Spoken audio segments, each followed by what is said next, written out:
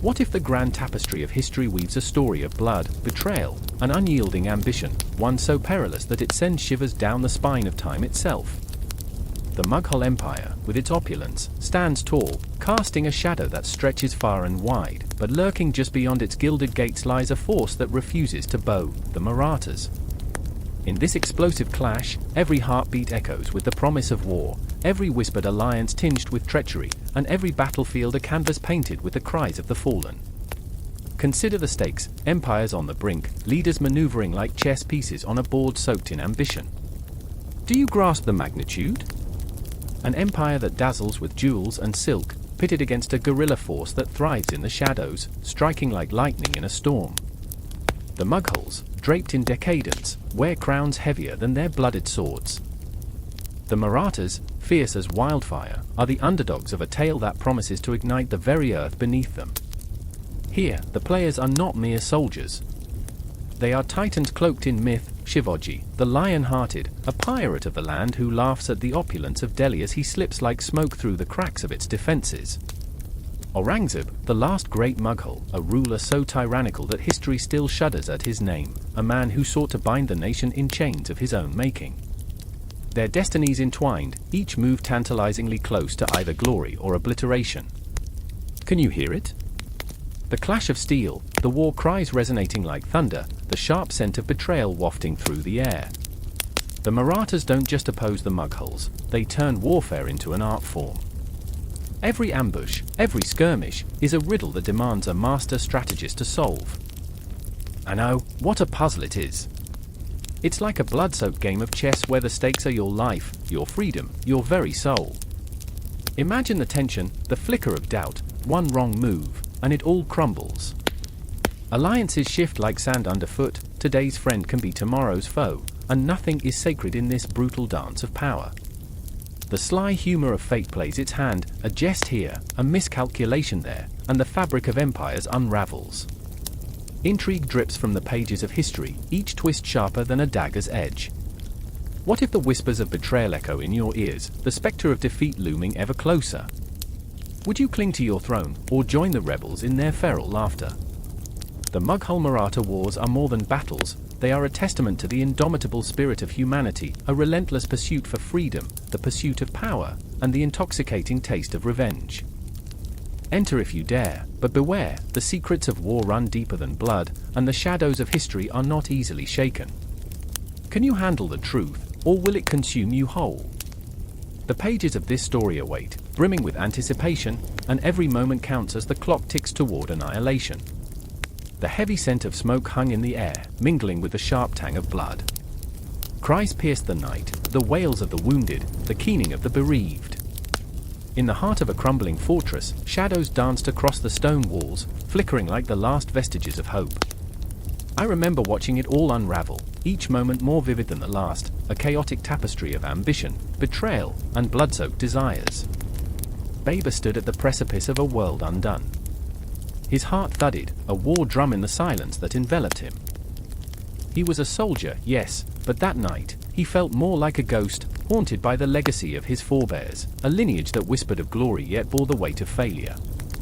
The firelight painted his sharp features in a hellish glow, his eyes darkened by the grim knowledge that the empire he dreamt of was built upon the ashes of so many lives.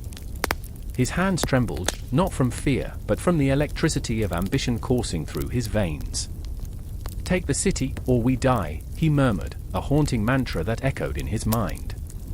Yet with each breath, he could almost taste the bitterness of the ground beneath him, the soil soaked in the blood of men who fought for a cause, only to become relics in this unforgiving tale. The empire was born in violence, and he was its architect. Could he build a kingdom with the very stones of despair? Farther across the battlefield, the glint of steel caught the eye of his cousin, Humayun. He was a man of paradox, his heart a battlefield of its own. One moment, he was filled with fierce loyalty, the next, a gnawing jealousy threatened to consume him whole. He watched Baber, a sense of inadequacy gnawing at his gut like a hungry wolf. Will I be the shadow that follows your greatness, or the light that eclipses it? The question hung like a noose, taut and suffocating. Blood stained his tunic, but it was the weight of his thoughts that bled him dry. As he charged into the fray, He felt the exhilaration of battle clash with the dread of his destiny. A throne awaited him, yet it felt as far away as the stars, flickering and indifferent in the vast dark sky. "What are you prepared to sacrifice?" he whispered to himself, a mantra that would haunt him on long nights beneath the blanket of stars that bore witness to his ambition. And then there was the specter of women in their lives, a haunting presence that twisted through the chaos of their ambitions. Daughters and mothers, wives and sisters, caught in the web of their desires. In a world where men wielded power like a sword, they held the key to the heart. Dying whispers of a mother's love became the songs of the embers, sacred and tormented, they mingled with the battlefield's cries. Each death told a story, and in those stories, the echoes of the empire's rise and fall reverberated.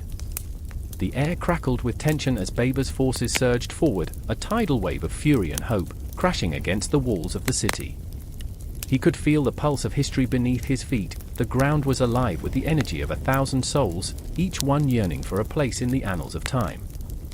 The night sky was a shroud, heavy and oppressive, yet pregnant with potential, a canvas splattered with the dreams of men who sought to carve their names into its fabric. I remember the moment, the instant the first arrow flew, piercing the darkness. Time fractured, splintered like glass. Heartbeats thudded in unison, a chaotic symphony of war. Babur charged with a ferocity that set the night ablaze, his spirit a wildfire that defied the encroaching shadows. He felt alive, more than any man had a right to be, yet butterflies of dread danced in his stomach, reminding him that glory came at a price.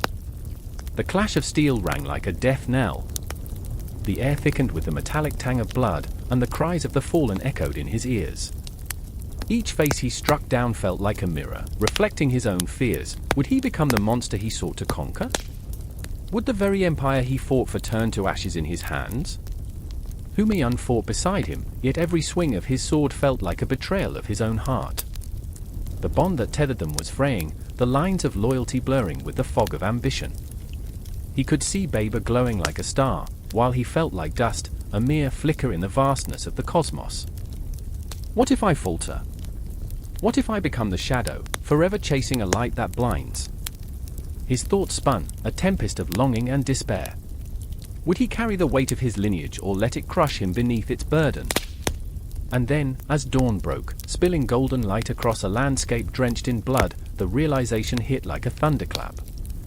This wasn't just a battle, it was a crossroads, a moment where destiny collided with desire.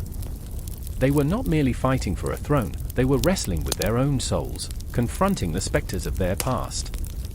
The city fell, but its fall was a symphony of sorrow, the cries of the defeated mingling with the shouts of victory. In that moment, the weight of history settled upon Babur's shoulders like a mantle of lead. He had won, yet he felt the chill of emptiness creeping in. What had he built atop the bones of the vanquished? Would he be remembered as a ruler or a tyrant?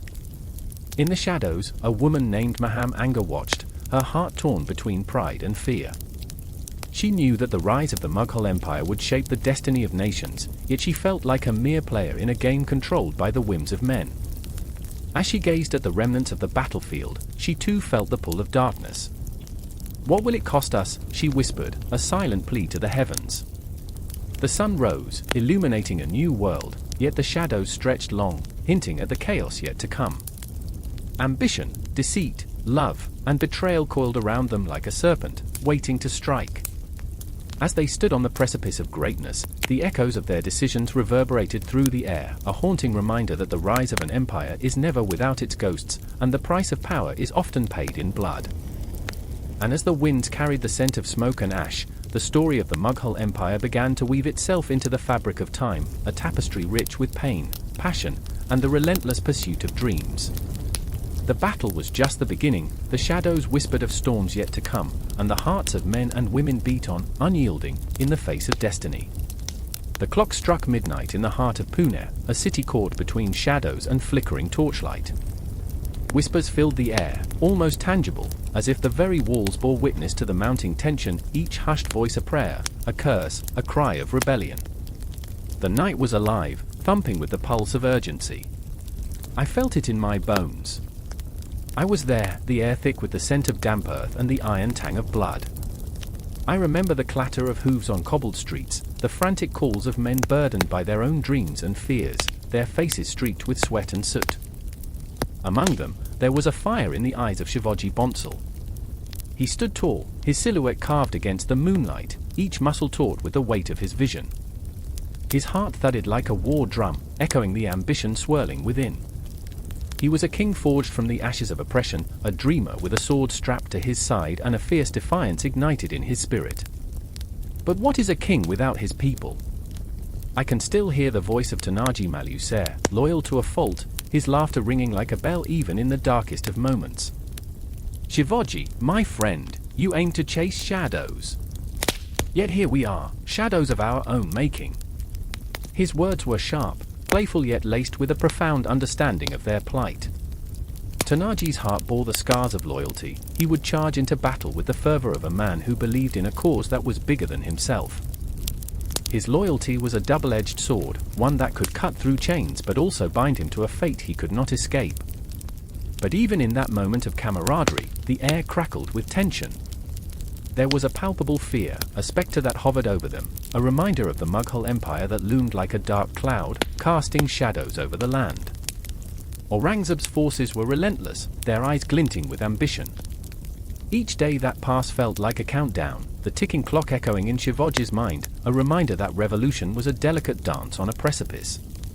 I remember the way Shivaji clenched his fists, knuckles whitening as if he could crush the very fate that sought to imprison him.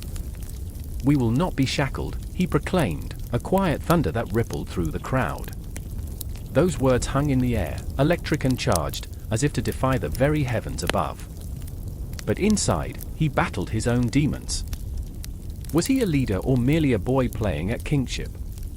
Beneath the bravado lay a heart torn between the desire for justice and the crushing weight of responsibility. And then there was the mastermind, the wily strategist, Dadaji Kondadev, with the eyes of a hawk and a mind sharper than any sword. He stood at the edges of their dreams, watching, always calculating, his heart a battleground of loyalty and ambition. "Fear is a luxury we cannot afford," he murmured, his voice low, each word a crack in the facade of confidence. He dared to dream of a confederacy powerful enough to challenge the tyranny of the Mughals, yet every piece he moved on the chessboard of fate risked crumbling their fragile existence. Time slipped through their fingers like water, and I could feel the tension rising, each moment heavy with unspoken fears and desperate hopes. The moon bore witness to their struggles, painting their faces in ghostly light, illuminating the weight of choices yet to be made. A clang of metal against metal echoed, a sudden clash in the distance, pulling their attention, a reminder that danger was never far. It was the sound of a future waiting to be forged, or shattered against the anvil of fate. "Tonight, we gather!" Shivaji bellowed, the fire of rebellion igniting in his voice. The crowd surged forward, drawn by the promise of freedom. Every heartbeat synchronized, a collective rhythm of hope and fear. They formed an unbreakable bond, a tapestry of lives intertwined by the threads of resistance. But as they moved towards the precipice of their destiny, I could sense the cracks forming beneath the surface. Distrust, betrayal, and ambition began to weave their way into the fabric of their confederacy, shadows creeping into their light. I remember the haunting gaze of a woman from the crowd, her eyes filled with determination yet laced with sorrow. She could have been a queen, yet fate had cast her in the role of a spectator. Her heartbreak echoed through the ranks, a reminder of what was at stake. Would the sacrifices they made be enough? Or would they, too, become mere shadows chasing a fleeting dream? As the night deepened, Shivaji grasped the hilt of his sword, the weight of his intentions pressing down upon him like the oppressive heat of summer. "For our land! For our people!" he cried out, the call reverberating through the night, a battle cry that surged through the hearts of those around him. Sweat mingled with the mud at their feet, unity forged in desperation. I could see it all, the fervor, the hope, the undeniable fear gnawing at the edges of their souls. Each step they took was a leap into the unknown, a plunge into the churning waters of fate. And then, silence. The kind that grips you and squeezes the breath right out of your lungs.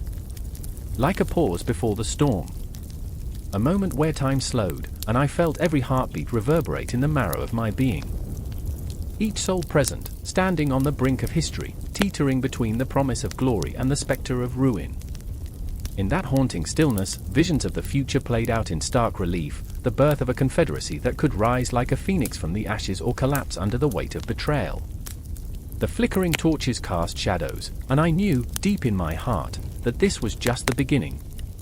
A storm was brewing, and the winds whispered of change, dangerous, beautiful, and utterly inevitable. And just like that, the night breathed back to life, each person ignited by the fervent hope that they could change the course of history. But as shadows danced around them, I couldn't shake the feeling that every hero is a heartbeat away from becoming a villain, and every dream teeters on the edge of despair. The jagged line separating triumph from tragedy was razor thin, and they were standing on it, ready to plunge into the darkness below. The sun hovers low, a burning ember on the horizon, casting long shadows over the streets of Delhi, where whispers mingle with the dust, thick with the weight of betrayal. I remember that day, the air electric with the scent of fear and ambition, fluttering like a wounded bird between the crumbling walls of power. The tension thrummed, a heartbeat, a drumroll, an ominous prelude to chaos that would unfurl like a tapestry woven with threads of blood and desperation. A lone figure stood against the backdrop of the crumbling Mughal Empire, glaring at the horizon, eyes cast fiercely toward the remnants of glory. Shah Jahan, the once mighty emperor, reduced to a shadow of his former self, his heart a battlefield of loyalty and betrayal, clashing like ancient armies. I remember his hands, trembling with the weight of his crown, adorned with jewels that glittered like promises long broken. "What have I built?" he whispered, the words tumbling from his lips like ashes, the grandeur of his Taj Mahal now a mocking reminder of his isolation. And then there was Aurangzeb, the son who wrestled with the ghost of his father's legacy, ambition clawing at his insides, gnawing relentlessly. I remember the chill of his resolve, colder than the marble halls of Agra, his heart hardened by the relentless pursuit of power. "I will not be a mere shadow," he vowed, the words slipping through gritted teeth, an oath sworn in the dead of night, each syllable laced with venom and desire. He knew the cost, death, betrayal, anguish, but the vision of supremacy blinded him, a blazing star in a night filled with vultures. The air crackled with the tension of divided loyalties. The nobles plotted in hushed tones, their treachery cloaked in silken robes, feasting on the spoils of a kingdom unraveling. I remember the damp chill that seeped into the marrow of their betrayal, the scent of incense mingling with the sour tang of fear as they raised their goblets in toast to chaos, forgetting the blood-soaked history that lay beneath their polished feet. A dagger glistening in the moonlight whispered promises of freedom to those brave enough to seize it. A Game of Thrones played on the edge of a knife, where the slightest misstep could plunge an empire into oblivion. Amidst this turmoil, a woman's gaze pierced through the veil of shadows, eyes aflame with defiance. Begum Jahanara, daughter of Shah Jahan, the heart of the palace, torn between love for her father and the burgeoning rebellion her brother represented. I remember the weight of her heart, caught in a vice of loyalty and longing. "To love is to bleed," she would murmur to herself, as if the very air conspired against her. She wandered the gardens, fingers brushing against the petals of withered roses, their beauty a reminder of decay. Would she choose to uphold her father's legacy or embrace the tempest that Aurangzeb unleashed? Nights grew longer, a tapestry of nightmares and dreams interwoven like the stars above, a cosmic dance of fate. I remember the quiet moments, the soft rustle of silk against skin, shadows creeping into the corners of the palace, alive with secrets. The walls whispered of alliances forged in blood, and the echoes of laughter rang hollow over discarded dreams. What is a kingdom without its heart? Begum Jahanara pondered, feeling the pulse of history throbbing beneath her feet, a reminder that even empires could crumble. And then came the night, a night thick with tension where allegiances shifted like quicksand underfoot. The moon hung low, a ghostly sentinel watching the fateful confrontation unfold. I remember the clash of swords, the metallic taste of betrayal filling the air, as Aurangzeb confronted his father, the throne now a battlefield, the crown a cursed prize. "You have lost your way, father," he shouted, voice ringing with the fervor of a prophet. "Your dreams have decayed, and I will not let your darkness swallow my light." Shah Jahan, once the divine ruler, now reduced to a man grappling with the ghosts of his choices, felt the weight of despair crash over him. "What have I done to you?" he choked, the sorrow of a father laid bare, echoing through the chambers of the heart. The air hung heavy with unspoken regrets, the silence a knife slicing through the tension, the boundaries of family and power blurring into a haze of anguish. And while they battled, Begum Jahanara stood at the threshold, heart torn asunder, a witness to the crumbling of her world. "Stop," she cried, her voice a haunting melody piercing through the chaos, a plea that hung in the air like a fragile thread. But she was just one voice lost amidst a tempest, a fragile spark against the raging storm. The echoes of her heart beat loud, louder than the clash of steel, resonating with the pain of a family unraveling, love caught in the crossfire of ambition. The political landscape of India in the late 17th century was a theatre of shadows, where loyalty twisted like vines around ambition, strangling the very essence of humanity. I remember the shadows dancing on the walls, flickering like long-forgotten dreams, whispering of the price of power. The empire trembled, a living entity breathing beneath the weight of its own history, each heartbeat a reminder of its impending doom. As the dust settled, and the echoes of battle faded into the night, I could feel the weight of silence descending, a harbinger of what was to come. In that eerie stillness, the ghosts of their choices lingered, memories etched in the fabric of time, suggesting that the political landscape would never remain unchanged. The stage was set for a new act, a new conflict, each character on the precipice of their own destinies.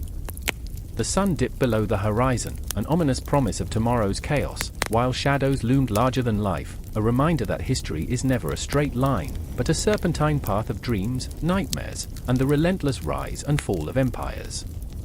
The night air crackled with tension, a lingering shiver coursing through the shadows of the forest that surrounded the small fort of Shivneri.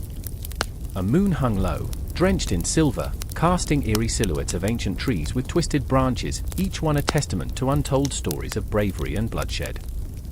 A single candle flickered in the heart of the fort, illuminating the fierce determination etched on the face of a young warrior, a boy barely over a decade old, yet with eyes that bore the weight of the world.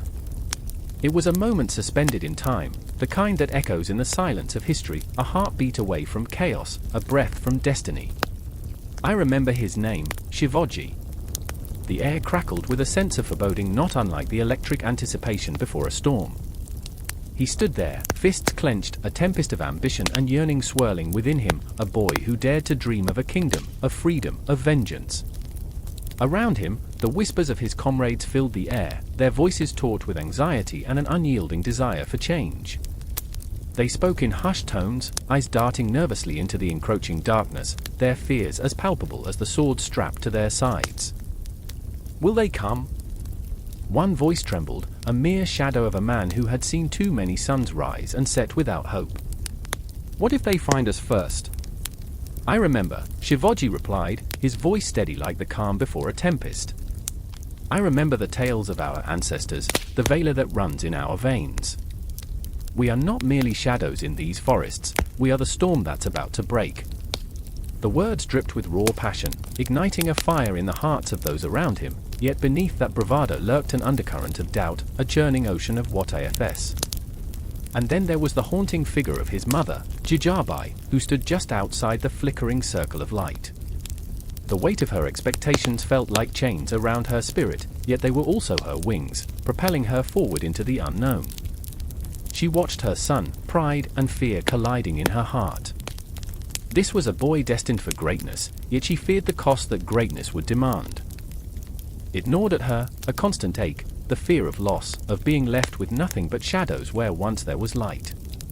"I remember," she whispered to herself, her voice a mere breath against the night.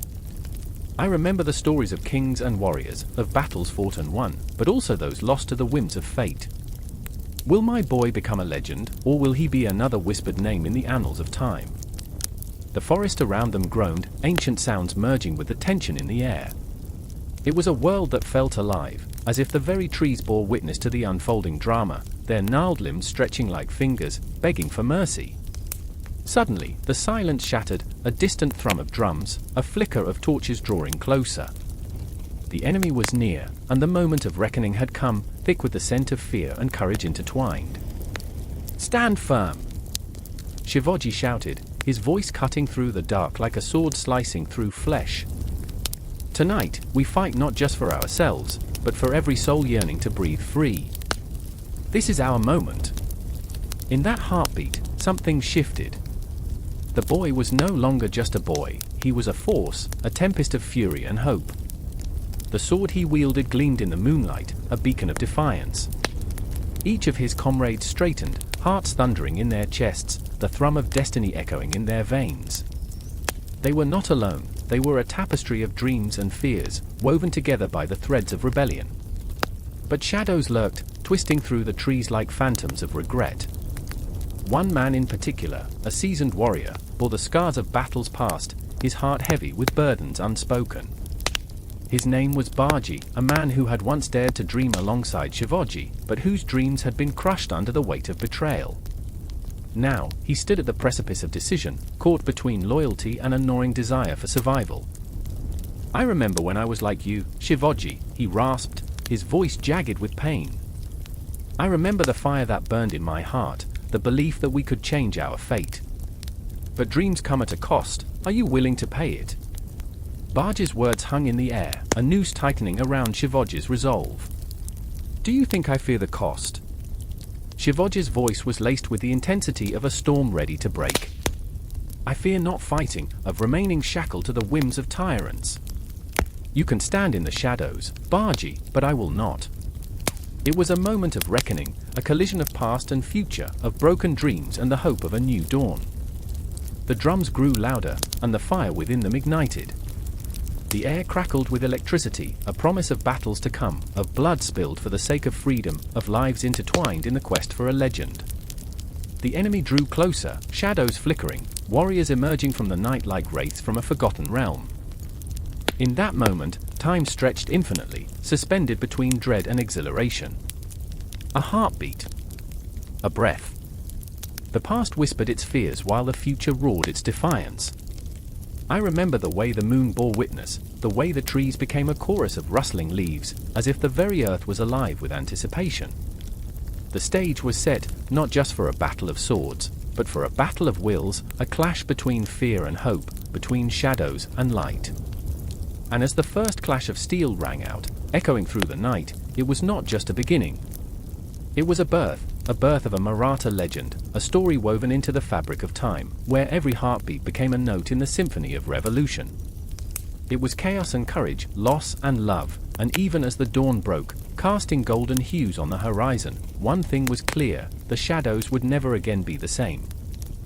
So here we stand, on the brink of something monumental, the air thick with purpose, dreams, and the promise of an uncharted journey. Time continues to tick, the universe holds its breath, and the story stretches into eternity, a tapestry waiting to be sewn with the threads of valor and sacrifice. The air crackled with tension as the sun dipped below the horizon, casting an ominous glow over the bustling streets of Delhi. Shadows danced between the intricately carved minarets, whispering secrets of ambition and dread.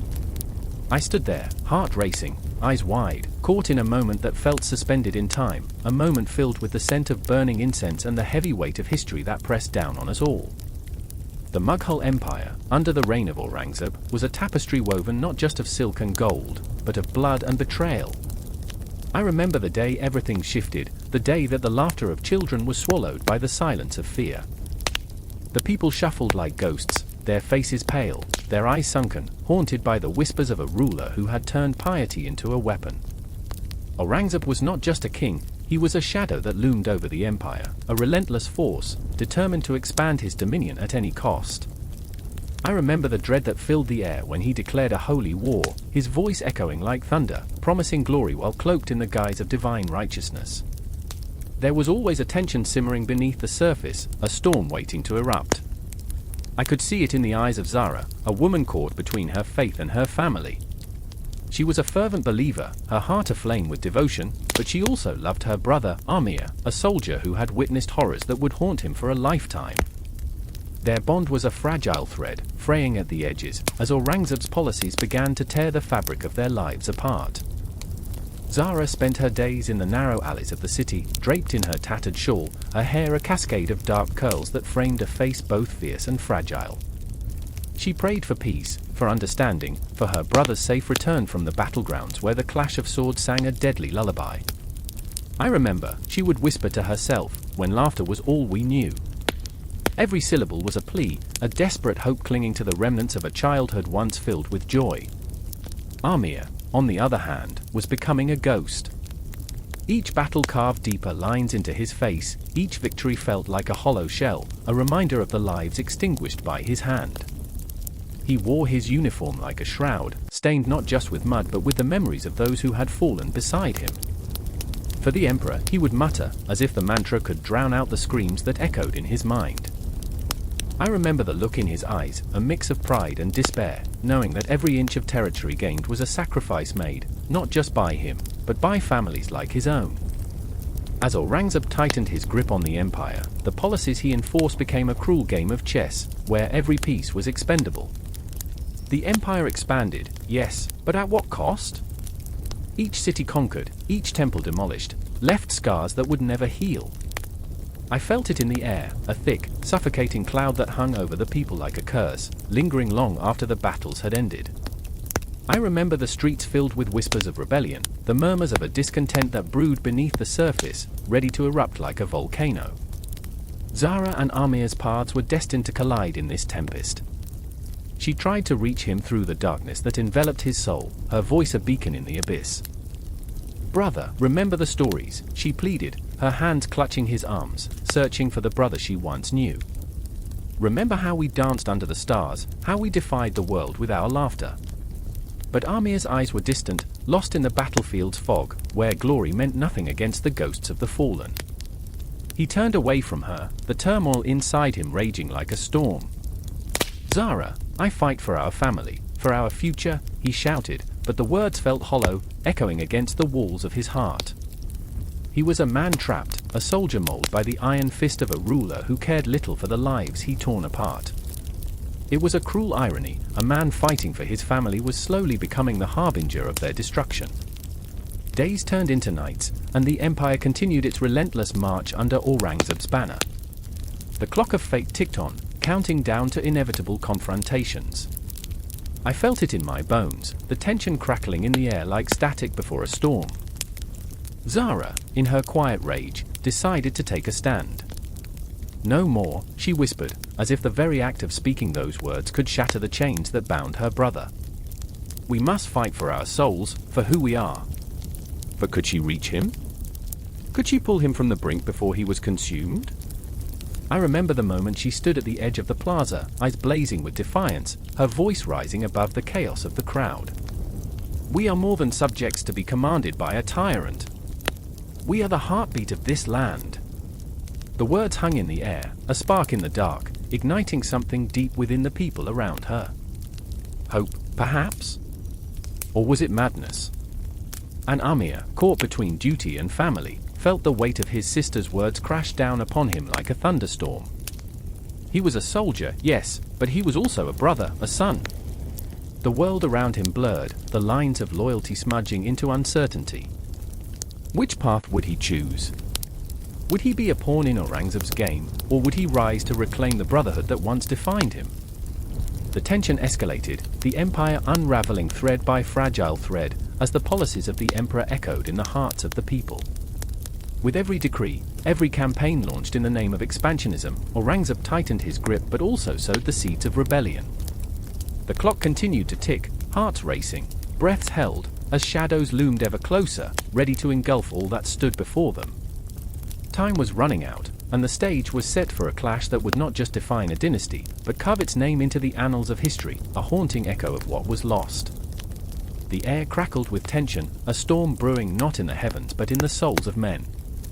It was dusk, the sun melting into the horizon, bleeding colors into the sky as if nature itself sensed the encroaching doom. In the small village of Junnar, the whispers of rebellion had turned into roars, a cacophony of defiance against the Mughal Empire's iron grip. I stood at the edge of the village, knowing that today would not be like any other. I remember the first time I met him. Madhav, his face a mosaic of determination and fear, stood before me. His eyes, dark pools of resolve, seemed to carry the weight of 1,000 unspoken words.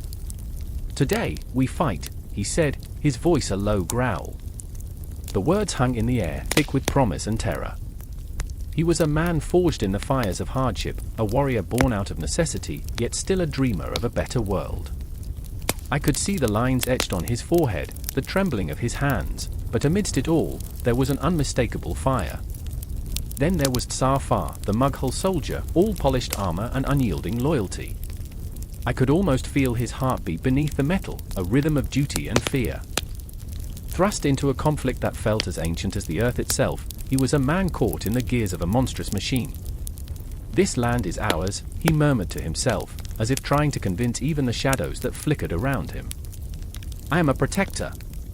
Yet, beneath the bravado, I sensed the gnawing doubt, the flicker of humanity that revealed he too knew fear. As night descended, shrouding us in darkness, the villagers gathered, their silhouettes flickering like moths drawn to a perilous flame. Faces half illuminated by the glow of torches, each one a portrait of defiance. They spoke in low voices, but the urgency was palpable. I could hear their hearts racing, feel the tremors of anticipation. Each man and woman was ready to fight, yet every breath hinted at the cost that lay ahead. I remember the moment the silence shattered. The thundering hooves echoed in the distance, a grim prelude to what was to come. Madhav stepped forward, his hand gripping the hilt of his sword, knuckles white. He transformed before my eyes, a tempest preparing to unleash its fury. The air grew thick, charged with the scent of earth and sweat, the call to arms that resonated not just in his words but in the very marrow of our bones. "They come," he yelled, a primal roar that ignited the hearts of the villagers, and they surged forth as one. Safar's heart raced as he rallied his men, but the weight of command pressed heavily upon him. To the front!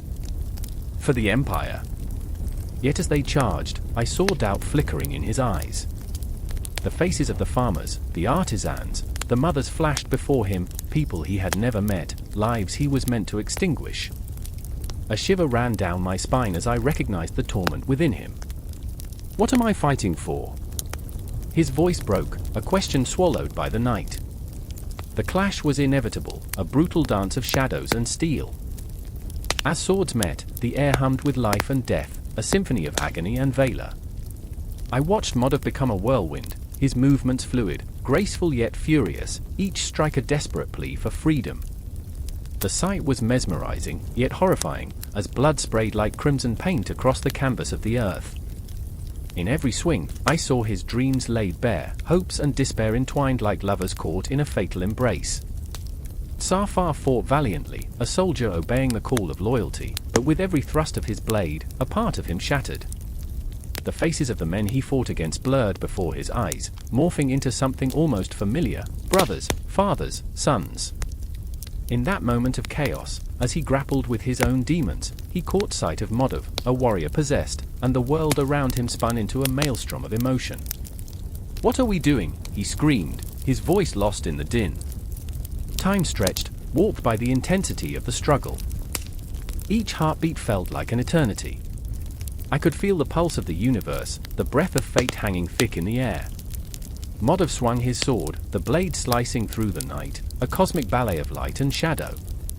Safar dodged, his instincts kicking in as he parried, but each movement felt heavier, more reluctant.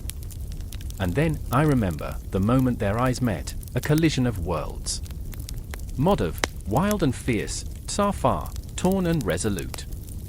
In a heartbeat, the battle around them fell silent, the chaos fading into an eerie stillness as if the cosmos itself held its breath. Each man stood poised at the edge of a precipice, the abyss of understanding yawning wide between them. "Why do we fight?" Madhav asked, his voice raw, stripped of bravado. The words hung in the air, a haunting refrain. They were the echoes of 1,000 unvoiced questions, an unending cycle of ambition and suffering. I could see Safar's brow furrowed with pain, realization dawning like the first light of day. Before they could grasp the enormity of the moment, the world erupted again. The sounds of clashing steel resumed, the cries of the fallen reverberating through the air, a visceral reminder of humanity's fragility. I felt my heart race, each beat a reminder that this was no mere struggle, it was a dance on the edge of oblivion. Tension crackled, thick as a summer storm, as Madhav and Safar became entangled in the chaos of war, two souls caught in a tempest of fate. Each blow exchanged was a question, each parry a desperate search for understanding. As the village became a tapestry of blood and bravery, I knew it was just the beginning. I remember the night, the shadows deepening, the air heavy with unspoken promises. We were not merely witness to a battle, we were part of a history that pulsed with raw emotion and unresolved conflict. And as I stood there, on the precipice of despair and hope, I felt the weight of existence itself, the pain, the glory, the unbearable beauty of it all. The night was heavy, a blanket of darkness smothering the flickering torches that lined the walls of Puranda Fort. The air was thick with tension, every breath laden with dread. I remember standing there, heart pounding, a drum echoing in the stillness, as if the very stones of the fort whispered tales of betrayal and valor. The wind howled like a restless spirit, carrying with it the scent of sweat, blood, and the salt of tears shed in silence. It was a harbinger, a prelude to chaos. Shivaji stood at the edge of the battlements, his silhouette stark against the blood-red moon rising like a vengeful deity, illuminating the contours of his resolute face. The glint in his eyes was fierce, a storm brewing beneath that calm exterior, and I could almost see the weight of his dreams, the glint of his ambitions, each a dagger, sharp and unyielding, ready to pierce through the despair that threatened to envelop him. He was young, yes, but don't mistake youth for innocence. There was wisdom in his frown, a haunting knowledge that hope could be a double-edged sword. To his left stood his trusted lieutenant, Tanaji, a man whose loyalty bordered on the fanatical. I watched the flicker of doubt in Tanaji's expression as he gripped the hilt of his sword.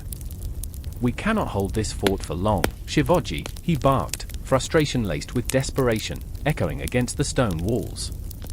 "The Mughals have strategy on their side, and Shivaji's piercing gaze silenced him. "And we have heart," he countered, his voice low but unwavering. "Heart can turn the tide of war, my friend. Our blood will soak this ground if we must, but Puranda will not fall." Yet I felt Tanaji's fear, a living thing, twisting in the air. He was a lion at heart, yet the weight of their mission hung on his shoulders like a boulder. The ghosts of fallen comrades flickered in his mind, each one a haunting reminder of what was at stake. "I remember the village we left behind, Shivaji," he whispered, anguish threading through the words. "The children, the laughter. Do they even know we fight for them?" The silence stretched, thick and unbearable, as Shivaji's resolve began to crack. "Each life depends on us, Tanaji," he said, the tremor in his voice betraying the tempest beneath. The ghosts of hopes and dreams swirled between them, so close, yet so far from grasping the sublime reality of victory. The night wore on, punctuated by distant clatters and the dreadful rumble of cannon fire. It was a symphony of war, each note a death knell ringing through the air. Shadows danced along the walls, grotesque silhouettes of men preparing for the inevitable clash. But within those shadows, I felt a flicker of humanity, a desperate longing to survive, to live. Suddenly, a loud bang echoed like thunder. The walls rattled beneath my feet, I stumbled, breath catching in my throat. "They're attacking," cried a voice, a boy, trembling in the face of chaos. I saw fear reflected in his wide eyes, mirroring my own as we all stood on the precipice of despair. Time seemed to warp, each heartbeat a drumroll heralding the end, every second stretching into eternity. Shivaji turned, fierce adrenaline igniting within him. "Prepare the men," he shouted, a roar that cut through the fog of fear. "This is our home, our blood runs through these stones. We will not surrender." The men rallied, drawn to him like moths to a flame. I watched as hope flickered in their chests, ignited by the passionate fire of their leader. "I remember our dreams," Shivaji continued, his voice a rallying cry, "the land free from tyranny, the nights filled with laughter instead of terror. We owe it to every soul that has fought before us." Tanaji stood beside him, his face a mask of raw determination now, the earlier doubts forced back into the recesses of his mind. "For honor," he yelled, his voice cracking but resolute. Each man, each soldier, echoed his words, "For honor." The chant rolling through the ranks like the tide of an ocean, a wave of unity washing over the fear. But in that moment, doubt clung to me like a shroud. Would they survive the onslaught? Would the dreams they fought for dissipate like smoke in the wind? The sky began to lighten, dawn creeping over the horizon, a premonition of hope or perhaps a cruel trick played by fate. Shadows morphed into men, their faces grim and determined, marching toward the gates, an army of steel and shadows, ready to spill blood for an empire. Then it came, the thunder of hooves, the clatter of weapons, the piercing cries of men ready to claim victory or die trying. The earth shook with the weight of their resolve as they charged, a wave crashing against the fort's walls. I could almost taste the iron tang of blood, the electric thrill of battle surging through the air. And then, as swords clashed and men fell, caught in the spiral of fury and despair, I was struck by a thought. This war would not be written in the history books, it would be etched in the hearts of those who fought, who bled, who sacrificed everything. In that cacophony of chaos, I looked back at Shivaji and Tanaji. They fought not just with swords but with their souls, their hearts entangled in a dance of fate. Every clash of steel echoed their unending resolve, their shared fears and dreams melding into something greater. Time, it seemed, twisted and turned, a cruel observer to this tragic ballet of survival. And as the dust of battle swirled around us, one thing became clear: this siege was only the beginning. The night was still young, and the ghosts of war had only just begun their haunting dance. The pain, the victory, the heartbreak, they were all woven into the fabric of their destiny. The story was not over, it had merely awakened. I remember the silence before chaos, a heavy blanket smothering the cacophony of a world on the brink. It hung in the air like the stench of sweat and fear as I stood there amidst the crumbling stones of Puranda Fort, the winds whispering secrets of battles fought and bloodshed. The moon cast a pale glow over the faces of men who were not warriors by choice, but by necessity, clutching rusted swords like they were lifelines. I felt the weight of uncertainty pressing against my chest, stifling breaths, as if the very air conspired to steal my resolve. And then came the sound, the dull thud of a war drum echoing through the night, a heartbeat of impending doom. It reverberated in my bones as I turned to face Rogeron, his eyes burning with a feverish intensity. "This is our stand, isn't it?" he asked, his voice a low growl barely audible over the drumming. His face was a map of desperation, unshaven and streaked with dirt, yet there was an undeniable fire within him, a spark that ignited fears and hopes alike. Yet, I couldn't shake the feeling of betrayal clawing at my insides. I stood torn, a puppet on the strings of fate, watching as Rogeron clutched the hilt of his sword, knuckles whitening. He was a man fueled by anger, a warrior born from the ashes of loss. But I was a mere historian caught in a web of political machinations, cursed with knowledge that rendered me paralyzed. The Treaty of Puranda loomed behind us like a spectre, a promise of peace draped in chains of submission. "Are we to bow to the Mughal Empire?" I spat, my voice trembling with the weight of my convictions. "To give up our lands, our pride? What shall we become, shadows of ourselves?" Rogeron's gaze bore into mine, fierce and unyielding. "What choice do we have? To fight is to perish. We are already ghosts, mere echoes of what we were." His words tasted bitter, like ash in my mouth. I wanted to scream, to shake him awake from this fog of resignation. Here, in this fortress where dreams whispered of glory, we stood on a precipice. The moonlight danced on the blades of grass, mocking our hesitation, while the stars above seemed to laugh, indifferent to our plight. And then there was Vonnie. She stood apart, a solitary figure against the chaotic world, her silhouette framed by the flickering torches, the flames licking the edges of her resolve. Her spirit was a tempest, wild and unpredictable, yet here she was, shackled by fear, just like the rest of us.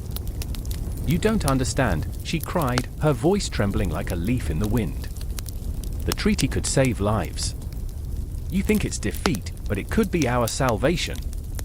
I wanted to tell her that salvation is a cruel myth, that honor is forged in the fire of bravery, not submission. But the way she held her ground, her chin lifted defiantly against the weight of despair, made me falter. She was flawed, yes, but her heart beat with a rhythm that resonated with the pulse of hope, igniting a flicker of something in the pit of my stomach. "Rogeron," I said, my voice halting, as if testing the waters of a turbulent sea. "What if we're merely trading one chain for another? What if this treaty is nothing but a velvet noose?" "We've been fighting for years," he snapped, frustration spilling over. "And what do we have to show for it? The corpses of our kin? This is not a fairy tale, my friend. It's survival." But as he spoke, the tension in the air thickened, a suffocating entity wrapping its tendrils around our throats. I could feel Vonnie's eyes on me, searching for clarity, for unity amidst the chaos. Survival? I echoed, staring into the dark abyss of Rogerom's fury. Is it worth becoming pawns in a game played by men who see us as nothing more than obstacles? The treaty may be a concession, but does that make it right? In the silence that followed, I watched the flicker of doubt in Rogerom's eyes. It was fleeting, like the last rays of sunlight before dusk swallowed the world whole. Vonnie stepped closer, her voice soft and steady. What if we turned this into our strength? What if we refashioned our identity, not through war, but through resilience? Resilience. The word hung between us like a fragile thread, a spark of possibility. But the drumbeats of war rumbled in the distance, a reminder of the storm brewing outside the fortress walls. The shadows of the past loomed large, whispering tales of heroes lost and victories turned to ash. And then, as if summoned by our turmoil, the gates of the fort creaked open, revealing a procession of soldiers clad in the colors of the Mughal Empire. Their presence crashed into our sanctuary like a tidal wave, swallowing hope whole. The soldiers marched with a certainty that sent tremors through our resolve. My heart raced, each thud echoing the realization that our time was running out. I remembered the moments before battles, how every face would warp under the weight of fear, how the air was thick with the scent of impending tragedy. This was no different. The weight of history pressed down upon us, a relentless tide, dragging us towards an uncertain fate. Rogerom, I urged, desperation clawing at my throat. We can still fight. We can rally our men and, no, he roared, cutting me off, the anguish of his spirit spilling forth. You don't understand. I can't watch more of us die. We've lost enough. In the depths of his despair, I saw a reflection of my own, flawed, human, aching for something more than survival. The drums thundered ever closer, the shadows of the past melding with the uncertainty of the future. Vonnie stepped forward, her voice a trembling thread woven into the chaos. Then let us decide together. Let us not be swept away by fear. We stand at a crossroads. We can choose to fight or to retreat, but let it be a choice born from our hearts, not from desperation. The soldiers drew nearer, their armor glinting ominously in the moonlight. My heart raced, a clock ticking down to an inevitable confrontation. I looked to Rogerom, his face a storm of anger and anguish, then to Vonnie, her spirit flickering like a candle fighting against the wind. The night felt charged, electric with possibilities. Time stretched and twisted around us, a tapestry of dreams and nightmares. Every heartbeat resonated with the weight of our choices. And as the gates of fate swung wide, I knew one thing: whatever we chose, it would echo through the annals of history, carving our names into the fabric of time itself. In the heart of the storm, we stood together, flawed, terrified, yet undeniably alive. The Treaty of Puranda loomed before us, not just a document, but a mirror reflecting our fears and dreams. And as the drums thundered, the choice hung in the air, heavy and uncertain, waiting to be claimed. The air was thick with an unsettling tension, the kind that curls the stomach into knots and forces itself into the corners of the heart. It was 1674, and the sun had barely risen over Raygad Fort, casting long shadows that danced like phantoms on the ancient stone. In these shadows, whispers of revolution and defiance slithered, chilling the bones of anyone who dared to listen. I stood there, on the precipice of history, heart racing, pulse quickening. I could hear the distant roar of the crowd, a fevered tide swelling against the fortress walls, a cacophony of hope and desperation. Shivaji Maharaj, what a name to conjure! A name that resonated through the ages. The moment he stepped forward, adorned in regal gold and draped in a crimson shawl that seemed to pulse like a heartbeat, the world held its breath. It was not just a coronation, it was a declaration.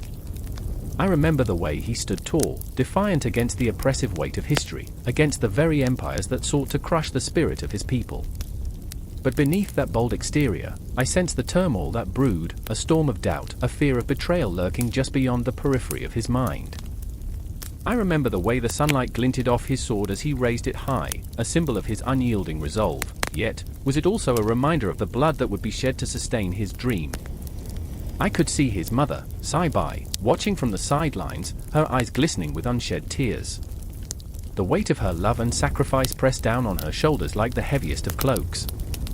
There she stood, heart-torn, proud of her son yet scared of the man he was becoming. The visions of a peaceful life faded, replaced by the grim realities of war and survival. Her hands trembled slightly, clutching the edges of her sari, as if it could shield her from the chaos of the world that was unfolding. I could almost hear the murmur of her thoughts. Could she stop him? Should she? Was the price of glory too high? And then there was Tanaji, Shivaji's closest friend, a warrior forged in the fires of loyalty and sacrifice. I remember his gravelly laughter, so infectious it brought warmth even in the coldest of nights. But today, it was absent. Today, his eyes were dark and stormy, like the skies before a tempest.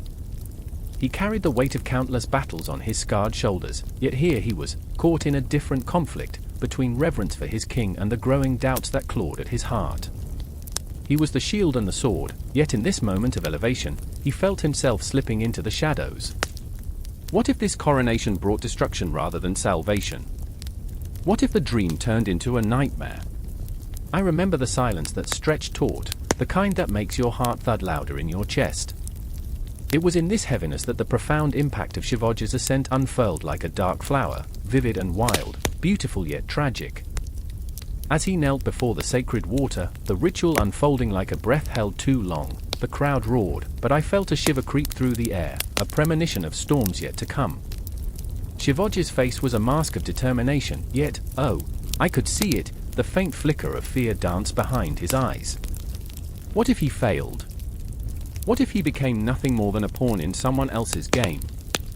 The echoes of ancient battles reverberated through the fort's walls, whispering tales of glory and horror. In those moments, I felt as if I were standing on the razor's edge of time itself, watching history being etched into the annals as sweat dripped down Shivaji's brow. I could almost see the ghosts of the past swirling around him, the fallen warriors who had fought and died for freedom, their faces etched with desperation and hope like shadows cast across the stone. The moment reached a crescendo as he stood, the crown finally placed upon his head. The crowd erupted, a sea of humanity, voices intertwining into a symphony of triumph. But it was a discordant symphony, one that held the bitter note of impending conflict. I felt Tanaji's heart beating wildly next to me, his fists clenching and unclenching as if he were fighting not just for Shivaji, but for the very soul of their people. There was an energy, electric and raw, vibrating through the crowd. Yet, with every cheer, a whisper of doubt lingered, a question that gnawed at the edges of their joy. Could a single man change the fate of an entire empire? As the sun began its descent, casting an orange glow over the fort, I sensed that this coronation was not an end, but a beginning steeped in uncertainty and danger. The shadows of the past loomed larger, and I found myself holding my breath. In that instant, as Shivaji raised his sword once more, not just a king but a symbol of resistance, I felt the surge of collective emotion rise like a wave ready to crash. Joy, fear, hope, despair, all intertwined in that singular moment. And as the cries of Chhatrapati Shivaji Maharaj rang out across the hills, I felt the weight of history on my shoulders, as if I were standing at the precipice of a cliff, peering down into the abyss. The air crackled with an unspoken promise, a promise that would demand blood, sacrifice, and unwavering loyalty. But above all, it demanded courage. What would it take to hold on to that crown, to transform it from a mere symbol of power into a beacon of hope? I could feel my heartbeat synchronizing with the rhythm of the crowd, a pulse that echoed across time, reverberating through the ages. In that moment, I understood, this was not just about a king and his coronation, it was about every soul that dared to dream of freedom, every heart that beat in defiance of tyranny. Shivaji had become a flickering candle against the darkness, but would the flame endure, or would it be snuffed out before it could light the way? And as the sun dipped below the horizon, I knew that this was merely the beginning, the calm before the storm, the first notes of a symphony that would crescendo into chaos. The emotional tide would rise again, and with it, the fate of a nation teetered on the edge of a blade. I could only hold my breath, waiting for the next wave to crash, for the next chapter of this tumultuous tale to unfold.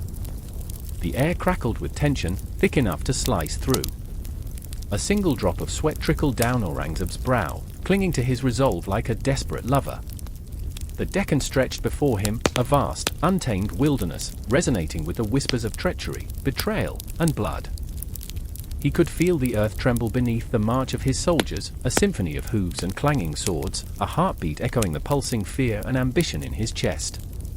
His father's name lay heavy on his shoulders, like a crown forged from the weight of unfulfilled expectations. I remember the day he stood atop a hill overlooking the battlefield, the sun a burning eye in a cloudless sky, as if the heavens were watching, judging. It was a moment suspended in time, before the chaos, before the screams. I remember the silence that hung thick, pregnant with anticipation, a lull before the storm. And then it erupted, an explosion of sound, a clash of iron, a primal scream of ancient grievances. His eyes scanned the horizon, restless and fierce. There, amidst the chaos, was Ranbir, his fiercest general, a man whose loyalty was as unwavering as his thirst for glory. I remember the way Ranbir's face glinted with sweat, how his eyes shone with unquenchable fire. But lurking behind his bravado, a whisper of doubt taunted him, gnawing at the edges of his resolve. The Deccan was wild, unyielding, a ravenous beast that devoured men whole. What if, echoed in the back of his mind, a haunting refrain that refused to fade? Victory will be ours. Aurangzeb had roared, but the words felt hollow, like the empty shell of a once potent promise. The ghosts of previous campaigns loomed large, reminders of ambition turned to ash, of dreams scattered like leaves in a merciless wind. Then there was Zainab, the healer, caught in the storm of war yet untouched by its blooded hands. She wandered through the camp, a spectre of hope amid despair, her gentle hands working magic on wounded souls. I remember the way she moved, each step a silent prayer, a whisper of compassion in a world steeped in violence. Her heart beat for the fallen, a truth that felt like a knife in Aurangzeb's side. He had sent men to die, while she tended to those who had survived. Each life saved felt like a dagger in his ambition. Your conquest will only lead to more suffering, she had said, her voice steady, yet laced with the tremor of fear. Each word was a pebble tossed into the turbulent waters of his heart, rippling with the weight of his choices.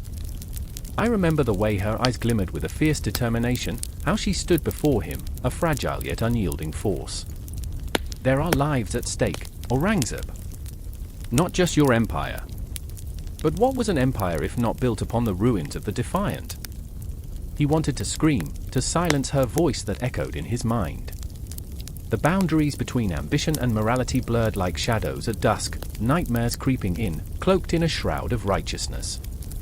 As the sun dipped below the horizon, turning the sky into a canvas of crimson despair, the scent of smoke mingled with the earth, an intoxicating reminder of the violence to come. Shadows danced in the flickering torchlight, grotesque figures of men transformed into monsters, each face telling a story of struggle and sacrifice. I remember losing myself in the chaos, the lines of right and wrong blurring like a watercolor painting left out in the rain. Then, in the thick of it, the clash of steel rang like a death knell. Aurangzeb charged into the fray, heart pounding, blood rushing, a fire igniting within him. I remember the thrill of it, like a drug coursing through his veins. But with each swing of his sword, a piece of his soul splintered away, every life extinguished was a fracture in his ambition, a reminder of all he was sacrificing. Ranbir fought beside him, his presence a beacon amidst the carnage. But even he faltered, glancing back at the cries of the wounded, the despair that lurked in the shadows.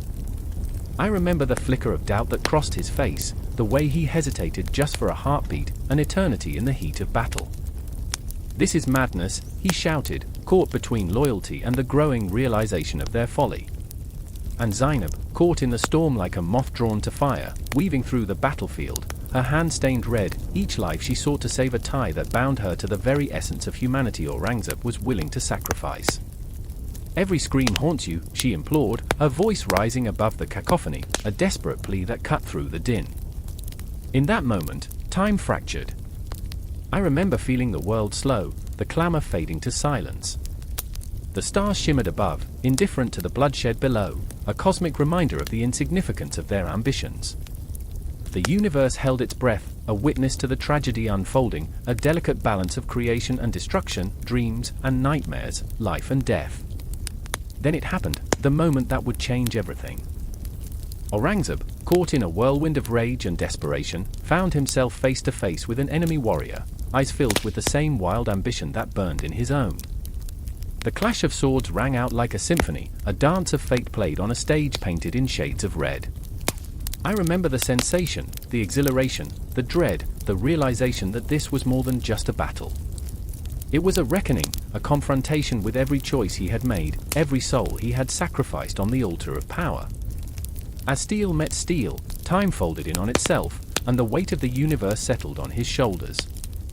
Every heartbeat echoed in his ears, a reminder that he was alive, yet so very close to losing everything he had fought for. And in that moment, I felt it, the pulse of history, the breath of destiny intertwining with ambition. The Deccan loomed like a vast, consuming shadow, and what lay ahead remained uncertain, shrouded in the fog of war.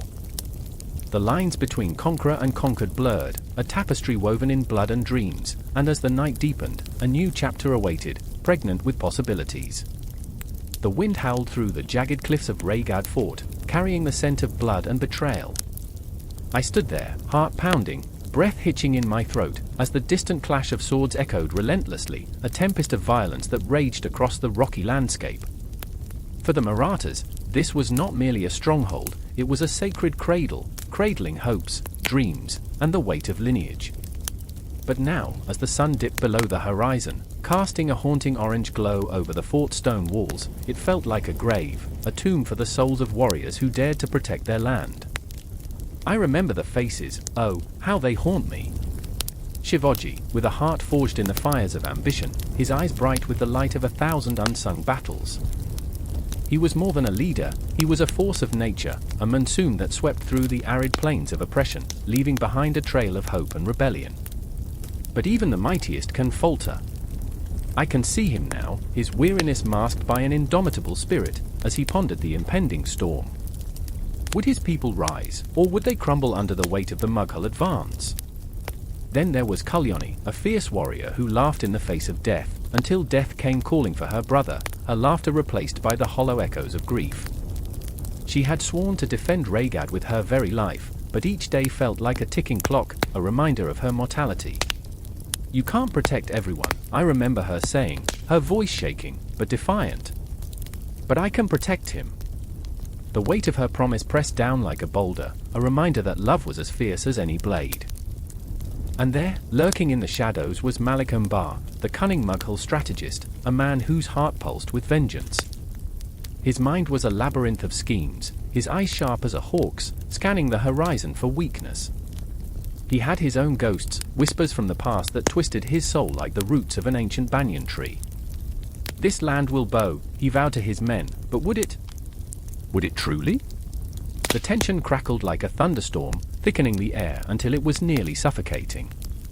Tonight, I thought, clenching my fists, tonight is the night blood will spill. Raigad loomed above, a monolith of stone and spirit, sheltering the dreams of those who fought beneath its banner. The sky darkened further, shadows dancing along the walls, and I felt it, the pulse of history thrumming beneath my feet. The fort was alive, breathing in sync with the hearts of those who fought to defend it. Each heartbeat echoed the tales of valor, loss, and sacrifice that unfolded within its walls. Then came the assault, a cacophony of chaos. The Mughal soldiers charged like a relentless tide, their numbers overwhelming as they surged forward, eyes glinting with the promise of conquest. I could taste the fear and resolve swirling in the air.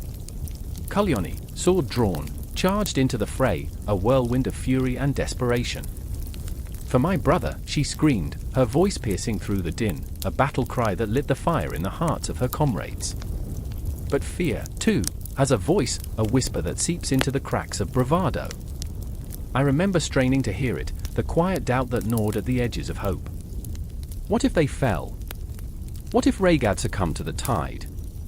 In that moment, a single thought crystallized in my mind. The fort was not just stone and mortar, it was a sanctuary of dreams, a resting place for the weary, a symbol of defiance against tyranny.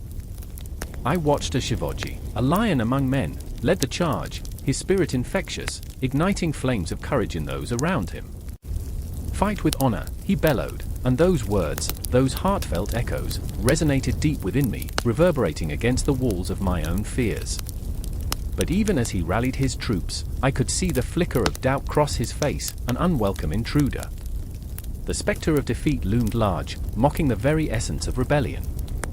While Kalyani fought with relentless fury, a graceful tempest slicing through enemies like a whirlwind, I saw her falter, just for a moment, as she turned to search for her brother. Time slowed, the battlefield swirling into a blur of chaos and darkness. "Where are you?" she whispered, her heart heavy, spirit tethered to the love that anchored her in this tempest of violence. And in that very instant, Malik Embar, cloaked in shadows and strategy, seized the opportunity to strike, his cunning mind calculating the trajectory of victory. He knew the Marathas were more than warriors, they were symbols of defiance, and to crush them was to crush the spirit of an entire people. His resolve hardened, and the battle became not just a clash of swords, but a clash of ideologies, a battle for the soul of the land. As the sun slipped further into the abyss, casting eerie shadows over the battlefield, the roar of conflict intensified. I could feel the weight of history pressing down, the echoes of those who had fought before mingling with the cries of the present. Each clash of metal, each fallen warrior became a note in the symphony of this brutal saga. And then, as arrows flew like shooting stars across the night, I felt something shift. A flicker of fate, a moment where destiny lay suspended in the air, heavy with possibility. Kalyani, fierce and unyielding, found her brother amidst the chaos, their eyes locking in a moment of unspoken understanding, a vow sealed in love and blood. Together, it whispered, a promise both fragile and powerful. In that heartbeat, the last light of the sun fading, the fort's true essence resonated. It was a guardian of dreams, a battlefield of hope, and in the darkness, the clash of empires echoed, a chilling reminder that history is a relentless tide, forever in motion. I was there, caught in the maelstrom of emotion, as the dusk swallowed the last vestiges of light. The fort stood resolute, a monument to resilience, a canvas painted with the blood and dreams of those who dared to fight. With each breath, I felt the weight of their stories, their struggles, like a heavy cloak wrapped around my shoulders. And as the night descended, thick with uncertainty, I knew this was only the beginning. The sounds of the battle would linger, and the shadows would stretch long into the future, for the struggle was far from over. It was not just a fight for land, it was a battle for the very spirit of defiance that coursed through the veins of the Marathas, a promise that would echo through time, forever entwined with the stone walls of Raigad. The air was thick with the scent of damp earth, the whispers of the wind a mournful lullaby as shadows danced among the trees. A distant rumble of hooves shattered the night's fragile silence, a sound that churned the stomach and sent shockwaves of dread through the hearts of those who knew what it heralded.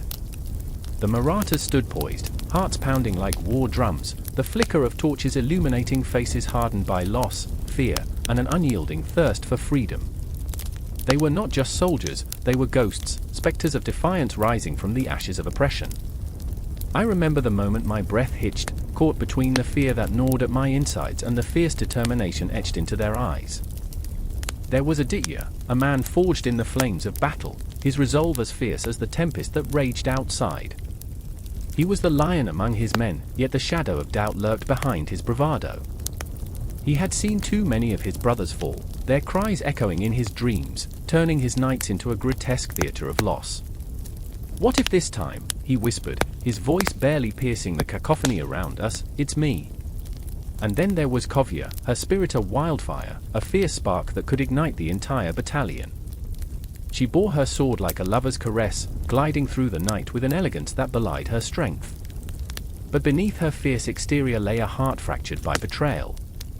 Every swing of her blade was a dance with death, a desperate attempt to reclaim a piece of her shattered past.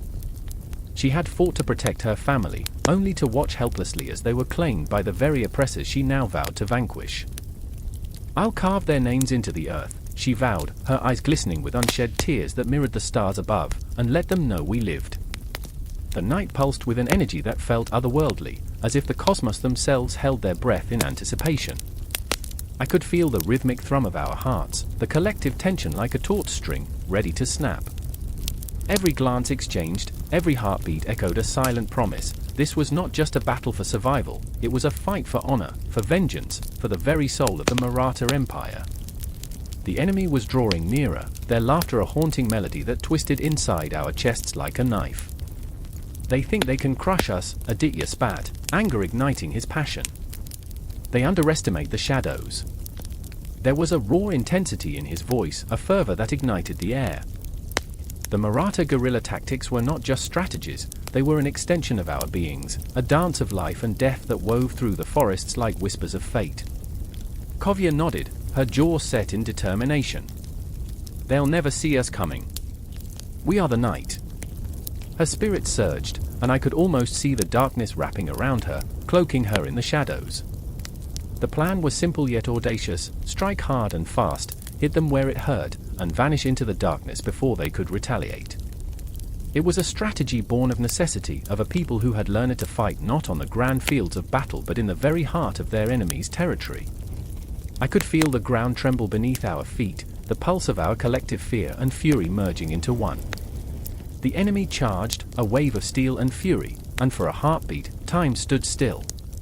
Aditya moved first, a blur of motion, slashing through the air with a precision that made the night shudder in awe. I watched, my breath caught in my throat, as he became a force of nature, a whirlwind of vengeance, his every strike a testament to the pain that fueled him. Kovia followed, a fierce kick of adrenaline propelling her forward. She weaved through the chaos, an echo of defiance, her laughter mingling with the clash of swords, a mad symphony born of desperation. "Remember me," she shouted, a battle cry, echoing like thunder through the chaos. "Remember us!" And it struck me, the gravity of our struggle, the weight of our names etched in the annals of history. This was not just bloodshed, it was a testament to our existence. But victory was a cruel mistress. I saw Aditya falter, a flash of pain slicing through his expression as a blade struck him down. The world slowed, time stretched, and in that infinite moment, every heartbeat became a distant echo. I felt the warmth drain from his body as he collapsed, a lion felled, and in that moment, a piece of my very soul shattered. The world blurred, a cacophony of sound and fury, but all I could hear was the silence of his absence, the ghost of him still lingering in the air. Kovia's scream pierced through the chaos, a raw, primal wail that sliced through the madness. She rushed to him, cradling his head in her lap, tears mingling with the dirt and blood. "Stay with me, Aditya," she cried, desperation twisting her features. "We are the night, remember." But the light was fading, the shadow of death creeping closer. I felt the weight of despair descend upon us, a shroud of loss that threatened to engulf everything we had fought for. Yet even in grief, we were warriors, bound by a shared purpose, a fierce, unrelenting fire that refused to die. We were not just fighting for ourselves, we were fighting for our fallen, for those who had come before us, for every scar that painted our history. And as the enemy surged forward, I knew in my heart that we were more than just shadows, we were a storm, and the night was ours. In that moment, the world faded. The past surged through me like a tide, memories intertwining with the present, a relentless loop that would never end. Aditya's and Kovia's spirits were woven into the very fabric of the ground beneath us, a testament to resilience, to love, to the unbreakable chains of our shared struggles. The battle raged on, but in that darkness, we found a light that refused to flicker out. The Marathas fought, and I was there, caught in the wild dance of survival and sorrow, a witness to the haunting beauty of a struggle that would echo through the ages. The stars above bore silent witness as time twisted and turned, a reminder that even in the darkest nights, the spirit of rebellion would rise, unyielding, unstoppable. As we fought on, the shadows whispered our names, and the world held its breath, waiting for the dawn. The night hung heavy, cloaked in suffocating darkness, each heartbeat a deafening echo in the stillness. The moon, a silent witness, peered through skittering clouds, casting ghostly shadows that danced along the crumbling stone walls of the fort. A chill ran through the air, whispering promises of bloodshed. The fateful hour was upon them. I remember standing there, heart hammering against my ribs, anxiety curling around me like the tendrils of smoke that seeped from the torches lining the path. "Where is he?" whispered Rani, her voice barely a breath above the wind, edged with desperation, tinged with fear. Her eyes glinted like polished steel, fierce yet betraying the vulnerability beneath the surface. She was a warrior, forged in the fires of battle, yet this was different. This was not merely survival, this was heartbreak masquerading as duty. A tumult of emotions churned within her, a confusing blend of love and duty, urgency and hesitation. Afzal Khan was nearing. The man who had threatened their very existence, the shadow that loomed over their lives, was coming. The air crackled with tension, thick and suffocating as a thunderstorm. I could almost hear the voices of the fallen, the echoes of the past ringing in my ears. My hands trembled, not from fear, but from the weight of what was about to happen. This moment, this choice, would tear apart the fabric of their lives, weaving together a tapestry of legacy and loss. I remember the stories of brave hearts who had fought for their land and love, stories that felt like a distant dream in this moment of impending doom. And then, there he was. Afzal Khan emerged like a spectre from the shadows, his silhouette tall and imposing, a dark figure against the pale glow of the moon. The very essence of menace radiated from him. He was a warrior, yes, but also a man of iron and ambition, driven by a ruthless hunger for power.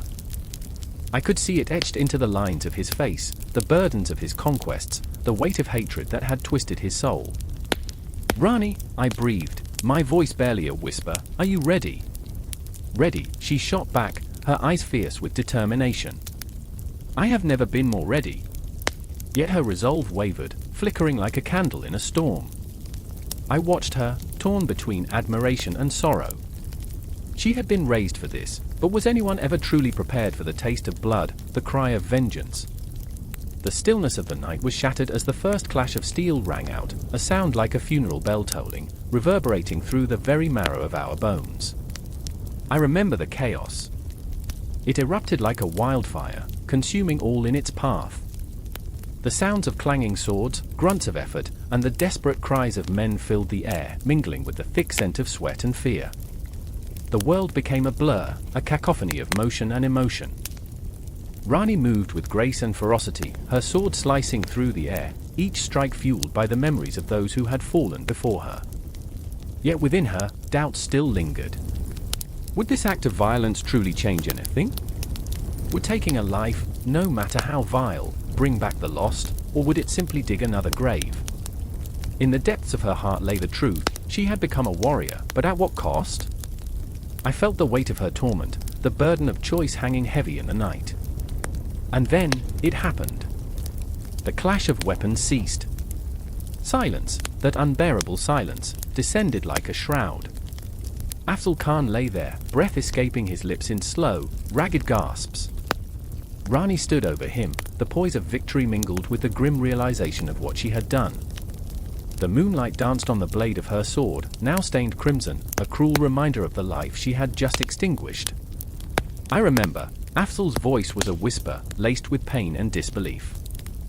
"I remember when I was just a boy, dreaming of glory. I never thought it would end like this."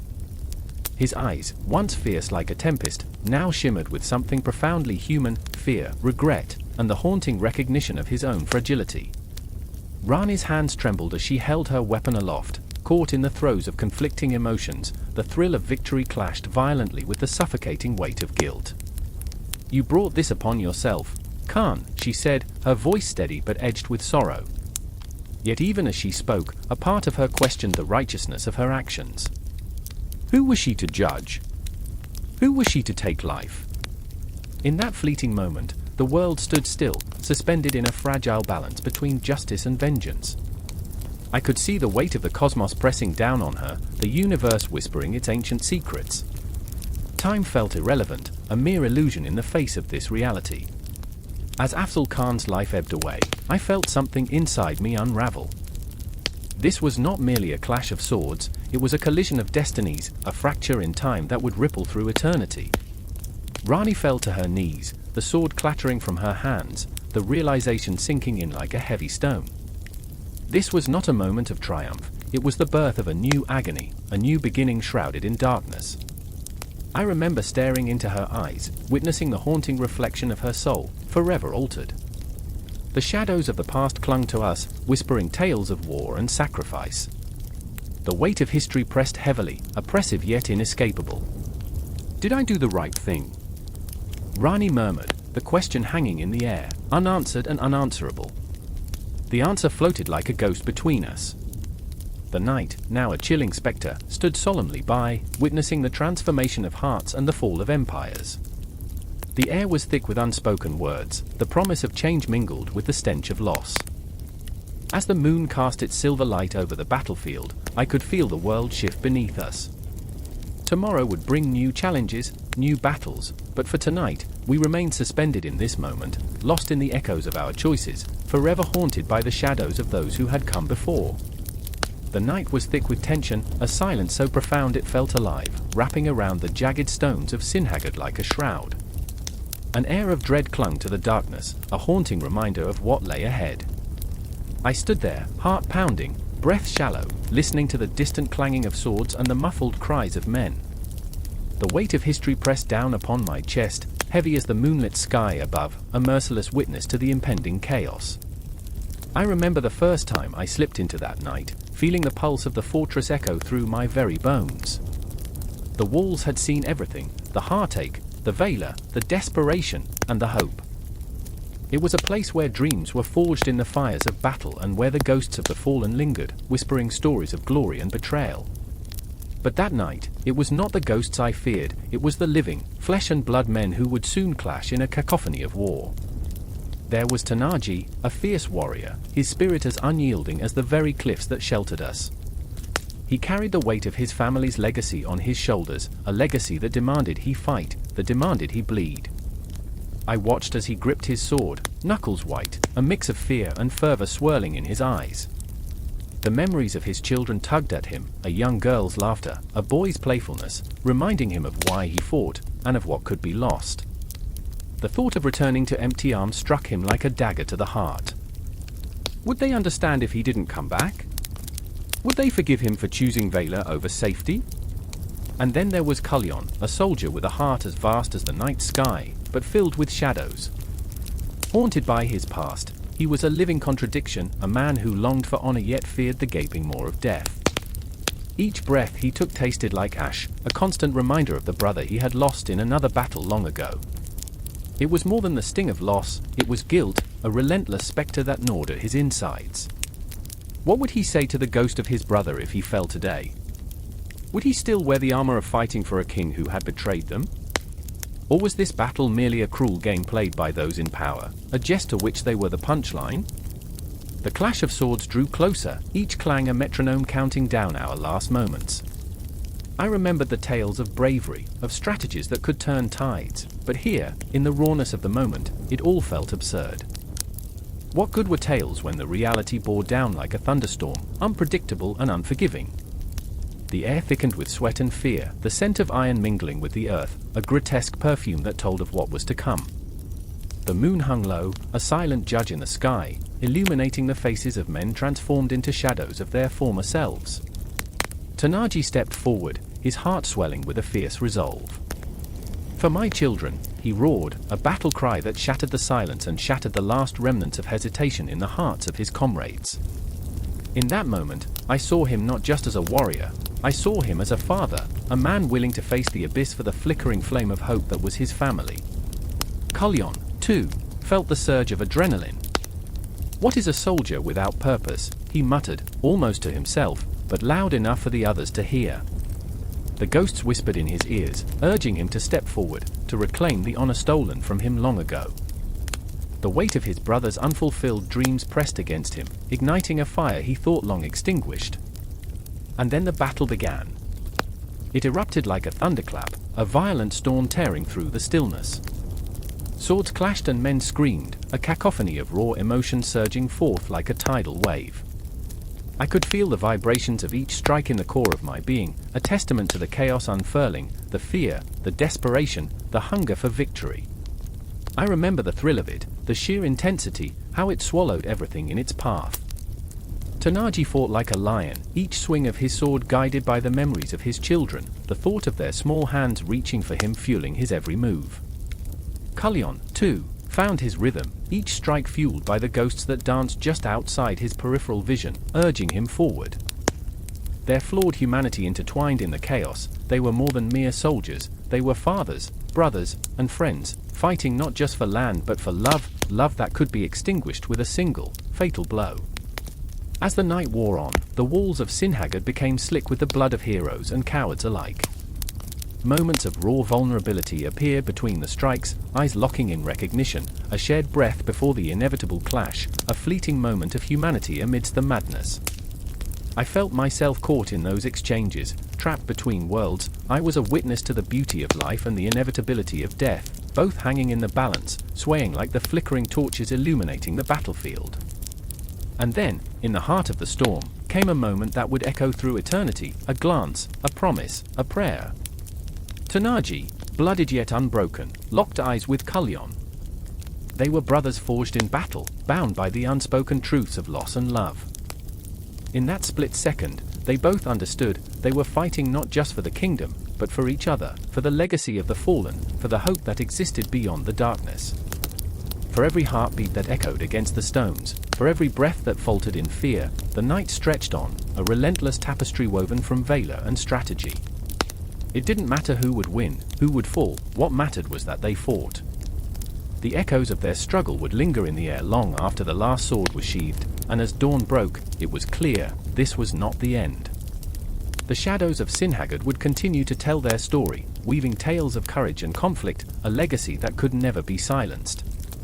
And among those haunting echoes, the laughter of children, the dreams of brothers, would forever linger, pulsing beneath the surface like the very heartbeat of the earth.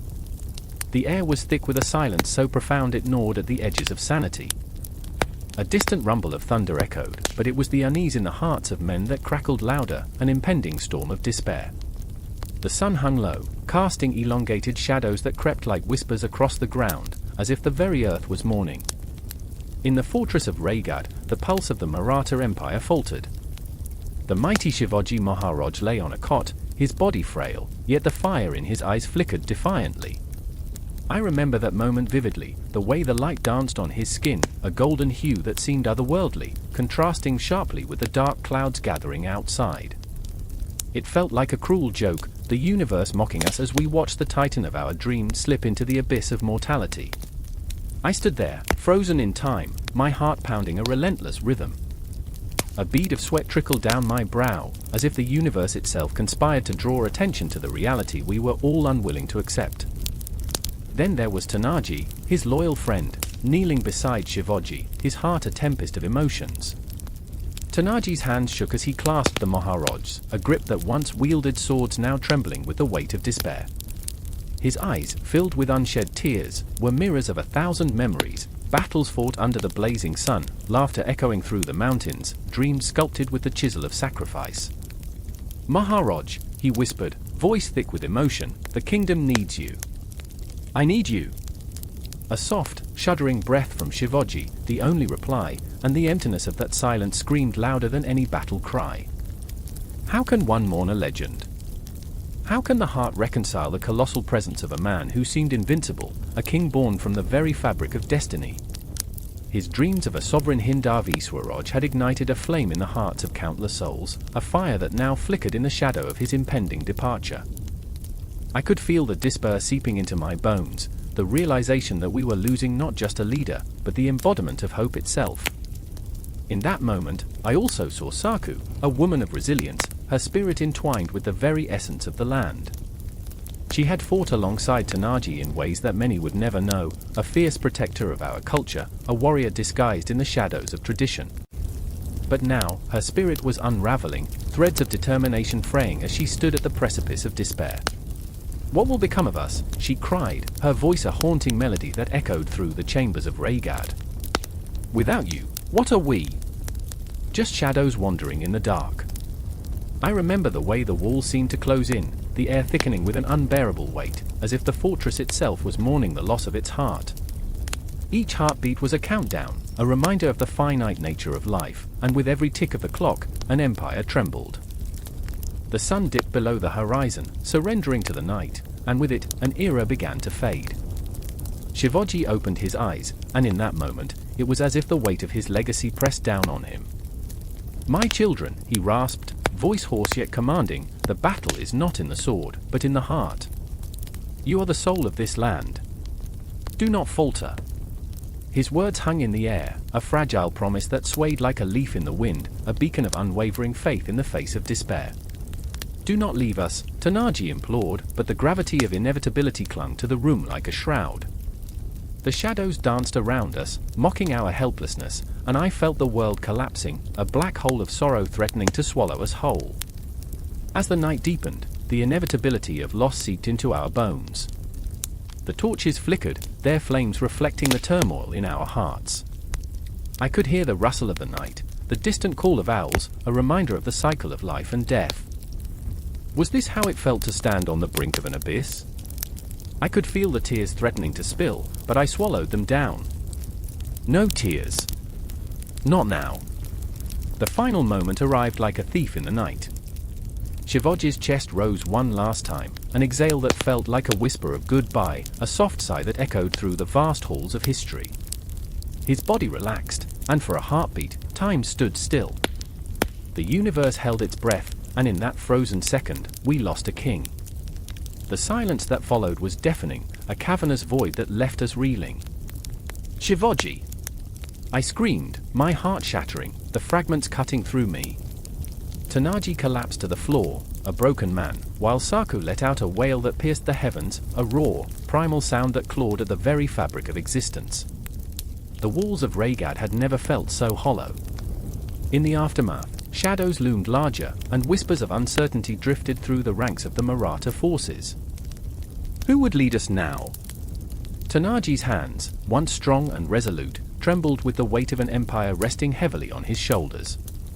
The dream of Hindavi Swaraj felt like wisps of smoke dissipating in the night air, a cruel trick played by fate. And there we stood, dazed, drowning in grief, yet a flicker of defiance burned deep within our souls. The death of Shivaji Maharaj was not the end, but the beginning of a new chapter, a battle against despair, a fight to keep the flame of his dreams alive. In that moment, I felt it, a kinship with every soul present, a bond forged in shared loss, an unspoken promise, we would not let his legacy die. As the darkness enveloped Raigad, the echoes of his voice whispered through the corridors of time, urging us to rise.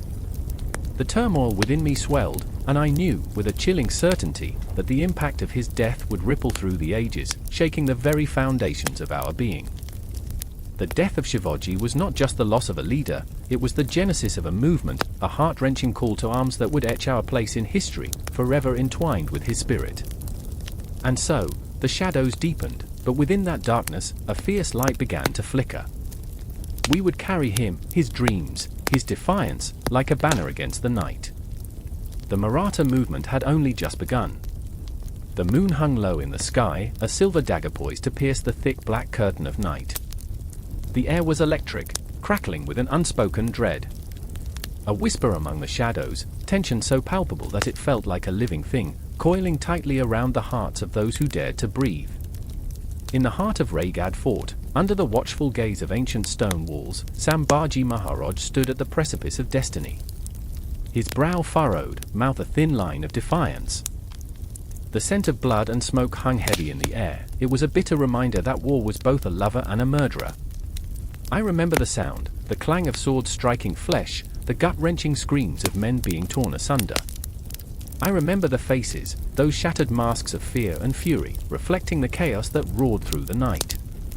Shivaji, a tempest wrapped in the guise of a prince, felt the weight of his lineage pressing down like a suffocating blanket. His heart thundered, not just from the violence that surrounded him, but from the knowledge of what lay ahead. Would he rise to become the king his father envisioned, or would he crumble under the weight of expectation? His eyes darted toward the horizon, where the flickering flames of enemy camps danced like demons. They were closing in, a relentless tide of marauders. He could almost hear the distant beating of drums, a morbid lullaby that promised death to the unprepared. Yet in that moment, fear was eclipsed by something fiercer, a fierce, unyielding determination. He would not let the Maratha legacy fade into obscurity. And then there was Yesabai, his wife, a flame that flickered in the storm, her spirit like a wildflower growing in the cracks of a desolate path. They had shared laughter under the wide, open skies, whispered sweet nothings that melted into the night air. But now, as she stood at his side, her eyes glazed with worry, it was as if a spectre loomed between them. "They come for you, Shivaji," she said, voice trembling like a leaf in a tempest. "You must run." But run? How could he? The very ground beneath his feet belonged to his ancestors, the blood of his forefathers soaking into its soil. "I cannot," he replied, and the weight of his voice hung heavy in the air, a challenge to fate itself. "If I flee, what becomes of our people? What becomes of our honor? Her heart shattered with the knowledge of the truth. She could feel the darkness encroaching, could sense the eyes of the enemy watching, waiting for the moment of weakness. Yesabai was no stranger to sacrifice. She had learned the bitter taste of loyalty long before she had met him. Yet, her soul screamed for him to survive, to live to fight another day, to wrap his arms around her, not as a king, but as a man who loved her fiercely. But in the shadows, the figure of Aurangzeb loomed like a phantom, a relentless adversary, his ambition sharper than a sword's edge. The Mughal emperor would see the Marathas extinguished, their flame snuffed out like a candle in a storm. Yesabai's mind raced, and amid the chaos, she pieced together fragments of memories twisted with fear, their dreams, their plans for the future. Would they ever dance in the moonlight again? Would they ever laugh with abandon, free from the grasp of war? No, she whispered, a tear escaping down her cheek. Not like this. Sambhaji's gaze softened as he looked at her, his heart pinching painfully. You are my heart, Yesabai. I will not let this be our end. The sincerity in his voice echoed against the fortress walls, yet even as he spoke, the shadows deepened, thick with impending doom. Her fear mingled with his resolve. They were two threads woven into one fabric of destiny, yet now fraying at the edges, threatened by forces beyond their control. And then there was Anand, Sambhaji's childhood friend, standing at the edge of the battle, a hawk in the midst of a storm. His loyalty was as steadfast as the mountains that cradled their homeland, but the burden he carried was becoming unbearable. He had fought beside Sambhaji in countless skirmishes, tasted the grit of survival, and yet the war's insatiable hunger gnawed at him. We need to retreat, Sambhaji, he shouted, the urgency of his voice trembling with raw emotion. We are outnumbered. We won't survive this. For a fleeting moment, the weight of doubt crept into Sambhaji's heart, a dark whisper that clawed at his resolve. What if Anand was right? What if his fervor blinded him to the truth? But then he remembered, honor, legacy, sacrifice. The words echoed in his mind, but in that moment, they felt like stones in his chest. We will not bow to tyranny, he declared, his voice rising above the din. We will fight. For our families, for our land, for our future. Anand's face twisted in desperation, eyes wide with fear, yet a glimmer of admiration flickered within them.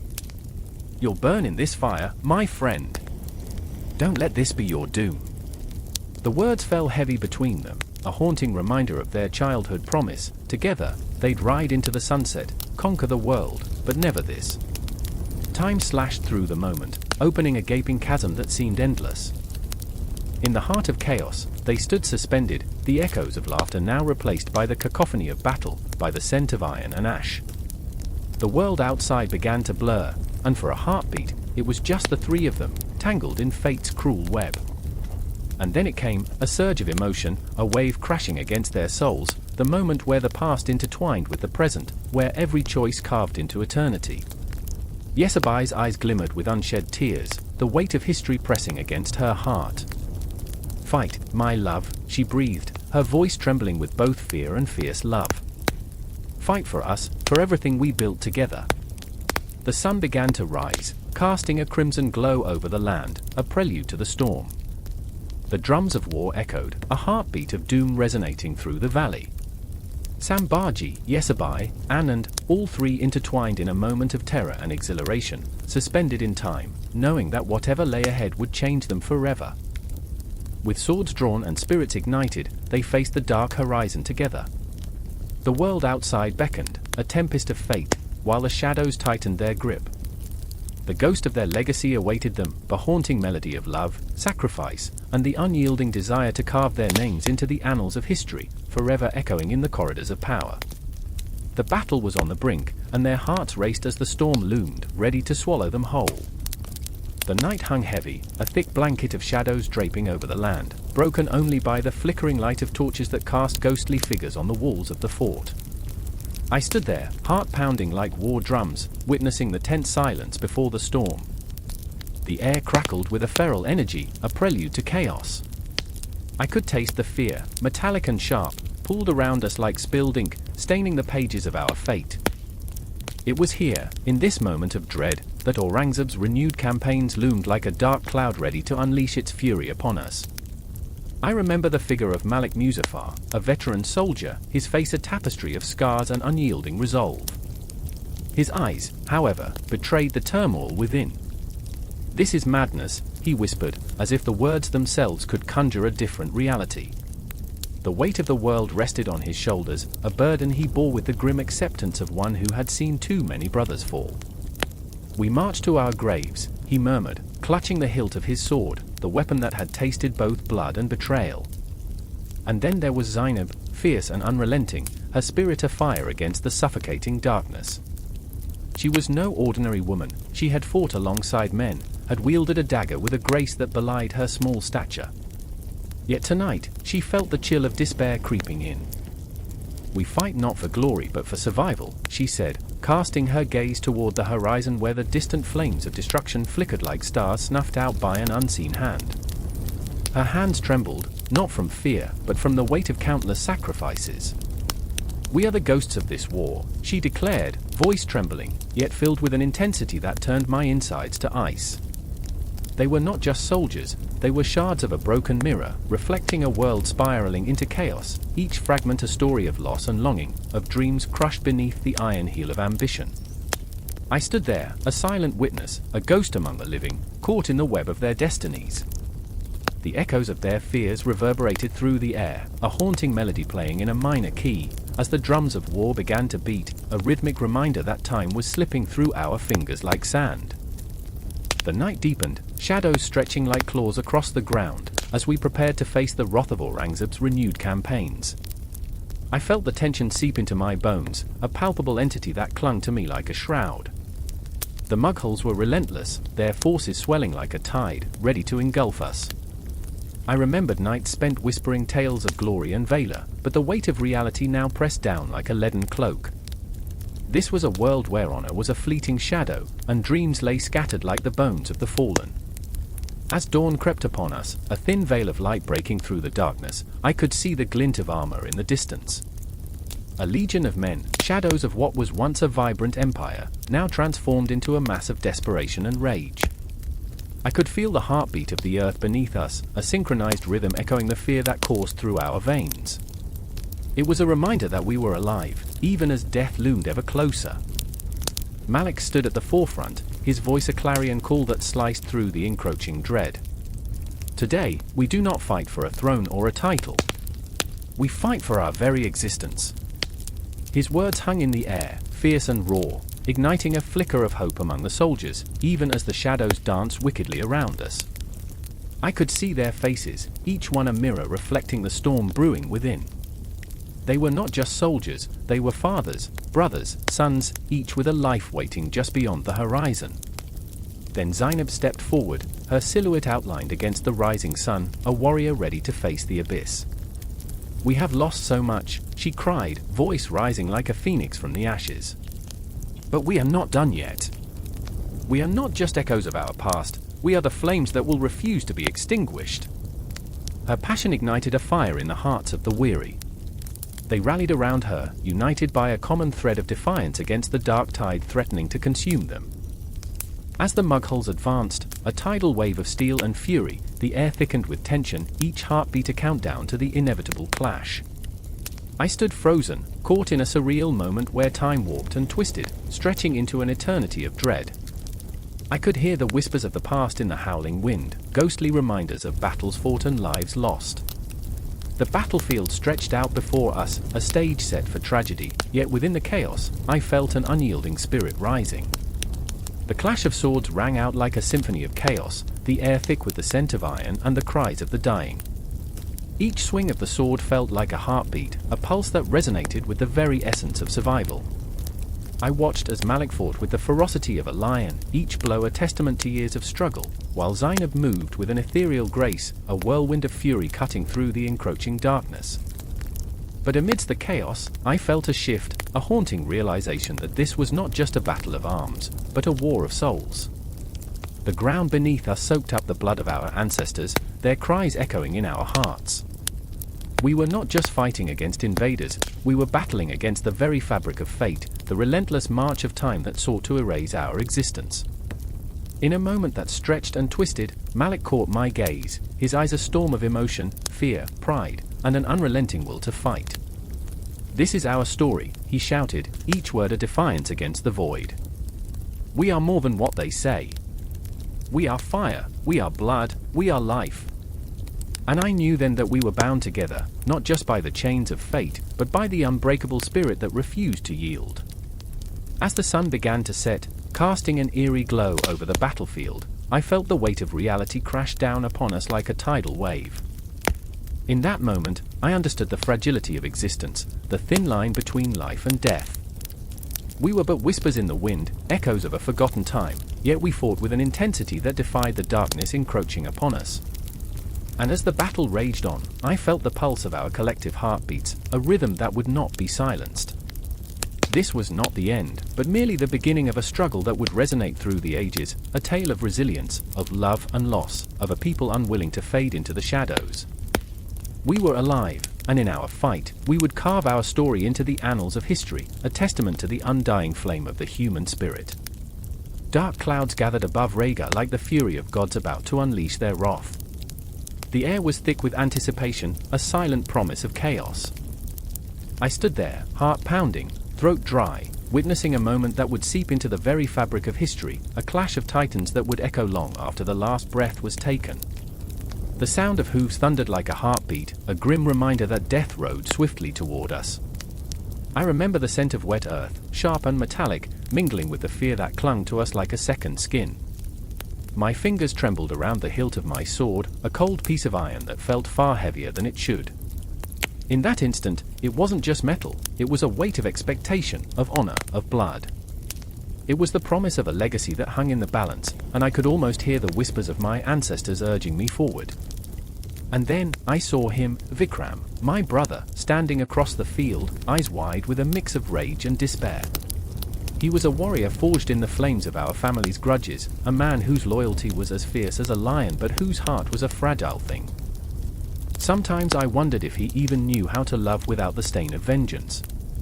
Our eyes locked, a silent understanding passing between us, yet it was laced with the bitter tang of inevitable betrayal. Time slowed, and I could sense the tension crackling in the air, a fire ready to ignite, a storm about to break. Why did it have to come to this? I thought, my mind racing through memories like shadows darting between trees. I remembered our childhood games, the laughter, the dreams of glory. I remembered our father, his presence looming like a spectre, instilling strength within us while also weaving a web of enmity we could never escape. I remember when we were inseparable. Surely, this war, can't be the only way. But it wasn't it? Our bloodlines, tangled in a history of hatred, had brought us here, two sides of a coin, waiting to flip into oblivion. I could see the opposing forces forming, a sea of armor and banners, a cacophony of war cries that would soon drown out every whisper of reason. The sun dipped lower, casting a crimson hue over the battlefield, as if the universe itself was bleeding for what was to come. Just then, the ground shook beneath us. The first clash of steel rang out, a sharp cry piercing the air, shattering the haunting silence. It was a sound I would carry with me always, a reminder of the moment when innocence died and ferocity was born. I watched as Vikram charged, his spirit ablaze, drawing his sword like a comet streaking across a dark sky. He fought with a fervor that made my heart ache, each swing of his blade a desperate attempt to reclaim our family's honor, to rewrite a narrative that had long since been scripted in blood. But as I moved to follow, something twisted inside me, a gnawing doubt. This was not our destiny, it was a trap set by those who thrived on chaos. And yet, I felt the pull of the moment, the weight of expectation. I had to fight for my brother, for our legacy, even if it meant walking into a storm that threatened to consume me whole. I remember the day we chose loyalty over love. We were fools, weren't we? Around us, the battle raged with a ferocity that seemed almost supernatural. I could hear the cries of men, the clash of swords, the thundering of hoofbeats, a chaotic symphony of life and death. In the midst of it all, I caught sight of Aditi, a fierce warrior whose spirit burned bright even in the darkest hours. She was the embodiment of defiance, her face streaked with blood and dirt, yet her eyes held an unyielding flame. I had once shared tender moments with her, dreams of a future untainted by war, yet here she was, caught in the whirlwind of this madness. "Aditi!" I shouted, my voice barely slicing through the cacophony. "We must," but before I could finish, she was gone, swept away into the fray, a ghost among shadows. I was left with a hollow ache, the weight of my heart growing heavier with every passing moment. I had wanted to save her, but all I could do was fight against destiny, against what had already been written in the stars. Time warped around me, each second stretched into eternity, every heartbeat a reminder of the stakes. Blood soaked the earth, and screams filled the air like an unholy choir. With every swing of my sword, I felt the ghosts of my ancestors urging me on, their whispers mingling with the howls of the dying. "You are more than this," they seemed to say. "You are a promise of change, a chance to break the cycle." But for every man I struck down, I felt a piece of my soul slip away, lost in the chaos of this war. I caught a glimpse of Vikram again, his face a mask of fury and pain, and I knew, that this was more than just a battle of swords, it was a battle for our very souls.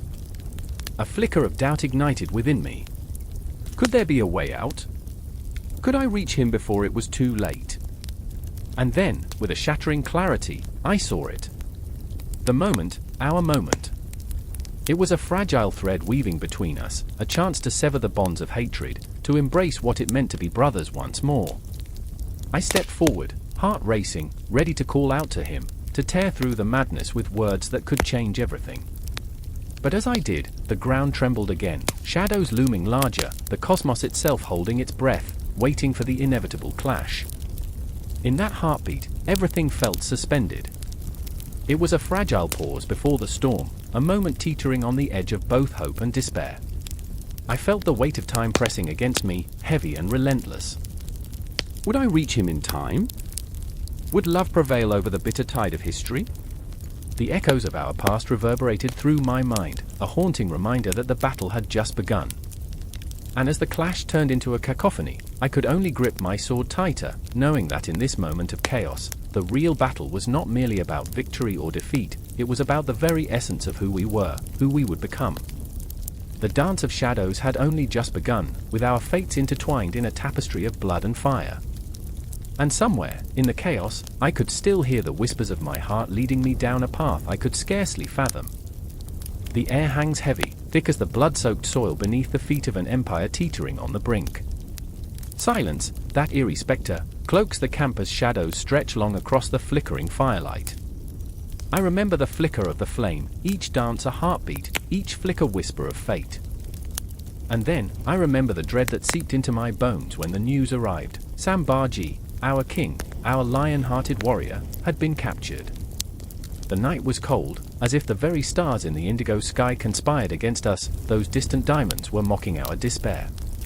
I could feel the tremors of our collective heartbeat, a fear-laden rhythm echoing through the encampment. The soldiers, once fierce and unyielding, now stood as mere shadows of their former selves, their swords heavy with doubt rather than purpose. It was as if the darkness itself had come alive, wrapping around us, squeezing the hope from our chests. Sambhaji's spirit was a wildfire, a brilliant blaze that could not be extinguished. I remember watching him ride into battle, eyes aflame with a defiance that could spark revolutions. But now? Now it was a different story altogether. Captured by the one who sought to snuff out that fire, Aurangzeb's influence loomed like a malignant shadow, consuming all light. The thought of him, our brave king, in chains, reduced to a mere pawn in a Game of Thrones, twisted my insides. It was a betrayal by fate itself, and I felt it deep, that gnawing anguish that made my breath hitch. And then there was Kavi, his face pale as the moon, eyes wide with fear. He was Sambhaji's dearest friend, a poet with a heart that beat for freedom. Details of their friendship tugged at my heart, two souls woven together by dreams of a future unshackled from the weight of oppression. Kavi paced, fingers trembling as he clutched a quill, ink splatters dotting his tunic like stars scattered against the night sky. "What use are words," he whispered, "if they cannot save him?" I felt the weight of his despair, the tempest of emotion that swirled within him, a storm threatening to break. Every word felt like an echo of doom, each syllable a nail in the coffin of our hope. "Without him, we have nothing," he cried, a rawness in his voice that struck me like a dagger. I had to look away. The reflection of my own fear was too much to bear. What if we lost him? What if Kavi's nightmares became reality? The days that followed were a blur of dread, painted in hues of desperation. I remember the rumors, each one more chilling than the last. They crept in like a thief in the night, lurking in the corners of our minds. "They'll execute him at dawn," whispered a soldier, his voice trembling as if the very sound of it could summon the executioner. "They'll make an example of him."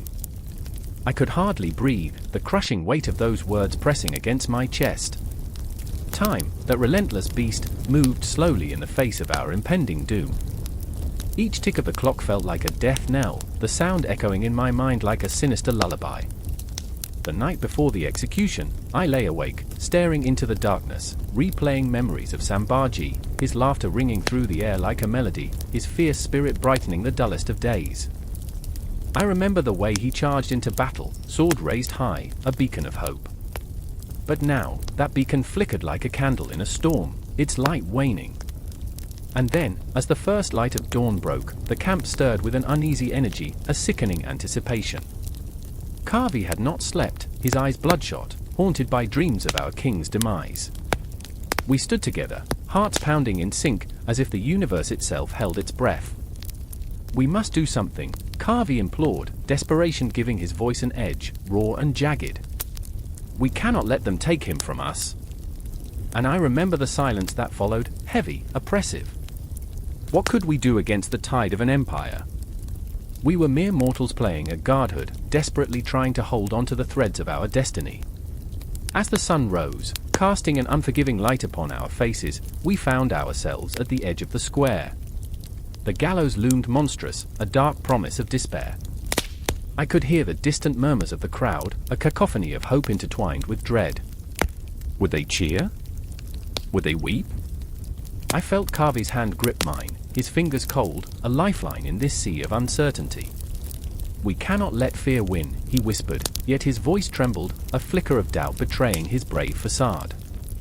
And then I saw him, Shivaji, a figure clad in tattered honor, his presence a storm of defiance.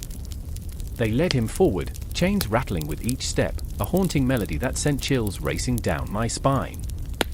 His eyes, fierce and unyielding, bore into the horizon as if challenging the very heavens. I could see it then, a flicker of hope amidst the despair, a spark that refused to be snuffed out. The executioner stood ready, a dark silhouette against the rising sun, and for a moment, time stood still. An electric tension crackled through the crowd, every breath was a silent prayer, every heartbeat a plea for mercy. But I remember Shivaji's gaze, resolute, powerful, unbroken. It sent tremors through my soul, shaking every fiber of my being. As the blade glistened under the sun, the world fell away, and all that mattered was that moment, the culmination of dreams and fears, the embodiment of defiance against tyranny. I felt the pulse of history beneath my feet, an echo of those who had fought and fallen before us. And as the sun dipped low, casting long shadows that danced across the square, the air was thick with a promise, a haunting reminder that even in death, the spirit of rebellion cannot be extinguished. As the shouts rang out and the blade fell, I remember the weight of that moment settling over me, heavy as the chains that bound our king. The ground beneath us trembled, a promise, a declaration. A blow to Maratha morale? Perhaps. But it was also a spark, a flicker of rebellion that would ignite a fire that would not be extinguished. In sorrow, we would find strength, in heartbreak, we would forge a path forward. And as the sun set, the world held its breath, teetering on the edge of the unknown, waiting for what would come next. The night was thick with the scent of smoke and blood, a heavy cloak that wrapped around the city like a lover's embrace turned sinister. Shadows danced in the flickering light of torches, creeping along the walls, contorting into grotesque shapes that whispered secrets of the past. Balaji Vishwanath stood on the cusp of a new era, his heart pounding in rhythm with the chaos around him, an insistent drumbeat that echoed with uncertainty. He was a man caught between tradition and ambition, a tightrope walker suspended over the abyss of destiny. Each breath he took felt like a crime against the darkness, yet he inhaled the air steeped in tension, letting it fill his lungs with the raw, electric pulse of a world on the brink. Just moments before, he had been a mere advisor, a shadow in the court.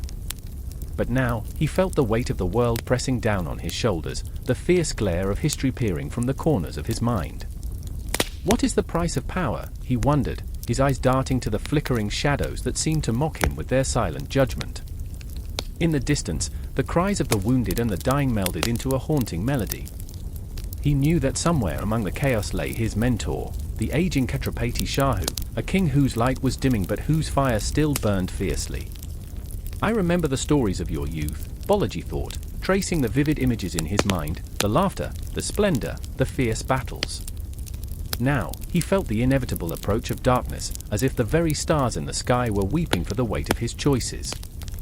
His thoughts were interrupted by the sound of hurried footsteps.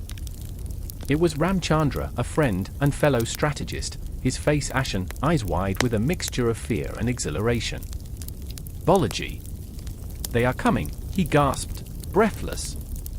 The urgency in his voice cut through the thick air like a dagger. We must act now, or all will be lost. Fear gripped Balaji's heart, a cold hand squeezing tightly. What do you propose? He asked, his voice steady but laced with an intensity that betrayed the storm within. Ramchandra leaned closer, the scent of sweat and desperation palpable. We can outmaneuver them. We can turn the tide in our favor. But only if we take the risk. Risk! That word hung in the air like a noose, a grim reminder of how fragile power could be. Balaji's mind raced, memories swirling around him, his father's whispers of caution, the lessons learned in the shadows of the court. The snake that is cautious survives. The one that strikes too soon invites its own demise, he recalled. Yet, here he stood, the reality of the moment pressing against him like a living, breathing entity. I remember the weight of our history, Balaji replied, his voice breaking slightly. It has always been a burden. But what if we are destined to carry it differently? What if we are the ones to rewrite our fate? His words hung in the air, heavy with the gravity of possibility, as he felt the flicker of hope ignite within him like a spark in the darkness. Ramchandra nodded slowly, uncertainty flickering in his eyes. But at what cost, Balaji? The blood of innocence. The question hung there, a ghost that wouldn't let go, a shroud of doubt that wrapped around the budding flames of ambition. Balaji's heart pounded louder, a war drum in his ears. Every revolution demands sacrifice, he whispered, half to himself, half to Ramchandra, wondering if he could bear the weight of lives lost. In the depths of his soul, he felt something shift. He was no longer just a man caught in the web of history, he was a weaver of fate. We'll gather the loyalists, the ones who still believe, Balaji said, voice steady now, conviction pouring from every word. We'll draw the lines in the sand, and when the time comes, we will strike. We must be like the lightning that splits the night sky, quick, fierce, and unforgettable. As the words left his lips, he felt an overwhelming surge of power, a surge that coursed through his veins like fire. It was intoxicating, yet terrifying. The enormity of his resolve sent shivers down his spine. What had he set in motion? He glanced at Ramchandra, seeking a flicker of reassurance amid the uncertainty. But what he saw was the same flickering flame of ambition mirrored in his friend's eyes, the same hunger for change that had ignited his own heart. In the distance, the thunder of hooves echoed, a storm of menacing silhouettes, the shadows of history marching toward them, relentless and unforgiving. They come for us, Ramchandra said, voice trembling. What if we fail? What if we don't? Balaji retorted, his voice rising to a fierce crescendo. What if this is our moment? We are more than just pawns in a game. We are the players now. He stepped forward, pulling Ramchandra with him, the dark abyss of uncertainty looming behind them, yet ahead lay the flicker of possibility, a new dawn waiting to break. In that instant, a shift occurred. They were no longer merely men caught in the tide of events, they were warriors, hearts pounding in sync with the battle cry of their ancestors. But beneath the bravado lay an undercurrent of fear, a gnawing question that whispered in the dark corners of their minds, what if the darkness consumes us? And yet, as Balaji stood on the precipice of fate, he felt the weight of the past and the promise of the future collide. We will not falter, he murmured, as the night wrapped around them. We will not be forgotten. With each step toward the gathering storm, he felt the pulse of history quicken, and within that pulse was the raw, unfiltered essence of life itself, the thrill, the danger, the promise of rebirth in the heart of chaos. And as the first clash of swords rang out, echoing through the darkness, Bolaji knew one undeniable truth: this was just the beginning. The rise of the Peshwa was not a mere tale to be told, it was a symphony of shadows, a dance of fate, and he was but one note in the cacophony of a world poised on the brink of transformation. The echoes of their choices would resonate far beyond this night, a heartbeat in the silence that would shape the very fabric of their existence. The moon hung like a blood-red eye in the sky, casting an eerie glow over the empty streets of Pune. The air was thick with tension, a palpable silence that felt like a taut bowstring ready to snap. I stood there, heart pounding in my chest, listening to the distant clash of swords and the cries of men, the sound of a nation on the brink of revival or ruin. The smell of gunpowder lingered, mixing with the sweat of fear and the desperation of those fighting for their lives, for their pride, for the very soul of the Maratha Empire. I remember the moment vividly, the courtyard of Shaniwar Wada, a fortress that seemed both a sanctuary and a prison. The walls whispered stories of valor and betrayal, tales of Peshwas who had risen and fallen like the tide. My gaze was drawn to Bolaji Vishwanath, the newly appointed Peshwa, standing resolutely in the face of chaos. His eyes, dark and fierce, held the weight of his ancestors, the ghosts of rulers who refused to bow before the British.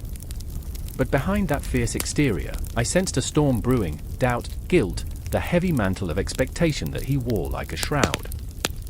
And then there was Kashibai, his wife, her spirit ignited by the flames of revolution. She moved through the chaos with a grace that belied the turmoil inside her. Each step was a battle, she fought against the odds to carve out a place in a world that often seemed too large for a woman's voice.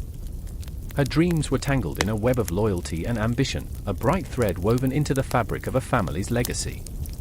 Yet, as she watched her husband prepare for war, a familiar fear gripped her heart. What if their quest for glory only led to devastation? What if the cost of this revival was too high? Bolaji, she whispered, her voice lost amidst the clatter of armor. What if this dream consumes us? He turned, eyes fierce. It's not just my dream, Kashibai. It's our home, our people. We cannot falter now, not when hope is within our grasp. But hope was a fickle mistress, and in the shadows loomed a figure whose loyalty was as thin as the moonlight spilling through the clouds. This was Raghunath, Bolaji's most trusted general, a man whose loyalty was matched only by his ambition. I could see the conflict etched on his face, a storm of desire and resentment brewing beneath the surface. He had fought valiantly for the Peshwa, yet as he watched Bolaji rise, a dark seed of envy took root in his heart. Would he remain the loyal soldier, or would ambition twist him into a shadow of betrayal? The clash of steel rang out again, louder this time, a fierce reminder that the battle was upon them. I could almost taste the iron in the air, the very essence of life and death. It was a dance of fate that tugged at the strings of their souls. Bolaji, with his dreams of a united Maratha, Kashibai, with her unwavering love and fear, Raghunath, the wounded warrior caught in his own web of loyalty and ambition. Each heartbeat echoed their desperate struggle, a rhythm of hope and dread. I remember Bolaji's voice rising above the din, rallying the troops, igniting a fire in the hearts of those who dared to dream of a Maratha resurgence. We will fight for our land, we will fight for our legacy. Let the British tremble at our resolve.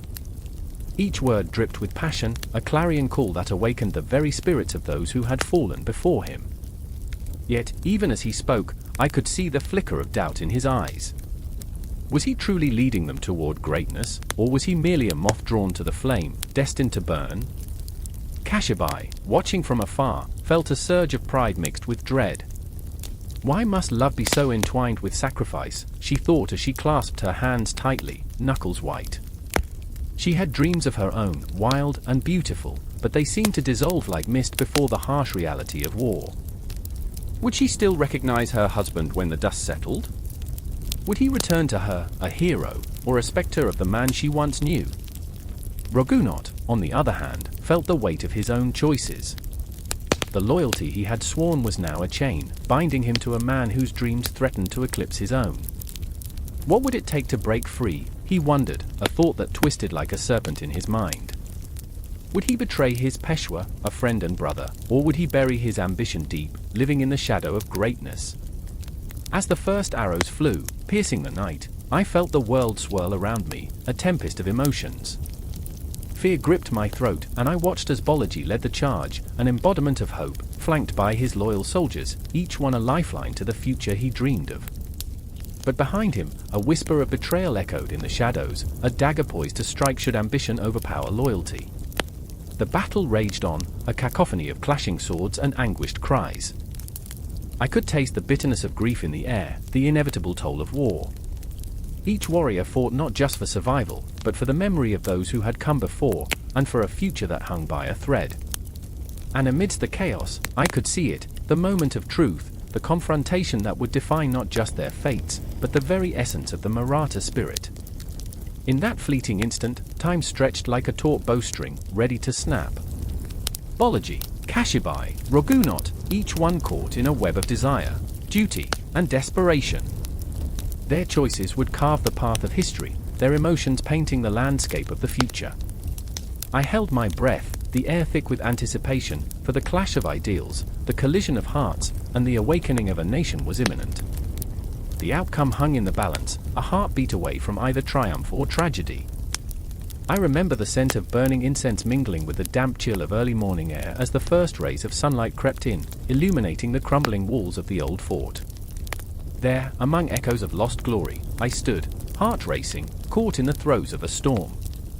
My fingers traced the jagged stone, remnants of once proud fortifications now a backdrop to whispered betrayals and lingering shadows. The silence was deafening, but soon it would be shattered, like glass, like hope. Jahanara, the emperor's favorite daughter, haunted these halls, her laughter once a melody now turned to ghosts. Her eyes, those deep pools of longing, were filled with dreams. Dreams that were now shrouded in smoke and despair. In her heart, she bore the weight of a kingdom teetering on the edge, crumbling from within.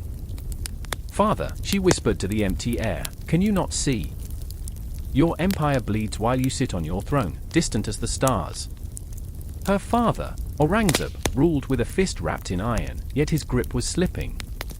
I could see it in the way he clenched his jaw, the way his eyes flickered with doubt, the way shadows danced on his brow.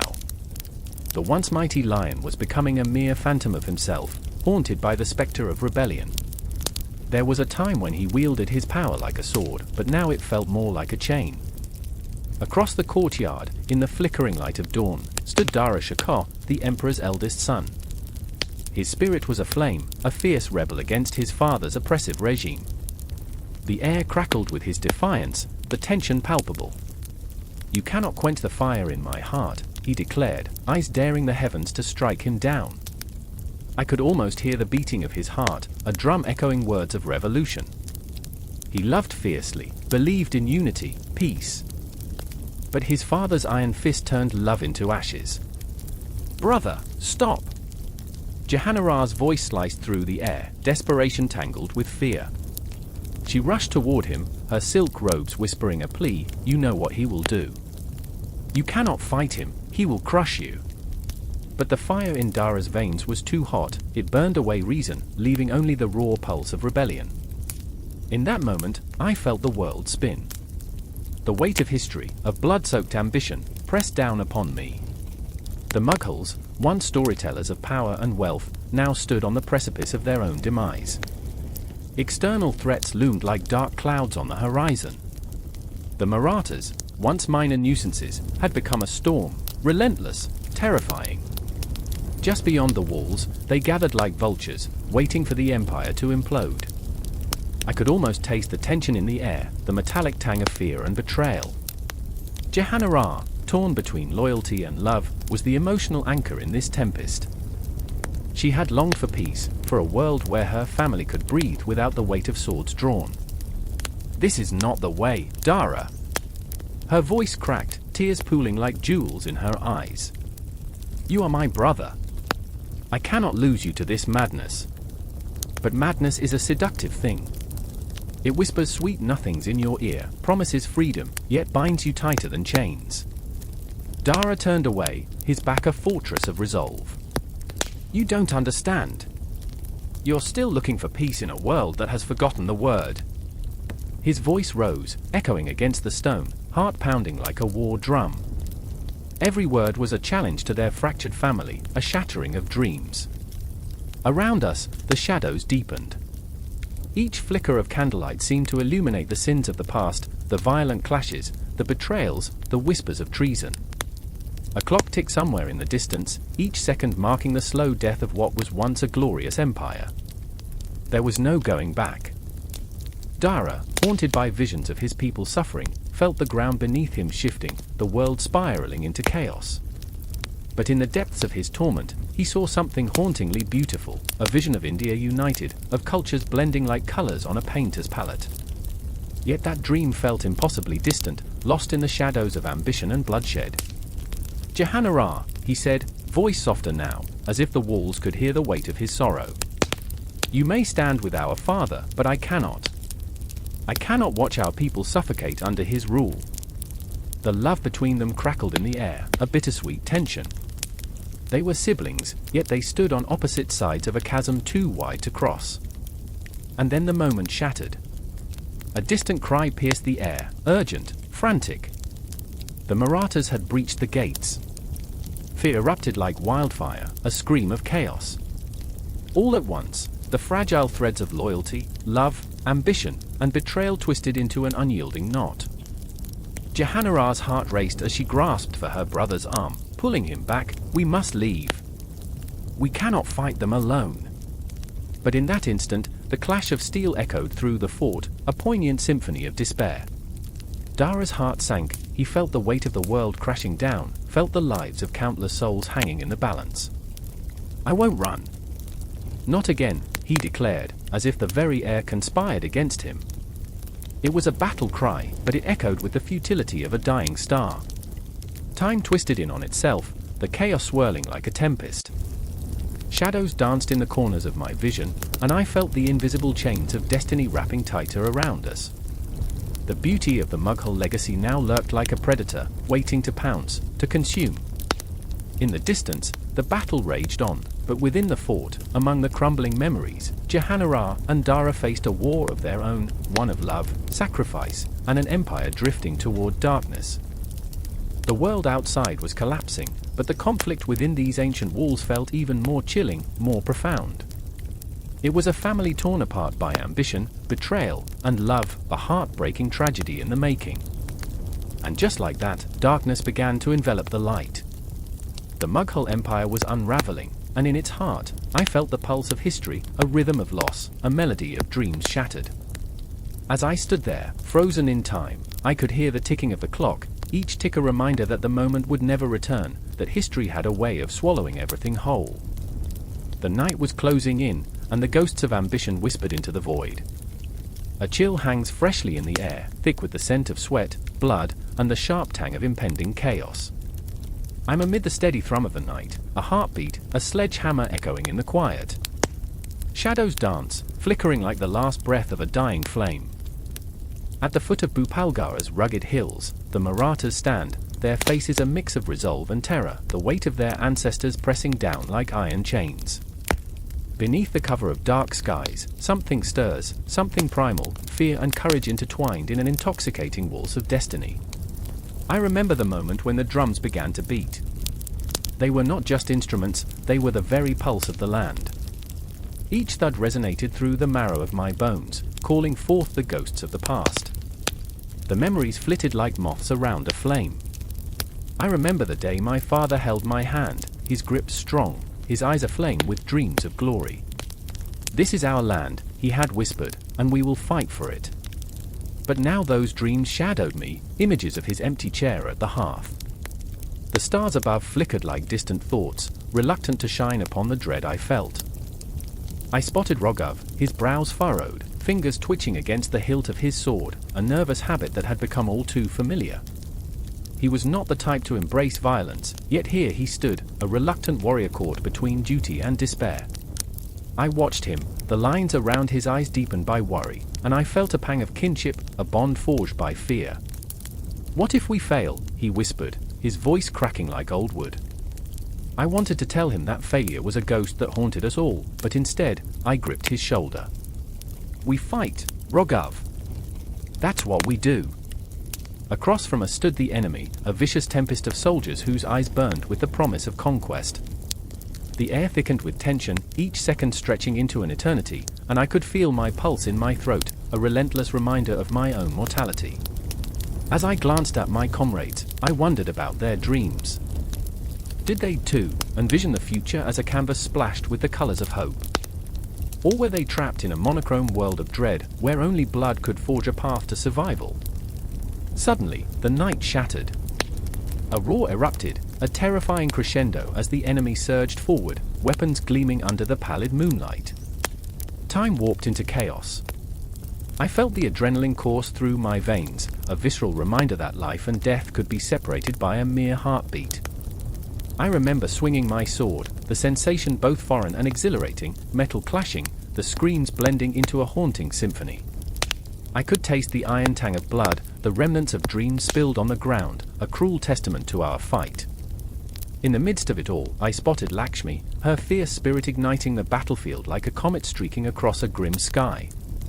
Her laugh, a wild, untamed sound, cut through the chaos. I admired her. She wore defiance like a second skin, each blow she delivered a poetic stroke against the dark. But I also saw the flicker of doubt in her eyes as she danced between life and death, a tragic beauty caught in a brutal ballet. "Stay close," she shouted, her voice a lifeline thrown across a chasm of despair. "We're stronger together." But even strength had its limits. I could see Roger faltering, the weight of despair dragging him down, shadows crawling over his resolve. I wanted to scream, to pull him back from the brink, but the grim reality clawed at my throat. I remembered the stories of our forefathers, how they fought not just for survival but for every moment of laughter, for love that flourished even amid war. And yet, here we were, the echo of their sacrifices looming large and heavy. "Fight, Rogov!" The words burst from me, raw and desperate. "Fight for tomorrow!" His gaze met mine, a flicker of fire igniting within the depths of his fear. "For tomorrow," he murmured, and with a roar that shook the very ground we stood on, he charged forward. I followed, a reckless abandon propelling me into the fray, the onslaught of battle roaring louder than my own heartbeat. Amidst the soaring chaos, time collapsed. I remember the sky, a canvas splattered with the red of our lives, and I felt both alive and lost, like a single drop of rain in a storm, insignificant yet vital. I could hear Lakshmi's battle cries, her voice rising above the cacophony, a siren song of defiance that pierced through my very soul. I looked up, the stars had vanished, swallowed by the tempest of our fury. The clang of swords rang in my ears like a grim lullaby, each blow a reminder that we were fighting for more than just survival, we were fighting for the essence of who we were. I caught sight of Rogov, and for a moment, our eyes locked, his filled with determination, mine with the weight of our shared fears. The battlefield blurred into a surreal haze, a grotesque dance of life and death, and I felt an urge to scream and laugh at the absurdity of it all, the relentless cycle of joy and heartbreak.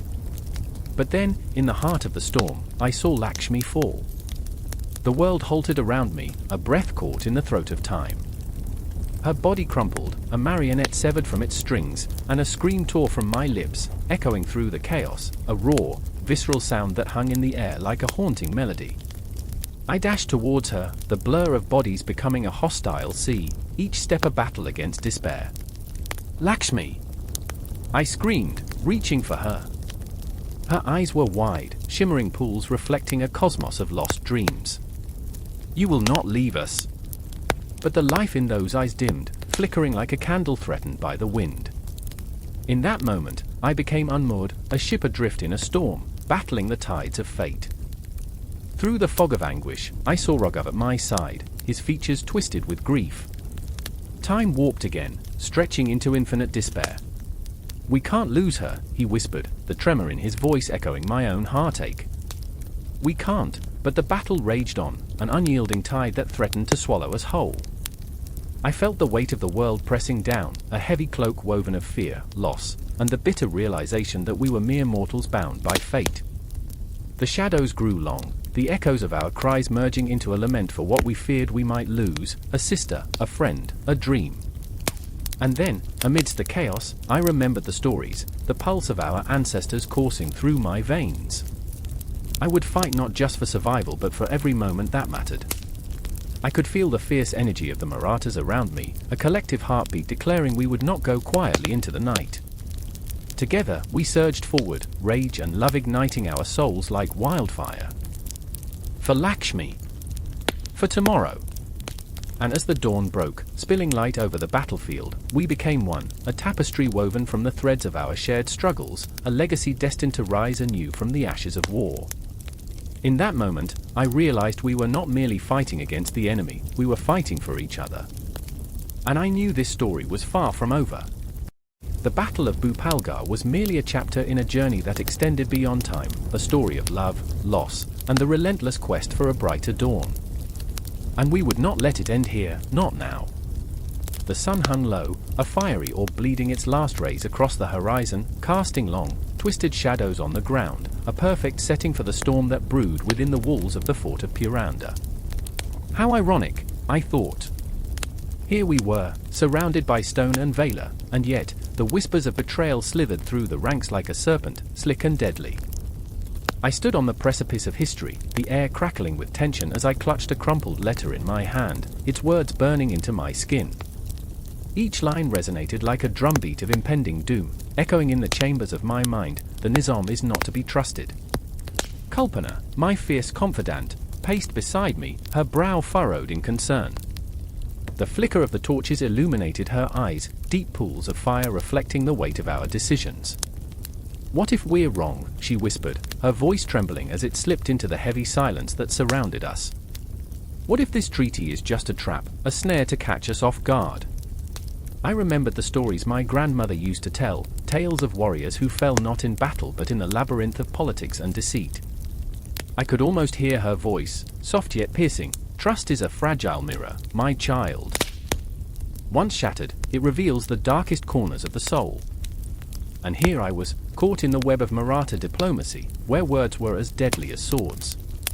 I glanced at Kalpana, her hands clenched into fists, a warrior born, yet here we stood on the precipice of uncertainty, teetering on the edge of a chasm that threatened to swallow us whole. Kalpana, I said, my voice steady though my heart raced. We must be like the river, adaptable, flowing through the cracks. If the Nizam seeks to ensnare us, we shall turn the tide. She smiled, the corners of her lips lifting like dawn breaking through the night. You always had a way with words, my friend. But what if flow leads us to the storm instead? I could feel the weight of her doubt draping over me like a shroud. Memories flooded my mind, moments lost in the ether, battles fought, comrades lost, laughter shared over shared bread. For every victory, there was a shadow, a ghost that lingered just out of sight, reminding us of the price we paid for our dreams.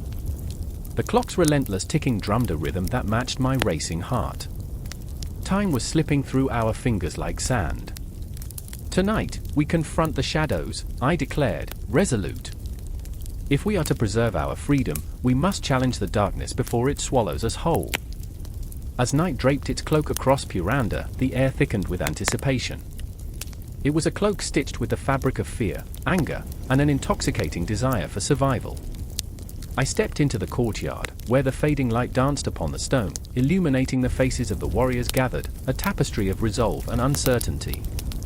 They looked to me, their eyes mirrors of hope and apprehension. And then there was Rogav, a man whose heart beat with the pulse of the land, a loyal soldier, yet a man haunted by the ghosts of his choices. We do not negotiate with vipers, he growled, his voice a deep, rumbling storm. We strike. We show them our strength. But what of our people? Kalpana countered, her voice like a gentle breeze against a raging tempest. What is strength without honor? The tension thickened, a palpable force wrapping around us, squeezing tighter with every heartbeat. Rogav's eyes blazed like embers, stoking the fury that lay coiled within his soul. Honor, he spat, honor will not shield us from the blades of the Nizam's men. We cannot afford to be naive. And there it was, the clash of convictions, the heart of our dilemma laid bare. I felt the weight of their eyes upon my shoulders, the burden of leadership pressing down like a leaden cloak.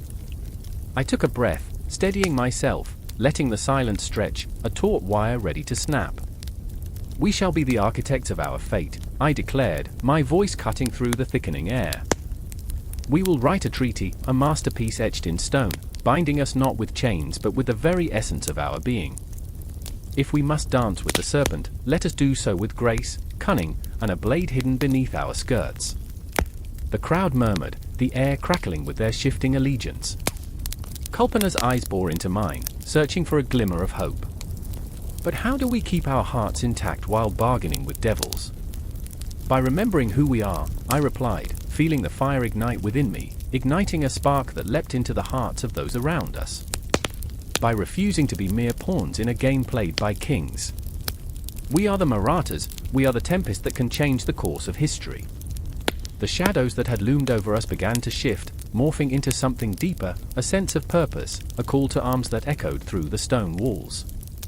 We were not just fighters, we were dreamers, poets of survival, weaving our stories into the fabric of time. As we prepared for the night ahead, the atmosphere thickened with resolve, the air electric with the possibilities that lay ahead. Every heartbeat echoed the rhythm of destiny, the clash of ideals swirling around us like a storm. And in that moment, I understood, the path of diplomacy was laden with shadows, but within those shadows lay the flickering light of hope. And so, as the moon crested high above, casting its silver gaze upon us, we stood as one, a tapestry woven from the threads of ambition, courage, and the haunting specters of our past. The night unfolded, a canvas yet to be painted, a story yet to be told, as we prepared to step into the unknown, hearts racing, spirits ignited, defiant against the storm that awaited.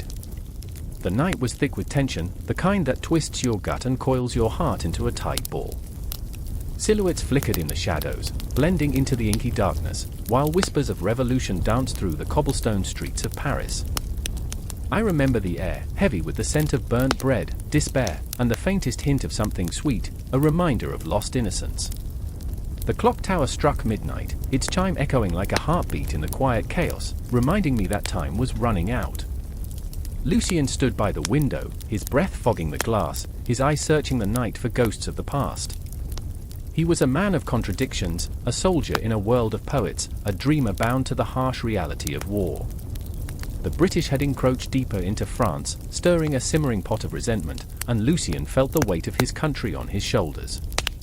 He clutched the musket like a lifeline, but it was a lifeline to a storm. I could see the conflict etched on his face, a fierce loyalty to his homeland battling against the creeping doubt of what that loyalty demanded. "Is it worth it?" he whispered, though the question was not meant for me.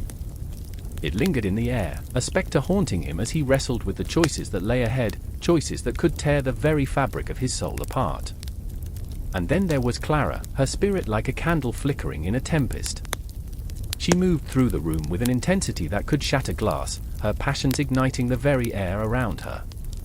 I remember how her laughter felt like light, cutting through the darkness, even as she faced the horrors of a world spiraling out of control. Her heart was entwined with Lucien's, yet it beat for her people, her children, her neighbors, her city. She could not choose between love and duty, they were both chains wrapped around her heart. "Lucien," she called, voice fierce yet tender, like a flame daring to approach a storm. "We cannot let them take our dreams. They may march into our streets, but they will never possess our hearts." Her eyes shone with conviction, but the fear lurking beneath her words was palpable. She had seen too much, the faces of the fallen, the screams of the innocent. As Clara spoke, the shadows shifted, and I felt the air crackle with an unseen electricity.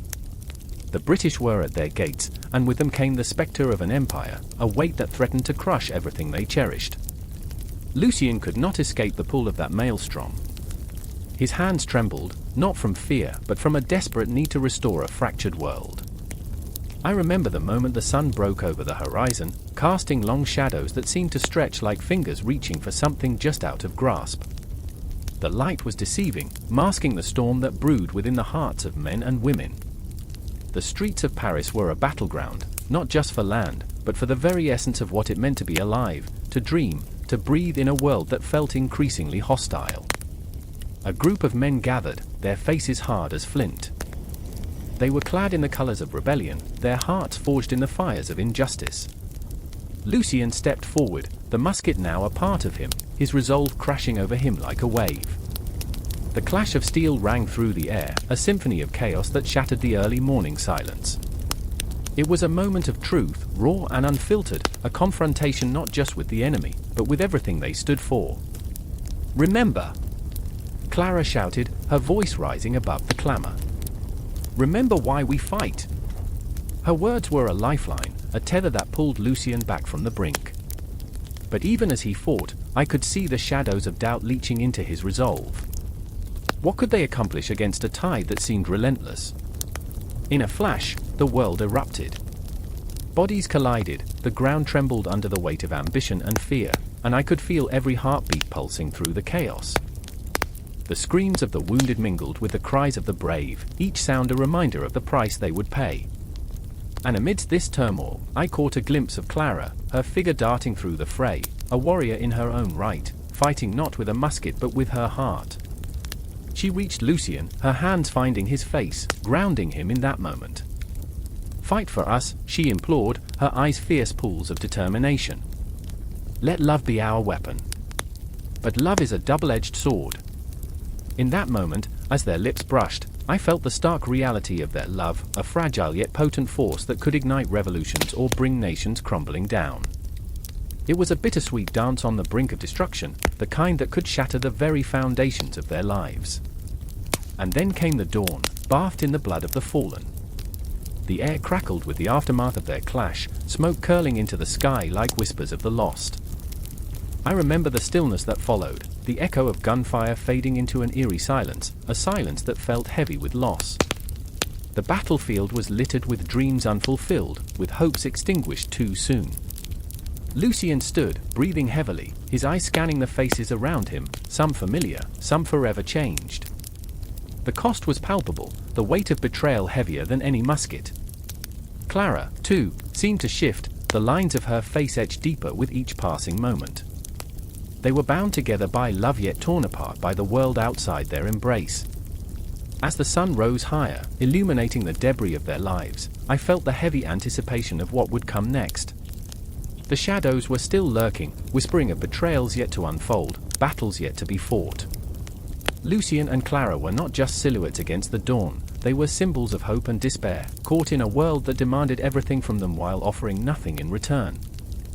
And as the day wore on, I knew this was just the beginning.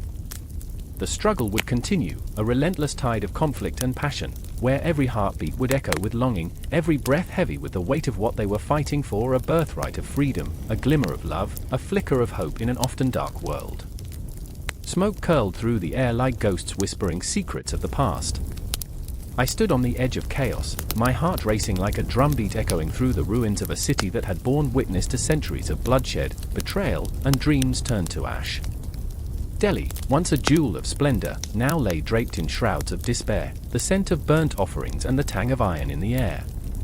Shadows danced in the dim light, teasing the outlines of fallen monuments, each stone a testament to glory and ruin. I remember the silence, the eerie calm before the storm, a heavy blanket that muted the cries of the wounded, that masked the impending scream of war.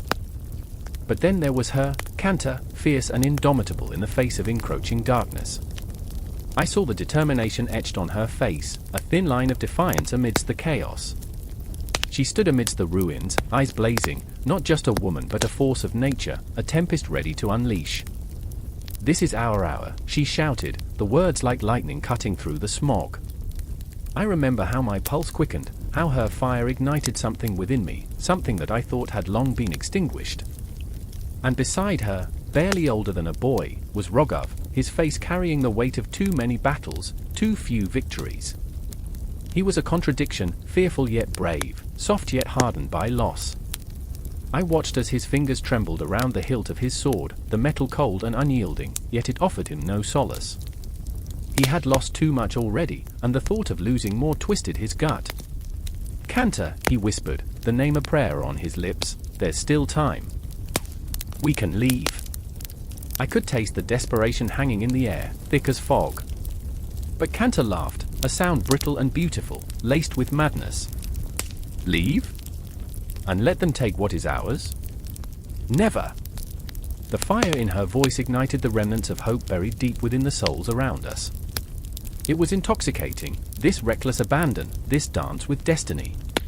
I wanted to scream with her, to charge forward and grasp the future with both hands. Yet a part of me wanted to shrink away, to escape these shadows that threatened to consume not just the city, but all of us. The moment hung in the air, heavy with possibility. The city was a living thing, breathing with the pulse of our existence, every wall a witness to our anguish, every alley echoing our resolve. I could feel the ground tremble beneath us, the distant drums signaling the approach of an army, and Marathas, fierce and relentless, eager to reclaim what was theirs. They were a storm-gathering strength, and we were but leaves caught in their gale. I remember the first clash, the sound of steel ringing against steel, a cacophony of chaos that resonated through the very marrow of my bones. Bodies collided, a whirlwind of flesh and fury, and I found myself swept into the fray, Rogoff beside me, his eyes wide with fear and determination. I could see the shadows flickering in his gaze, a ghost of his brother, a friend lost to the war, a reminder of what we stood to lose. "Stay close!" I shouted, my voice barely piercing the din. But fate is a cruel mistress. In the heart of the battle, I glimpsed Kanta, her former blur of motion, a goddess of war, wielding her sword with grace and fury. I admired her strength, but my heart tightened at the thought of her vulnerability. What if she fell? What if the shadows devoured her too? I could not bear the weight of that possibility, yet here we were, dancing with death, a macabre ballet unfolding in the streets of a dying city. The air thickened with the stench of sweat, blood, and despair. I remember the moment when a cry split the air, a sound so raw, so primal, it sent shivers down my spine. Rogov's face turned pale as he spotted a figure, crumpled and still, among the chaos. "No," he gasped, the word choking on the air like a dying ember. It was his brother, a shard of his shattered dreams lying lifeless on the ground, the light extinguished forever. The weight of that loss crashed over us, waves of grief pulling us under. I could see his resolve falter, could feel the despair creeping like night over his spirit. But Kanta, fierce and unyielding, caught the edge of his agony, spun it into fury, and charged forward. "We fight for them! We fight for all of us!" Her voice pierced through the haze, igniting a fire in the hearts of those around us. I could feel it, a surge of hope rising like the sun breaking through the darkest night. We rallied behind her, driven by the raw, unfiltered energy of our collective grief and rage. And then, the climax, an explosion of chaos, the crescendo of our struggle. I found myself locked in a dance of death, the world blurring around me as I fought not just for survival, but for every heartbeat that had ever felt despair. Kanta was beside me, a whirlwind spirit unchained, and Rogov, lost yet found in the storm of battle, his rage a flame that could not be snuffed out. I remember the moment everything shifted, the air vibrating with the energy of conflict, the shadows elongating and morphing into something monstrous. And just as quickly, it all fell silent. The dust settled like a shroud, and in that heavy stillness, we became ghosts of the fight, whispers of a time that could have been. Victory was but a fleeting shadow, a ghostly hand slipped between our fingers, leaving only the echoes of our cries reverberating in the ruins of Delhi. The city, stripped bare, stood witness to our struggle, our love, our loss, our relentless pursuit against the tides of fate. I remember the faces, the hope, the despair, the raw, unfiltered human experience. It is etched in my soul, a tapestry of what it meant to fight, to bleed, to love amidst the ashes. And as we stood there, breathless and battered, the horizon whispered promises of dawn, of battles yet to fight, of memories yet to forge. The conquest of Delhi was merely the beginning, a single, piercing note in a symphony that had only just begun. The air crackles with tension, the horizon etched with flames that lick the night sky. In the heart of a once proud city, the shadows of betrayal and desperation gather like storm clouds. I stand amid the chaos, the acrid scent of gunpowder clawing at my throat, each cough a reminder, this is not merely war, it's a reckoning. I remember the first time I felt the weight of a sword at my side. It felt like a promise, yet now it is an echo of fear, a harbinger of blood-soaked ground. Raghunath Rao, once a trusted general, now a man haunted by visions of his own failure, stands before me. His face is lined with the weariness of countless battles, but his eyes burn with a fire that refuses to be quenched. They said we would be safe, that the British would falter, he rasps, the words jagged as broken glass. But look at this. Look at what we've become. It's not merely the British forces advancing on us, it's the splintering of a dream, the slow but relentless disintegration of the Confederacy. I want to reach out, to grasp his arm and pull him back from the precipice of despair. But the echoes of our past whisper to me, reminding me of the choices we've made. I remember the laughter that rang through the halls of the Peshwa's palace, the camaraderie that felt unbreakable. Now? It's fractured, each piece a reminder of a promise unfulfilled, a trust betrayed. I feel the weight in my chest, thick like the fog rolling in from the river, suffocating and oppressive. Across the field, in the dim light of the waning moon, I see Anandabai, her resolve unyielding. She is a warrior in her own right, cloaked in a shawl that fluttered like a flag of defiance. They said women should be relegated to whispers, to the back rooms filled with the scent of spices and gossip. But she stands taller than the tallest soldier, her heart a fortress, her spirit unbroken. We cannot let them take what is ours, she calls out, her voice slicing through the night. If we fall, we do so together. But I wonder, what if together is a mirage? The British, ever advancing, are not mere soldiers, they are spectres that haunt our dreams. I remember the stories of their cold efficiency, their cannons roaring like beasts unleashed, and my heart thuds loud enough to drown out the world. I watch Anandabai, her hands clenched around a sword that feels foreign in her grip, a symbol of the fight she never asked for yet now cannot escape. She is both fire and ice, passion and fear, and I see reflected in her eyes a truth that shatters me. We are all prisoners of our choices, bound by the chains of history. The night is alive with sounds, cries of men, the clash of metal, the dull thud of bodies falling to the earth, each thud a heartbeat taken away. I remember my father's voice, how he spoke of honor and valor as if they were tangible things you could grasp. Now, as I witness the unfolding tragedy, I realize honor is a flickering candle in a tempest, easily snuffed out. What do we fight for? I whisper into the chaos, but the answer is drowned by the roar of cannon fire. As the British forces surge, I feel the ground tremble beneath our feet, an ominous reminder that history is never static, it is a living, breathing entity that can twist and turn, consume and destroy. I remember the tales of great heroes, their triumphs sung through generations. But what of us? Will our names echo through time, or will they fade into the shadows like forgotten whispers? Raghunath Io shifts nervously, the burden of leadership heavy upon him. We must rally the troops, he says, though his voice is tinged with uncertainty. The ghosts of countless warriors linger in our midst, mocking us with their silent screams. I see the doubt on his face, the shadows of his past failures lurking like phantoms. What if they don't follow, he questions, a tremor in his voice. And then, like a flash of lightning illuminating the stormy sky, Anandabai steps forward, fierce determination etched in every line of her face. Lead us, Raghunath. Lead us into battle. Her words are an incantation, electrifying the air around us.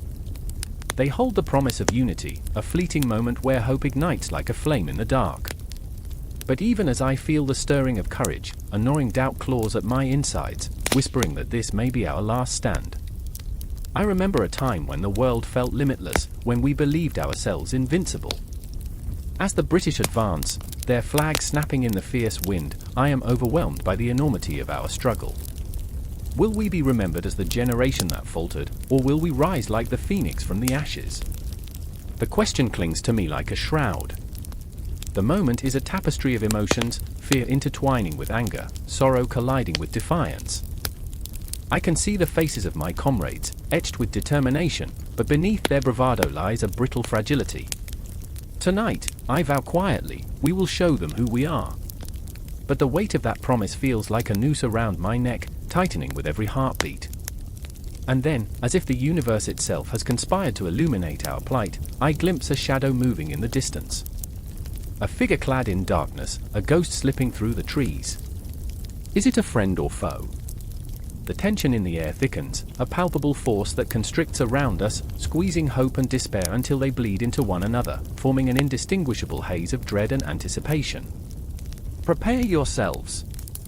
Raghunath shouts, his voice slicing through the suffocating silence. I swallow hard, the knot in my throat threatening to choke me.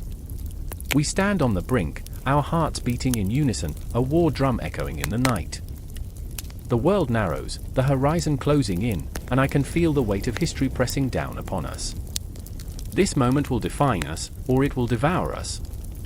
And as the shadows draw near, I realize the real battle isn't just against the British, it's against the ghosts of our past, the doubts that threaten to unravel us. The night is still alive, and we, the living, are left to dance upon its knife's edge. In this moment, we are more than soldiers, we are the embodiment of a dream, the dream of a free land, a fierce heart, and an unyielding spirit. The clash of steel and the cries of the determined mingle, merging into a symphony of chaos. The battle is not yet lost, it has only just begun. In the depths of the night, as we brace for the storm ahead, I know one thing for certain: we will fight, we will rise, and in this fight, we will carve our names into history, however fleetingly, forever etched in the recesses of time. I remember the stillness before the storm, a quiet that enveloped the plains of Panipat, hanging heavy in the air, pregnant with anticipation. The sun dipped low, casting long shadows across the battleground, where destiny would soon unfold in blood and valor. The distant sound of hoofbeats echoed like a heartbeat in the silence, a dark promise of chaos to come. As I stood there, the smell of sweat and iron filled my lungs. The world was a tapestry of fear and desperation, woven tightly with the threads of ambition and revenge. The Maratha flag fluttered defiantly in the wind, a symbol of hope for some, a harbinger of doom for others. And in the center of it all stood Sadashivrao Bao, a warrior with a heart as fierce as the flames of hell and a mind burdened by the weight of his family's legacy. I can still see the flicker of doubt in his eyes, a fleeting shadow that danced beneath the fierce determination. What have I done? He must have thought, as he surveyed the field, a sprawling canvas of men ready to shed blood for honor, each one believing they were the protagonist of a grand epic. But this was no tale, this was a nightmare waiting to erupt. And then there was Ahmed Shah Durrani, the Afghan king whose very name sent shivers down spines. He was not merely a man, he was a tempest, the embodiment of vengeance and ambition, cloaked in shadows and secrets. His grip tightened around his sword, as if it were the only thing anchoring him to his purpose. "I will reclaim what is mine," he whispered, his voice a chilling promise that echoed in the hearts of his men. They believed, oh how they believed, driven by the intoxicating nectar of revenge and glory. The skies above darkened, not merely with the approach of night but with the gathering storm of conflict. I remember the way the air crackled with tension, as if the earth itself held its breath, waiting for the clash that would change everything. It was an eerie silence, almost reverent, as though the universe paused to witness the tragedy that would unfold. The first cries rang out, sharp and clear, cutting through the air like a knife. A surge of men, a tide of fury crashing against one another, swords drawn, hearts pounding like war drums. I remember the chaos, the cacophony of clashing steel, the shouts of men turned beasts, the ground muddy with the weight of fallen dreams and spilled blood. It was a symphony of horror, a waltz of destruction where glory was a fleeting ghost, slipping through fingers like sand. Sadashivrao fought valiantly, his spirit fierce, but the tide was relentless. I can see him now, charging into the fray, a lion among wolves, his eyes ablaze with the fire of 1,000 suns. He was not just fighting for the Marathas, he was fighting for every man who dared to dream of freedom, every woman who longed for peace, every child whose laughter echoed like a prayer. His sword danced with deadly grace, yet with each swing, there was a tremor of uncertainty, a whisper of doubt creeping into his soul. And in the heart of the maelstrom, Ahmed Shah wove through the chaos like a shadow, a predator stalking its prey. There was menace in his every move, a predilection for bloodshed that gnawed at the edges of his sanity. "They will remember me," he murmured, but the truth was, he felt the creeping chill of fear himself. What if this was not his victory, but his doom? What if he became a mere footnote in the annals of time, just another king lost to the sands of history? The landscape transformed into a hellscape, where the air crackled with the pungent scent of smoke and blood. Horses screamed, men cried out in anguish, their voices piercing the night like arrows shot through the heart. I remember the desperation in Bao's eyes as he fought, not just against the enemy but against the very weight of expectation that clung to him like a shroud. "I will not fail them," he thought, though the shadows of doubt loomed larger with every fallen comrade. Night fell like a shroud, cloaking the battlefield in darkness. The lanterns flickered, casting ghostly light on the faces of the dying. I remember the heart-wrenching cries of mothers who would never cradle their children again, the look of disbelief etched on their faces as they searched for answers in the heavens. Each fallen warrior was not merely a statistic, they were fathers, brothers, sons, lovers, all stories cut short, leaving a silence that would resonate for generations. And then there was the moment when the screams morphed into a haunting chorus of despair, the ground soaked in the tears of the living and the blood of the fallen. As Bao faced Ahmed Shah on the battlefield, their eyes locked in a silent acknowledgement of what they had become, warriors shaped by their destinies, yet trapped by the very ideals that had propelled them into this chaos. Is this worth it? Bao's heart cried out, but the battleground offered no answers, just the chilling reminder of mortality, the relentless march of time that would soon erase all memory of their existence. For every swing of the sword, for every life taken, there was an echo of history reminding us that glory is often a mask for tragedy. The battle raged on, a tempest of fury and fear, until the dawn broke, bleeding crimson across the horizon. And with it, the grim realization settled in. Not one, but countless dreams lay shattered across the battlefield, and the world would never be the same. As I stood at the edge of it all, the chaos subsided, leaving behind a haunting stillness. The cries of the fallen lingered in the air, reverberating in my ears. And I thought, in this infinite cosmos, where stars flicker and fade, how small we are, dwarfed by our ambitions, yet so desperate to etch our names into history. I remember the faces, the fear, the unrelenting spirit of those who fought, not merely for land or power, but for the soul of a nation. And as the dust settled on the blood-drenched ground, I felt the weight of their stories, their struggles, their hopes. I realized that the battle at Panipat was not merely a clash of swords, but a profound reflection of humanity itself, flawed, fierce, and desperately searching for meaning in the chaos. And it was then, amidst the ruins of dreams, that I understood, history does not merely exist in the annals of time, it lives within us, echoing through our choices and reverberating in our souls. So we stand, waiting for the next chapter to unfold, the next battle to be fought, the next story to be told.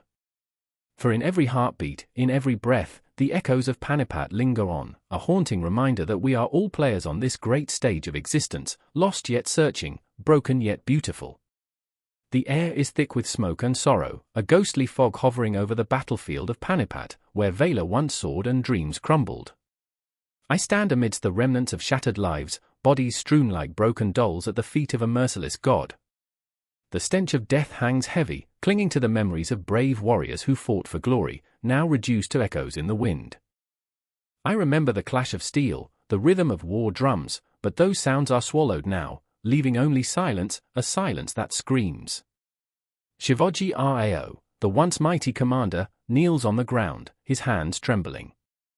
The weight of loss presses down on him like 1,000 boulders. His heart, once a forge of fire, now flutters like a frightened bird. I see him gaze into the distance, his eyes searching the horizon for any sign of hope, but all he finds is desolation. What is a leader without his brothers, he mutters, voice cracking, as if admitting a truth he cannot bear. His world has crumbled, and within that rubble, he fights against despair, clinging to shards of faith that the Maratha spirit can rise again. Across the field, Aditi, a fierce woman with the fire of 1,000 suns in her eyes, picks her way through the chaos. Her heart races, not from fear but from the relentless desire to rebuild, an urge coursing through her veins like lightning. She remembers the tales of her ancestors, great women who wielded power and fought against the tide of oppression. I will not let their sacrifice be in vain, she declares to the ghosts around her, her voice rising above the haunting stillness. But doubt gnaws at her soul like a hungry wolf, whispering its cruel taunts. Can one woman truly change the course of fate? And then there's Raghunath, a once loyal soldier, his armor tarnished, his spirit shadowed by guilt. He weaves through the detritus of war, each step heavy with memories of comrades lost. I should have fought harder, he chokes out, dragging the past like a shackle. He feels it wrapping around him, tightening with every heartbeat. What good is survival when you fail to protect? The world around him is a blur of chaos, but his mind is crystal clear, a relentless loop of regret and a thirst for redemption. He watches Shivaji and Aditi, both embodiments of resolve, and he yearns to be part of that flame, yet fear holds him back. Together, these three navigate the ruins, searching for purpose amidst the ashes. They are haunted by shadows that flicker in the corners of their minds, visions of triumph, laughter, blood. I can almost hear them, the laughter of the past, the battle cries echoing against the walls of their fears. They are the ghosts of what was, and the specters of what could be. As night falls, the moon hangs like a silver coin in the sky, casting a cold light over the battlefield. It illuminates the faces of the fallen, their eyes forever closed, their dreams extinguished. Aditi stands atop a mound of earth, a makeshift pedestal for her resolve. "We will rebuild," she proclaims, her voice trembling with fierce determination. "We will honor them, honor those who fell. They are not just names in history, they are our blood, our fire." But who will listen? The world feels vast, indifferent, as if the moon itself is mocking her, a celestial observer of their turmoil. Raghunath watches her, his heart swelling with admiration, yet twisted by a longing to find his own voice. "What if we fail?" he whispers to the night, the question slipping through his lips like a fearsome ghost. "What if we simply become echoes of failure?" A chill sweeps through the air, rustling the leaves as if the universe itself sighs. The stars glimmer above, the relentless witnesses to their pain and ambition. I remember the stories, how they speak of the cosmos aligning, of fates intertwined like threads in an intricate tapestry.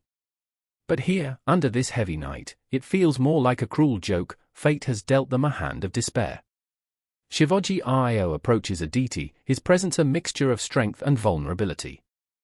"You speak of hope, but I see the shadows that dance in your eyes," he says, searching for a flicker of the leader he needs her to be.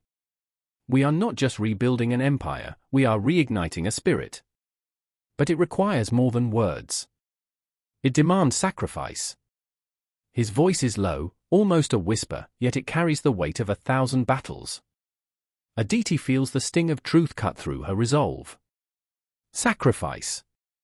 The word hangs between them, shimmering with both promise and dread. "I am ready to bleed for this," she declares, yet fear tinges her voice, a hesitation that feels like a betrayal of her ancestors.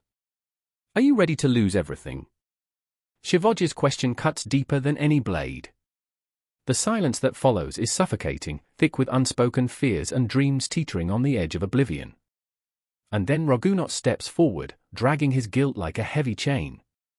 "Together, we can face the abyss," he says, his voice stronger now.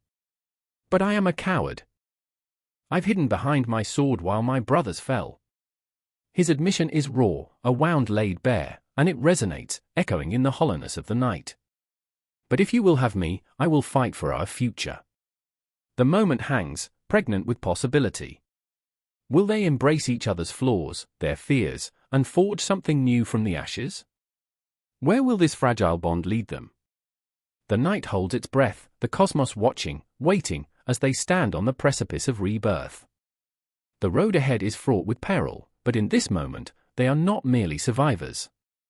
They are architects of destiny, the night whispering its secrets, the stars blinking like eternal witnesses to their resolve. And so the echoes of the battlefield fade into the distance, yet the pulse of ambition thrums louder, weaving through the darkness, urging them onward into the unknown. The air was thick, electric, the kind that crackled in your veins, igniting every nerve. I stood in the middle of the desolate battlefield, the remnants of lives lived and lost scattered like autumn leaves in a storm. The sun dipped low, casting shadows that danced malevolently across the ground, ghosts, perhaps, of the men who had fought, bled, and died for a cause that seemed to shift with every gust of wind. My fingers trembled as I gripped the hilt of my sword, the metal warm, almost alive beneath my touch, throbbing with forgotten memories. "Is this what it's come to?" Clara's voice cut through the stillness, sharp as the blade I held. Her eyes burned with a fury that could rival the sun, framed by the dirt and sweat of her laboring body. "Look at us! Look at what we've become!" She was a tempest, wild, fierce, and unapologetic, but today, her anger felt like a fragile shield, one misstep away from shattering. I remember when we were whole, I whispered, my heart heavy as I cast my gaze over the ragged remnants of our camp, the flickering fires like dying stars in a vast, uncaring universe. When Virginia was a state, not a fractured dream. I wanted to hold on to that memory, to wrap it around me like a warm blanket, but it slipped through my fingers like sand. The heartbeats of the land echoed with heartbreak, and I was just one soul among many, grappling with the weight of loss. The Confederacy had birthed us, a patchwork quilt of smaller states, each one pulled taut with its own grievances, its own ambitions. Alabama, Georgia, Mississippi, each name fell from my lips like a prayer, each syllable a reminder of the crushing reality we faced. They were no longer just names, they were the splintered pieces of our identity, each tugging in a different direction, yearning for independence and freedom, yet trapped in a dance of chaos. Do you really think we can survive this? Clara's eyes searched mine, a tempest of hope and fear. If we keep fracturing, we'll be nothing but shadows of ourselves. Her hands trembled, fingers curling into fists, and I could see the shadows of doubt lurking behind her fierce spirit. But then there was Thomas, always the pragmatist, his brow furrowed in contemplation, like a statue carved from stone. We need to think strategically, Clara, he said, voice steady, but the slight tremor in his words betrayed the storm brewing beneath the surface. Every state for itself, what's left of it, anyway? His gaze drifted beyond us, to the horizon painted in hues of despair, each sunset a reminder that time was slipping through our fingers like the ashes of yesterday's fires. Thomas, there's no strategy in isolation, Clara snapped, the fire in her spirit refusing to be extinguished. I could feel the tension between them, it hummed in the air, thick and suffocating. You want to save us by breaking us apart? You think that'll keep us alive? It's survival, he shot back, voice rising, filled with a desperate fervor. If we band together, we'll only draw attention to our weaknesses. Let each state rise on its own. Let them fight for their own cause. His words hung in the air, heavy like the smoke billowing from the fires of forgotten dreams. I stood in their crossfire, heart pounding like a war drum. Each argument felt like a battle fought in the depths of my soul, and I couldn't help but wonder if they were both right and wrong. The idea of smaller states rising up, of standing tall against the tide of oppression, was intoxicating, yet terrifying. What did it mean to be a part of a fraying confederacy? What did it mean to be free? Do you hear that? I asked suddenly, the unease crawling up my spine. It was a distant echo, like the whisper of an approaching storm, an army, perhaps, gathering in the shadows, ready to pounce. Cautiously, we turned our heads, straining to listen. The ground trembled beneath us, like a heartbeat quickening with every passing second, whispering secrets, lost hopes. I could almost see the ghosts of what once was friends, families torn apart by the weight of ambition. An army was coming, and we stood on the precipice, poised between hope and despair. This is it, Clara said, voice low, filled with a raw intensity that made my heart race. This is our moment. I could see the fire in her eyes, the determination that refused to be crushed under the weight of our reality. But Thomas, with his strategic mind, couldn't see beyond the battlefield. We need to regroup, plan our next move, he insisted, desperation spilling over. We can't face them like this. Face what? I murmured, my breath hitching. The air was thick with fear, and I could feel it creeping up my throat like poison. Face the truth.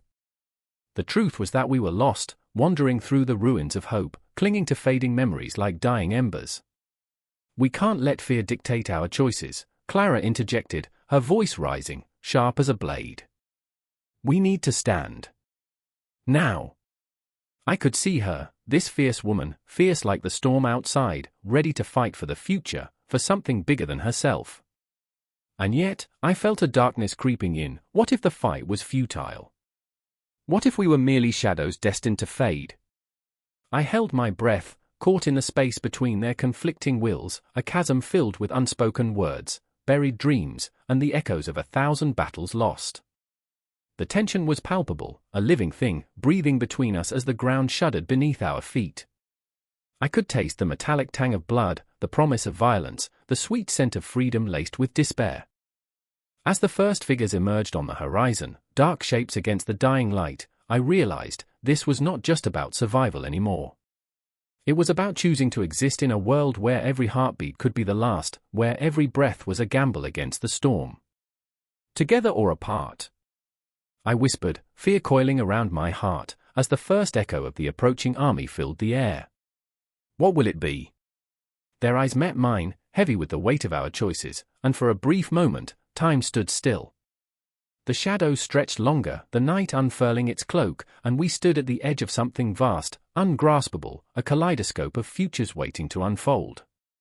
This was the heartbeat of our rebellion, the rise of smaller states within the Confederacy, the swirling chaos that threatened to engulf us all. And with that, the world around us erupted, the darkness closing in, as we prepared for the battle that would define our souls. The night was heavy, oppressive, like a thick blanket draped over the city of Pune, the air electric with the scent of gunpowder and fear. It was a silent scream, a moment suspended in time, when every heart raced like a warhorse galloping toward a fate unknown. I stood on the precipice of history, the ground beneath my feet trembling not just from the stirrings of conflict but from the ghosts of those who had fought and bled before me. I could hear their cries, feel their anguish echoing through the dark. My pulse quickened, the world was closing in. I remember the first time I saw Raghunath. Tall and fierce, with a gaze that could pierce steel, he was a warrior bound by duty yet shackled by an unrelenting loyalty to his family. He stood among the troops, a lion preparing to defend his pride, but beneath that bravado was a man wrestling with the weight of expectation, his own, his father's, and the countless lives depending on him. To fight for the Marathas, to fight for my father's name, he often muttered, almost as if trying to convince himself, a mantra against the tide of despair that threatened to drag him under. Then there was Anjali, fierce and compassionate. She moved through the camp like a spectre, her hands stained with the soot of the battlefield, her heart burdened with the knowledge of what was to come.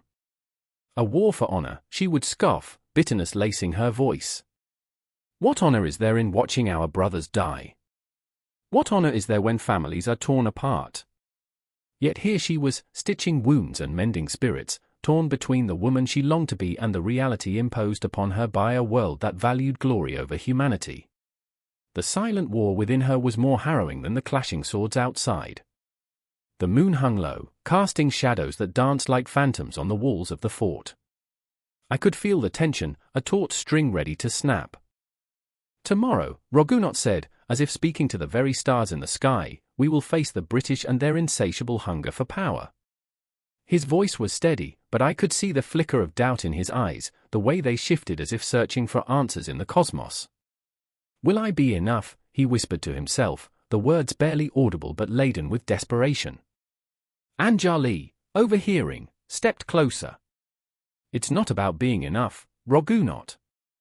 It's about fighting for what we believe in. For our people, our legacy. Her conviction was a beacon in the darkness, yet I could see the tremor in her hands as she stilled a shaking breath. She too was afraid of losing him, of losing everything.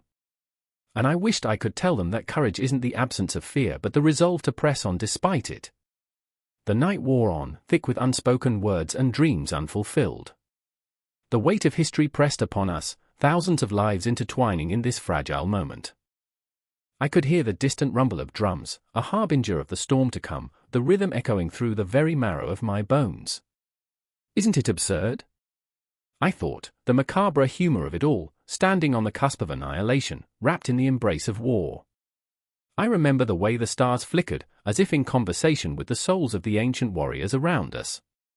Do you think they see us? I asked, half joking, half wondering. Their light twinkled back, distant yet intimate, reminding me that we were all part of something far greater, yet infinitesimally small. A single life lost in a sea of bloodshed felt like a cosmic joke, one that made even the most resolute hearts falter. As dawn broke, the world shifted. The first rays of light painted the sky in hues of crimson and gold, an omen both beautiful and terrifying.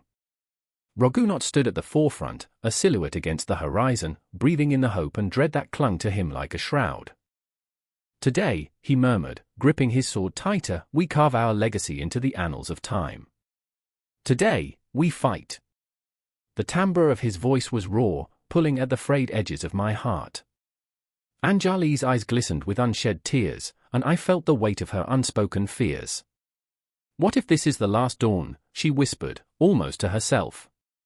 The question hung in the air, ominous and resolute, a spectre haunting us. She stepped closer to Raghunath, her voice trembling yet fierce. "Promise me you'll come back. Promise me you'll fight like the man I know you are. Fight for us." "Always," he replied, his voice steady, yet a flicker of uncertainty darkened the blue of his eyes. "No matter the outcome." And with that, the moment shattered like glass, the air filled with the distant sound of horses galloping, the clash of metal, the echoes of 1,000 hearts beating as one. The battle was upon us, raw and visceral, a tumult of flesh and steel. It surged forward, swallowing us whole, every scream a thread weaving into the tapestry of our fate. I could see shadows darting between the chaos, faces painted with rage and fear. The battlefield became a macabre stage where death danced with valor, where every heartbeat was a drum, pounding like the war itself. I watched, helplessly, as Raghunath fought valiantly, each swing of his sword a plea to the heavens for salvation, for honor, for love. Anjali moved among the wounded, her hand steady yet trembling, a paradox of strength and fragility. "This isn't just a battle for territory, it's our very souls that are at stake," she cried, though the words were swallowed by the cacophony. Her spirit remained unbroken even as the world around her fractured, a testament to the resilience of the human heart. And in that swirling storm of fate, I felt it, the thin veil of destiny tearing apart. The cries of the fallen echoed through my mind, drowning the world in a haunting melody, a dirge for all that was lost and all that would never be. As the dust settled, and the sun began its descent, casting long shadows over the blooded ground, I knew this was not just a confrontation, it was an awakening. An endless cycle of chaos and hope, a relentless pursuit of meaning in the face of despair. The battle raged on, a relentless tide threatening to engulf us, the hearts of Raghunath and Anjali still entwined in that precarious dance of love and loss. I could feel the weight of their choices, the burden of their dreams, as they fought not just for survival but for a future that felt impossibly distant. And just like that, the story held its breath, a pause in the chaos, a moment suspended in time, echoing through eternity. The war was far from over, and the shadows lingered, waiting for the next act to unfold.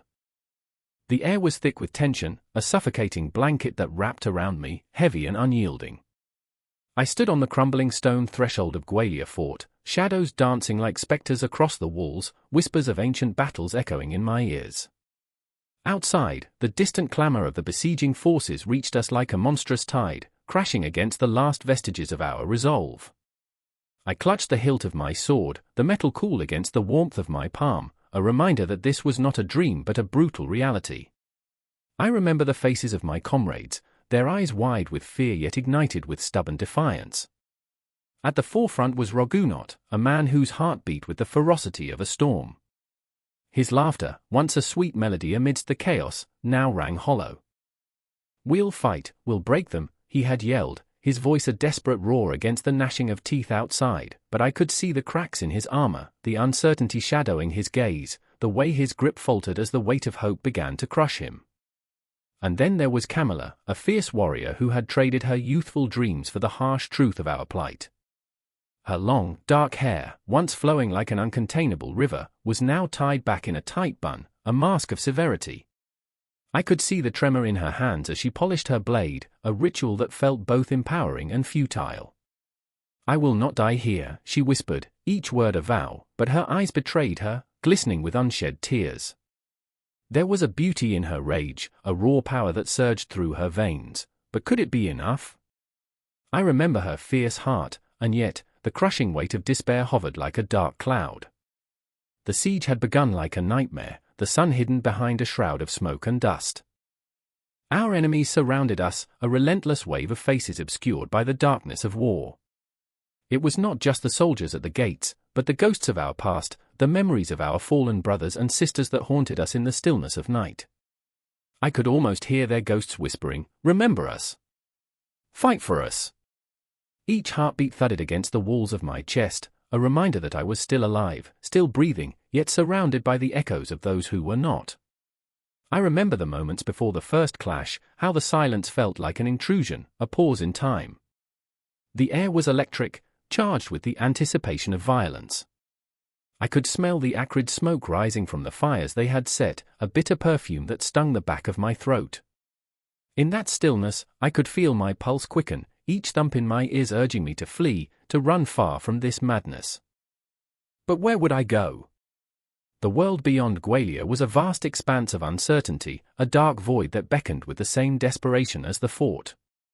The first arrow struck like thunder, piercing the air with a haunting whistle. Suddenly, chaos erupted. I was thrown into a maelstrom of clanging metal and pained cries, each sound a shard of glass digging deeper into my resolve. I fought beside Rogunot, his back against mine, our breaths mingling with the metallic scent of blood. "Stay close," he yelled, but I could see the doubt in his eyes. The world around us blurred into a symphony of agony and defiance, an eerie dance where death and valor intertwined in a grotesque embrace. Camilla was a whirlwind, moving with fierce grace as she struck down enemies, her blade glistening like a serpent in the dim light. I could see the shadows of doubt creeping into her fierce demeanor. "Is this it?" she bellowed, a question more for herself than for us. "Will we be forgotten?" The weight of that query hung between us, a cruel reminder of mortality. I wanted to reach out, to comfort her, but we were caught in an unrelenting tide, swept away by the current of the fight. We fought like demons, and yet, with each passing hour, the fortress felt less like our home and more like a tomb.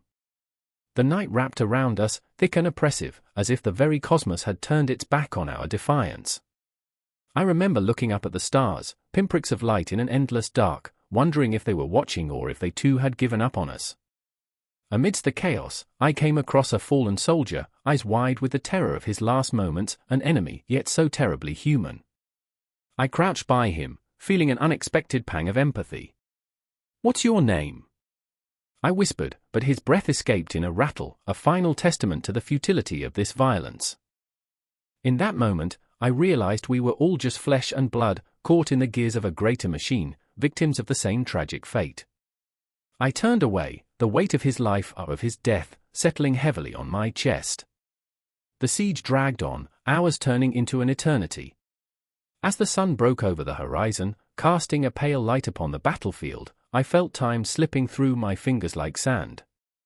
I remember the sound of a clock ticking, each beat a reminder that our time was running out. We were mere mortals, battling against the tides of fate, and yet, in those moments of desperation, we found a semblance of strength, our hearts beating in unison, a defiance against the inevitable. Rogunot gripped my shoulder, his face smeared with dirt and blood, his eyes ablaze with a fire that defied the encroaching darkness. "We will not surrender," he shouted, and I could feel the raw pulse of his conviction reverberating in my bones. "Together?" His words hung in the air, a lifeline thrown into a stormy sea. And then, like a cruel twist of fate, the drums of war began to beat, their rhythm a harbinger of our last stand. The enemy surged forward, a relentless tide that would not be held back. I grasped my sword tighter, the weight of my ancestors pressing upon me. This was not just a fight for survival, it was a fight for legacy, for honor, for all those who had come before us. I remember the faces, a blur of pain and fury, as we charged forward, hearts racing like wild stallions. The world narrowed, turned into a singular moment of clarity amidst the chaos. And then, just as I thought I could grasp victory, the ground trembled beneath us, shaking the very foundation of our resolve. The battle roared around me, a cacophony of screams and shouts, of hope and despair. I was lost in the whirlwind of it all, fighting not just for myself but for Rogunot, for Camilla, for every soul that had ever dared to dream of freedom. The pain was raw, the stakes impossibly high, and in that moment, I understood, the fight was never truly just about us, it was about every heart that had ever burned with the desire for a brighter tomorrow. And as the siege continued, as night fell once again, I realized that the darkness was not merely an end, but rather the beginning of something far greater. The air was thick with tension, a silent scream hanging over the battlefield. The world stood still, paused in the moments before chaos erupted. It was dusk, and the shadows grew long, stretching like fingers across the earth, clutching at the hearts of those who dared to walk this cursed ground. Somewhere in the distance, the clash of swords could be heard, a metal symphony that signaled not just the clash of armies but the collision of destinies, of women, men, dreams, and blood-soaked realities. I remember standing there, my heart pounding like a war drum, feeling the weight of history press against my chest. I was a witness, not a warrior, yet the air crackled with peril. I felt the pulse of 1,000 souls, each with their hopes and fears etched into their very being. Among them was Rani Chatra, fierce and unyielding, her long black hair whipping against her face like the banners of her people, a tempest of rage and resilience. She stood, not behind the men, but at the forefront, defying every expectation that tethered her to the confines of tradition. Courage is not the absence of fear, but the will to move forward despite it, she had whispered once, her voice a soft ember that ignited the fire in my chest. Now, in the face of impending doom, I could see that fire flickering, battling against the winds of despair. But Rani Chatra was not alone. There was also Nur, her childhood friend, a woman of quiet strength and dark humor that seemed out of place amidst the chaos. She had often laughed about the absurdity of it all. They think we bathe once a year, so romance is earthy. I chuckled then, but now, as the air thickened with the scent of impending slaughter, her laughter echoed in my mind, a haunting melody that danced on the edge of madness. Why was it that humor felt like a fragile shield against the brutality of conflict? The sun dipped lower, casting a fiery glow that painted the horizon in shades of blood and sorrow. The Mughal forces loomed like a storm cloud, relentless and overwhelming. Rani Chatra tightened her grip on her sword, a slender weapon that felt more like a lifeline than a tool of war. Each time her fingers brushed the hilt, I saw a flicker of doubt cross her fierce gaze. She was a queen, yet in this moment, she was simply a woman terrified of losing everything she loved. "Will you fight with me?" she asked, her voice barely a whisper amidst the chaos. It was a question that carried the weight of the universe, of loyalty and love and the stark reality of mortality. I wanted to promise her the stars, to offer her the world, but could I? The battlefield erupted. A clash of steel met the piercing cries of the wounded. The earth trembled beneath our feet, a reminder of the fragile balance between life and death. I could hear Noor's breath hitch, a sharp intake that spoke of her fear, and yet, she stood resolute. In her eyes was a flicker of defiance, perhaps the most potent weapon of all. "We'll carve our own fate," she declared, and her words hung in the air, a challenge to the very fabric of destiny. As the chaos unfolded, I felt the lines of loyalty blur. Was I on the side of the Mughal emperors, with their gilded palaces and dreams of dominion? Or did my heart beat in rhythm with the Marathas, those brave souls fighting for their homes and honor? The truth was, I was but a bystander, watching women like Rani Chatra and Nur delve into the depths of their strength. Their bravery transcended the battlefield, it echoed in every choice they made, every life they touched.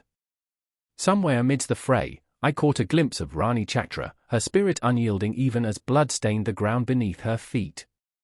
She was a warrior, yes, but she was also a reminder that conflict is not just about blades and banners, it's about the heart. Each swing of her sword carved a path not just through flesh but through the very norms that sought to confine her. Nur, too, had become a force of nature. She moved through the chaos with an absurd grace, her laughter rising above the clamor, a siren song amidst the storm. "What is a battle but a dance?" she had quipped earlier, and now, as I watched her, it felt as though she were weaving through the darkness, daring the shadows to swallow her whole. There was beauty in her madness, a reckless abandon that made her a beacon amidst despair. But the darkness has its own way of creeping in. I saw it reflected in Rani Chatra's eyes as she stumbled over the body of a fallen comrade, the weight of loss settling upon her like ashes. "I will not let them take this from us," she rasped, and in her voice lay a resolve that echoed through me, igniting a blend of hope and despair. It was an acknowledgement that love and loss are intertwined, like threads woven into a tapestry that tells a story of survival. In that deafening silence that often follows chaos, there was a moment, just a fleeting breath, where the world held its breath. Rani Chatra met Noor's gaze, a flicker of understanding passing between them. They were more than warriors, they were the pulse of a revolution, the embodiment of dreams scrawled across the parchment of time. As the dust settled, something shifted, the weight of the moment pressed into my bones. The battlefield was not just a place, it was a state of mind, a haunting echo that would follow them long after the swords were sheathed. They were forever changed, and so was I, tethered to their stories, their struggles, their unyielding spirits. The sun dipped below the horizon, leaving nothing but shadows. And in that twilight, as I stood amidst the chaos, I realized the battle was never truly theirs alone. It belonged to every woman who dared to dream, to fight, to love in a world that sought to silence them. I remember Rani Chatra's fierce resolve and Noor's laughter, two sides of the same coin, and as I look back, I feel their presence, resonating through time, reminding me that the fight has no end. It spirals into the next moment, the next dream, the next clash of hearts and destinies. The echoes of their strength soar beyond the battlefield, haunting the edges of history, waiting to be heard again. In the dim light of a crumbling gallery, the paintings hung like ghosts on the walls, shadows flickering in the half-light, as if the very canvas breathed the pain of war.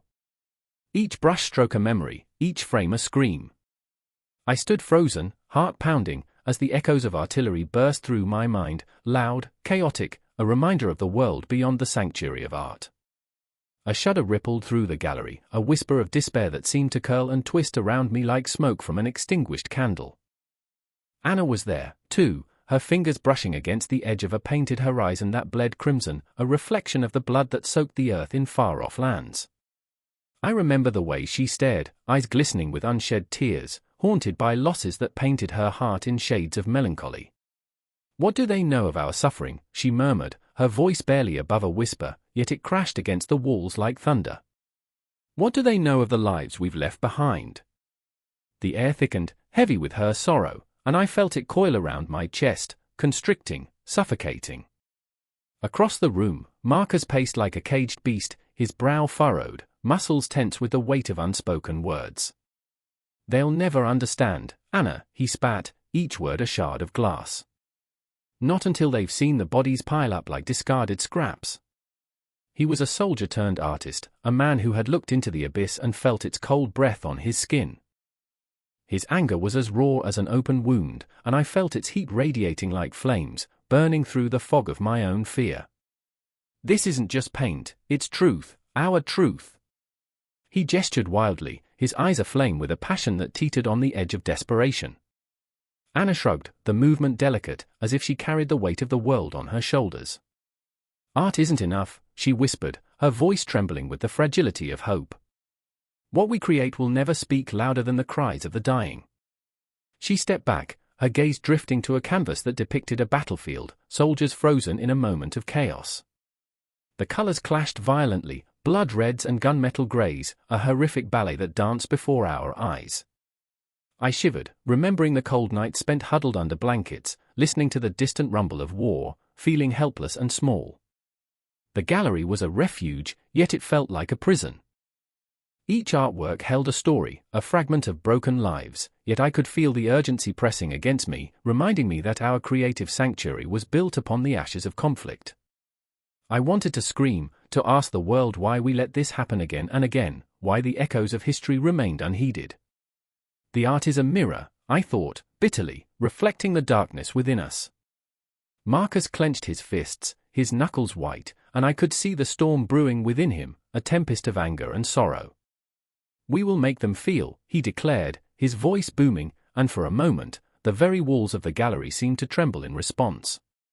"We will carve our truth into their hearts, whether they want it or not. They can't ignore us forever." His passion ricocheted off the walls, igniting something deep within me. I remembered my dreams of creating, of writing words that could shatter the silence. I could almost taste the ink on my fingertips, feel the pulse of inspiration coursing through my veins. But Anna's gaze was distant, lost in a world of her own making. "And what if they hate us for it?" she asked, her voice a fragile thread pulling me back. "What if they turn their backs?" I could see the ghosts of doubt twirling around her, the fear of rejection, of being too raw, too real. Her vulnerability pierced my heart like a dagger, and I wanted to reach out, to reassure her, but the words lodged in my throat, heavy and unyielding. "Then we will burn," Marcus said, a warrior's resolve igniting in his chest. "We will burn bright enough to light the way for those who come after us." It was a battle cry, a rallying of spirits, and for just a moment, I felt the thrill of rebellion coursing through my veins, the urge to create something that could pierce the veil of indifference that cloaked society. I wanted to shout, to take the leap into the void of uncertainty, to pour my heart into pages that could inspire change. But the war outside throbbed like a wound, relentless and unyielding. I remember, I whispered, the words spilling from my lips like tears. I remember the faces of those we lost, their laughter echoing in the silence, their dreams extinguished by the horrors we witnessed. The memories crashed over me in waves, pulling me under, drowning me in a sea of grief. I saw the children, their innocent eyes wide with fear, the elderly clutching their photographs like lifelines, and I felt the crushing weight of my own insignificance. What can art do against the tide of such despair? Anna asked, her eyes shimmering with a mixture of hope and despair. It was a question that hung in the air like a thick fog, suffocating, disorienting. I wanted to answer, to say something profound, yet all I could muster was the truth of my own heart, the flicker of a flame that refused to die. And in that moment, it hit me, art, literature, society, these were not just reflections of our pain, they were the very essence of our survival. In the darkest corners of existence, creativity flourished like wildflowers pushing through cracked concrete. We were alive, we were here, and that alone was a defiance against the chaos that sought to consume us. Let's create then, Marcus urged, his voice strong and steady, like the beat of a war drum. Let's carve our pain into the fabric of existence. The urgency in his words ignited a spark within me, a fire that rejuvenated my spirit. I reached for my pen, fingers trembling, ready to pour my soul onto the page, ready to etch the truth of our lives into eternity. And as the shadows danced upon the walls, I knew this was just the beginning of a revolution, a movement, a cry for justice that would echo through time. The gallery, once a sanctuary, now transformed into a battleground of ideas, a canvas for our collective rage and love. We would weave our stories together, a tapestry of human experience that refused to be silenced. So we stood there, three souls entwined in a moment that felt infinite, our hearts pounding in rhythm with the pulse of the universe, the darkness creeping in, yet light flickering defiantly in the corners, waiting for us to seize it. The war raged on outside, but here, within the confines of art and passion, we would fight back. And in that sacred space, we knew that our voices would not merely resonate, they would resound through the ages, a testament to our existence, our struggles, our triumphs. And so, we began. The air was thick with smoke, acrid and choking, curling around the corners of a shattered village like a malevolent spirit. A gunshot rang out, splintering the fragile silence, echoing through the hollowed homes where laughter once danced among the walls. I stood there, heart racing, staring at the crumbled remains of what was once a vibrant market square, a place where the scent of fresh bread mingled with the chatter of neighbors, now reduced to an eerie graveyard of memories. Look! The fields! Clara's voice sliced through the chaos, quivering with desperation. She pointed toward the horizon, where the earth lay barren, cracked like an old man's skin. We relied on that land. Her fingers trembled, and I could see the tears pooling in her eyes, reflecting the sun like tiny shards of glass. Those fields were not just dirt and crops. They were lifelines. They held the weight of our futures, our dreams, and her hope, now extinguished by war. Clara, we can't save them. I shouted back, though the words felt like barbs in my throat. The truth hung heavy between us.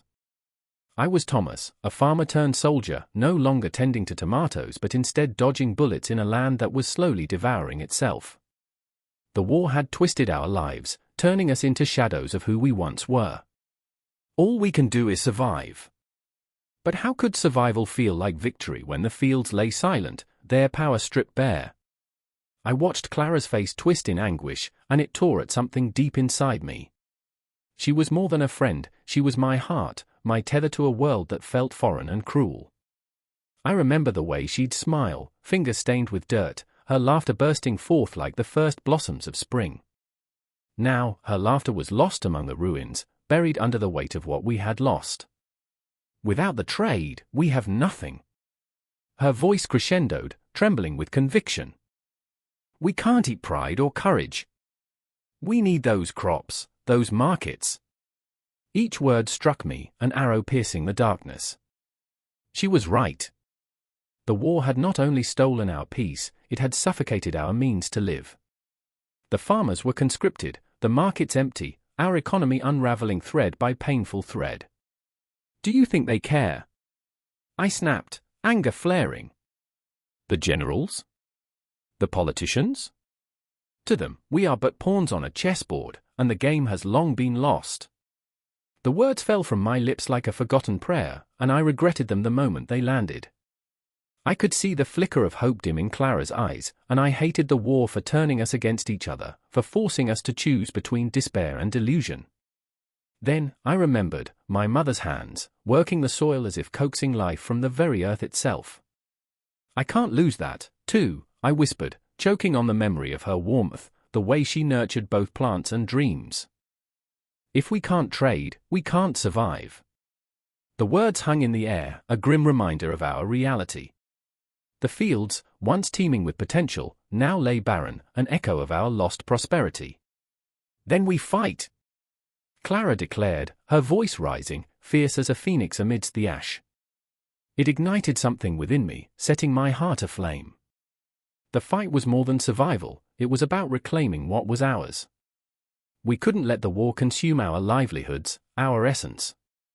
We must rally the others. Go back to the villages. Remind them of what is at stake. I could feel the adrenaline burning, but fear gnawed at my insides. What if it doesn't work? The thought crashed over me like a tidal wave. What if they don't listen? Then we make them listen. Clara's resolve was a firestorm, unyielding. We can't let them take everything from us.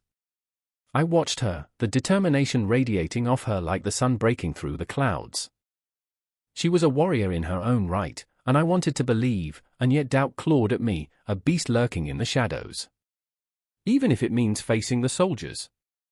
I asked, my pulse quickening, the weight of her gaze challenging me. Especially if it means facing them, she replied, a fierce glint in her eyes. This is our home. Our land. Without it, we are nothing. And just like that, a flicker of hope sparked anew within me. I thought of the children, their laughter echoing like distant chimes, of the families who depended on the harvest. I thought of the market days, bustling stalls, the aroma of bread, the feel of community.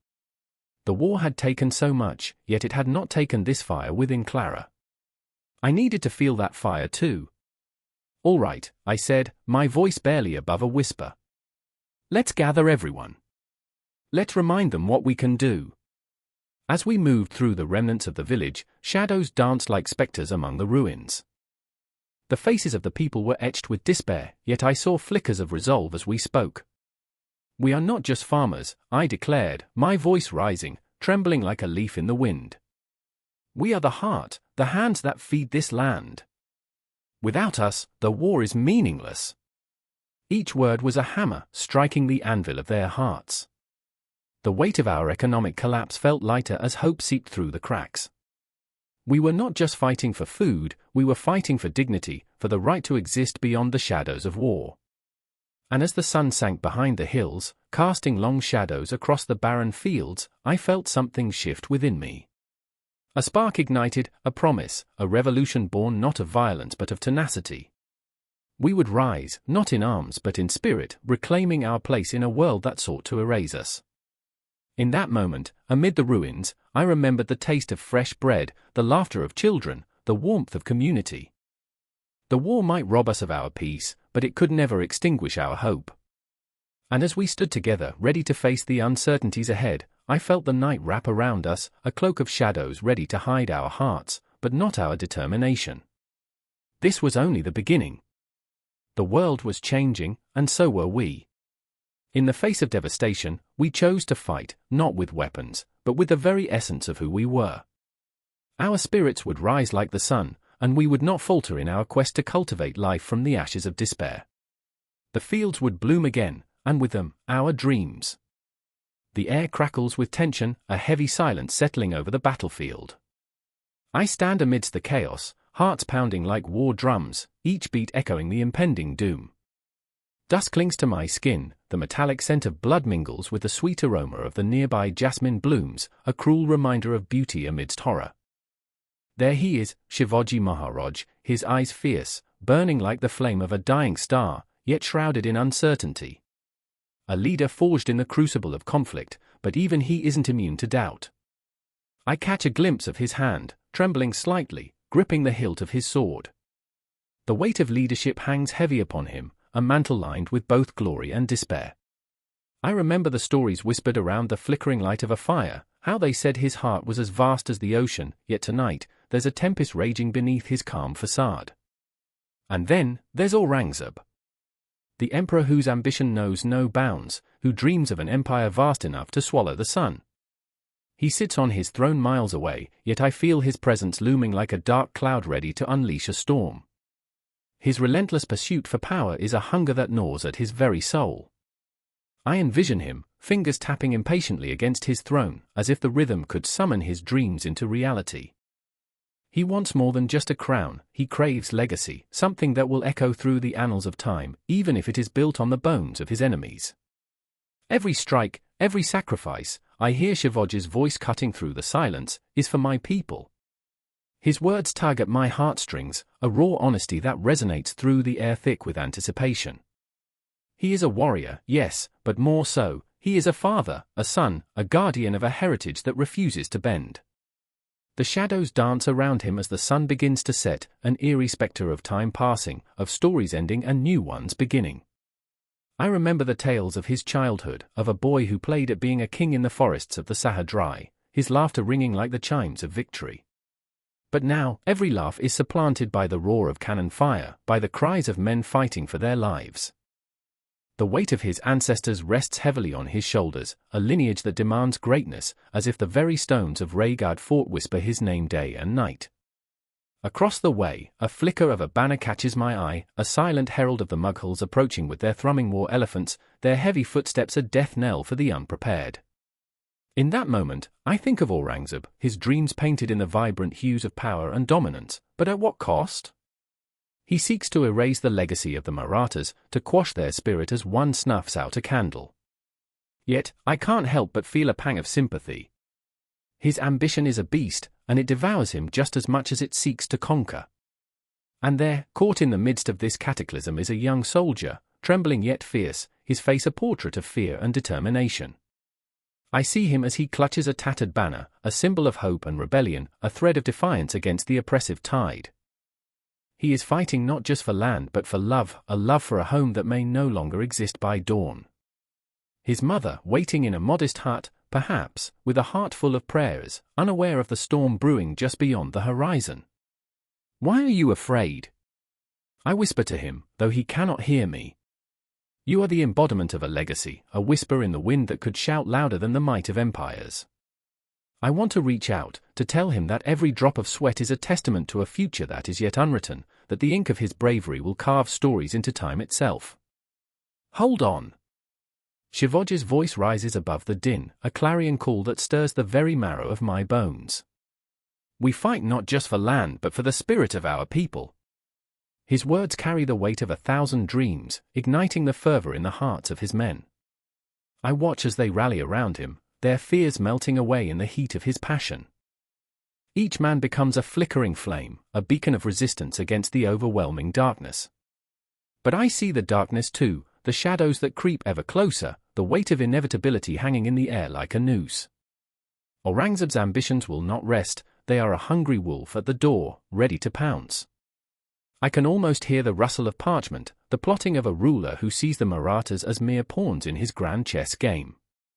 The battle erupts, chaos unleashed like a torrent of wild horses.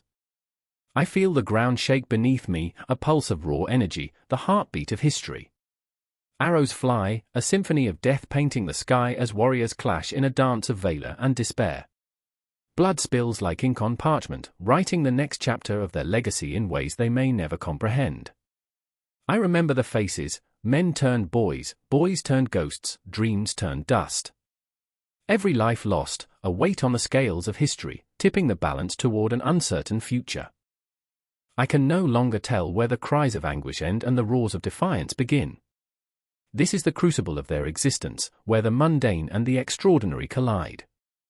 In the heart of the fray, Shivaji raises his sword, a gleaming sliver of hope amidst the dark. His gaze meets mine for just a moment, an electric connection that transcends time, an understanding that stretches across epochs. He knows what is at stake. He carries the dreams of his people like a beacon, a lighthouse in a storm. Fight, he bellows, his voice a thunderclap that rumbles through the chaos. For every heart that beats for freedom. For every soul that longs for peace. His cry ignites something primal, something deep within the hearts of his men. They surge forward, and I feel it, the electricity of their resolve zapping through me, catching fire in the marrow of my existence. And as the sun sinks lower, casting long shadows across the battlefield, I know this moment, this legacy of leadership, is not just about the clash of swords or the rise and fall of empires. It is about the intricate tapestry woven from each sacrifice, each dream that dares to flicker in the darkest of nights. Time stretches out, the cosmos watches, and within this eternal moment, the echoes of Shivaji and Aurangzeb intertwine like threads in a grand design. The battle rages on, but the story, their story, will continue to pulse, vibrant and alive, in every heart that beats for freedom. The sun hung low in the sky, a blood-red orb casting long shadows over the battlefield, where the clashing of steel echoed like thunder. I was there, crouched behind a crumbling wall, heart pounding like a war drum. The acrid smell of smoke and sweat enveloped me, choking my throat as I peered through the cracks. Fear danced with adrenaline, and I could sense the chaos, a tempest of rage, desperation, and loss. I remember Feroz, his face a canvas of fear and resolve, eyes widened like saucers as he clutched his rusted sword, the weight of ages hanging heavy on his shoulders. We were born in the same village, connected through childhood tales and dreams of a future that felt impossibly distant. But now, as the clang of swords harmonized with cries of anguish, those dreams lay shattered, cracked like the earth beneath us. "Stay close," he shouted over the din, his voice shaky yet fierce. His determination was a fragile light in the encroaching darkness. I nodded, but the knot in my stomach twisted tighter. Would it be enough? And then there was Aisha, fierce and unyielding, a firebrand with hair that billowed like a storm cloud. I could see her rallying the women, their faces pale, eyes wide with dread. The air shimmered with tension, and every heartbeat echoed like a chant of an ancient prayer, a plea for salvation. She was both a shield and a sword, relentless against the tide of despair, but within her flickered doubt, a shadow creeping in as the lines between friendship and enmity blurred. "Feroz, we can't keep hiding," she called, voice cracking. "We need to fight back." I saw the way her hand trembled, gripping the edge of her shawl, a lifeline slipping through her fingers. We all knew the unspoken truth. The war wasn't just between men with swords, it was a battle of faith, a war fueled by wounds that ran deeper than any blade could cut. The first scream shattered the air, so raw, so primal, that I felt it pierce through my skin and seize my heart. It was a sound I would remember forever, echoing like a ghost long after the day faded to twilight. I remember the moment it became too much, when the lines drawn in the sand began to bleed into one another. Feroz and Aisha, once allies in innocence, now stood on opposing sides, a chasm of beliefs threatening to swallow them whole. "Cardinal rules, Feroz," Aisha spat, her stance unwavering. "Your faith blinds you." The accusation hung heavy, a blade ready to plunge into soft flesh.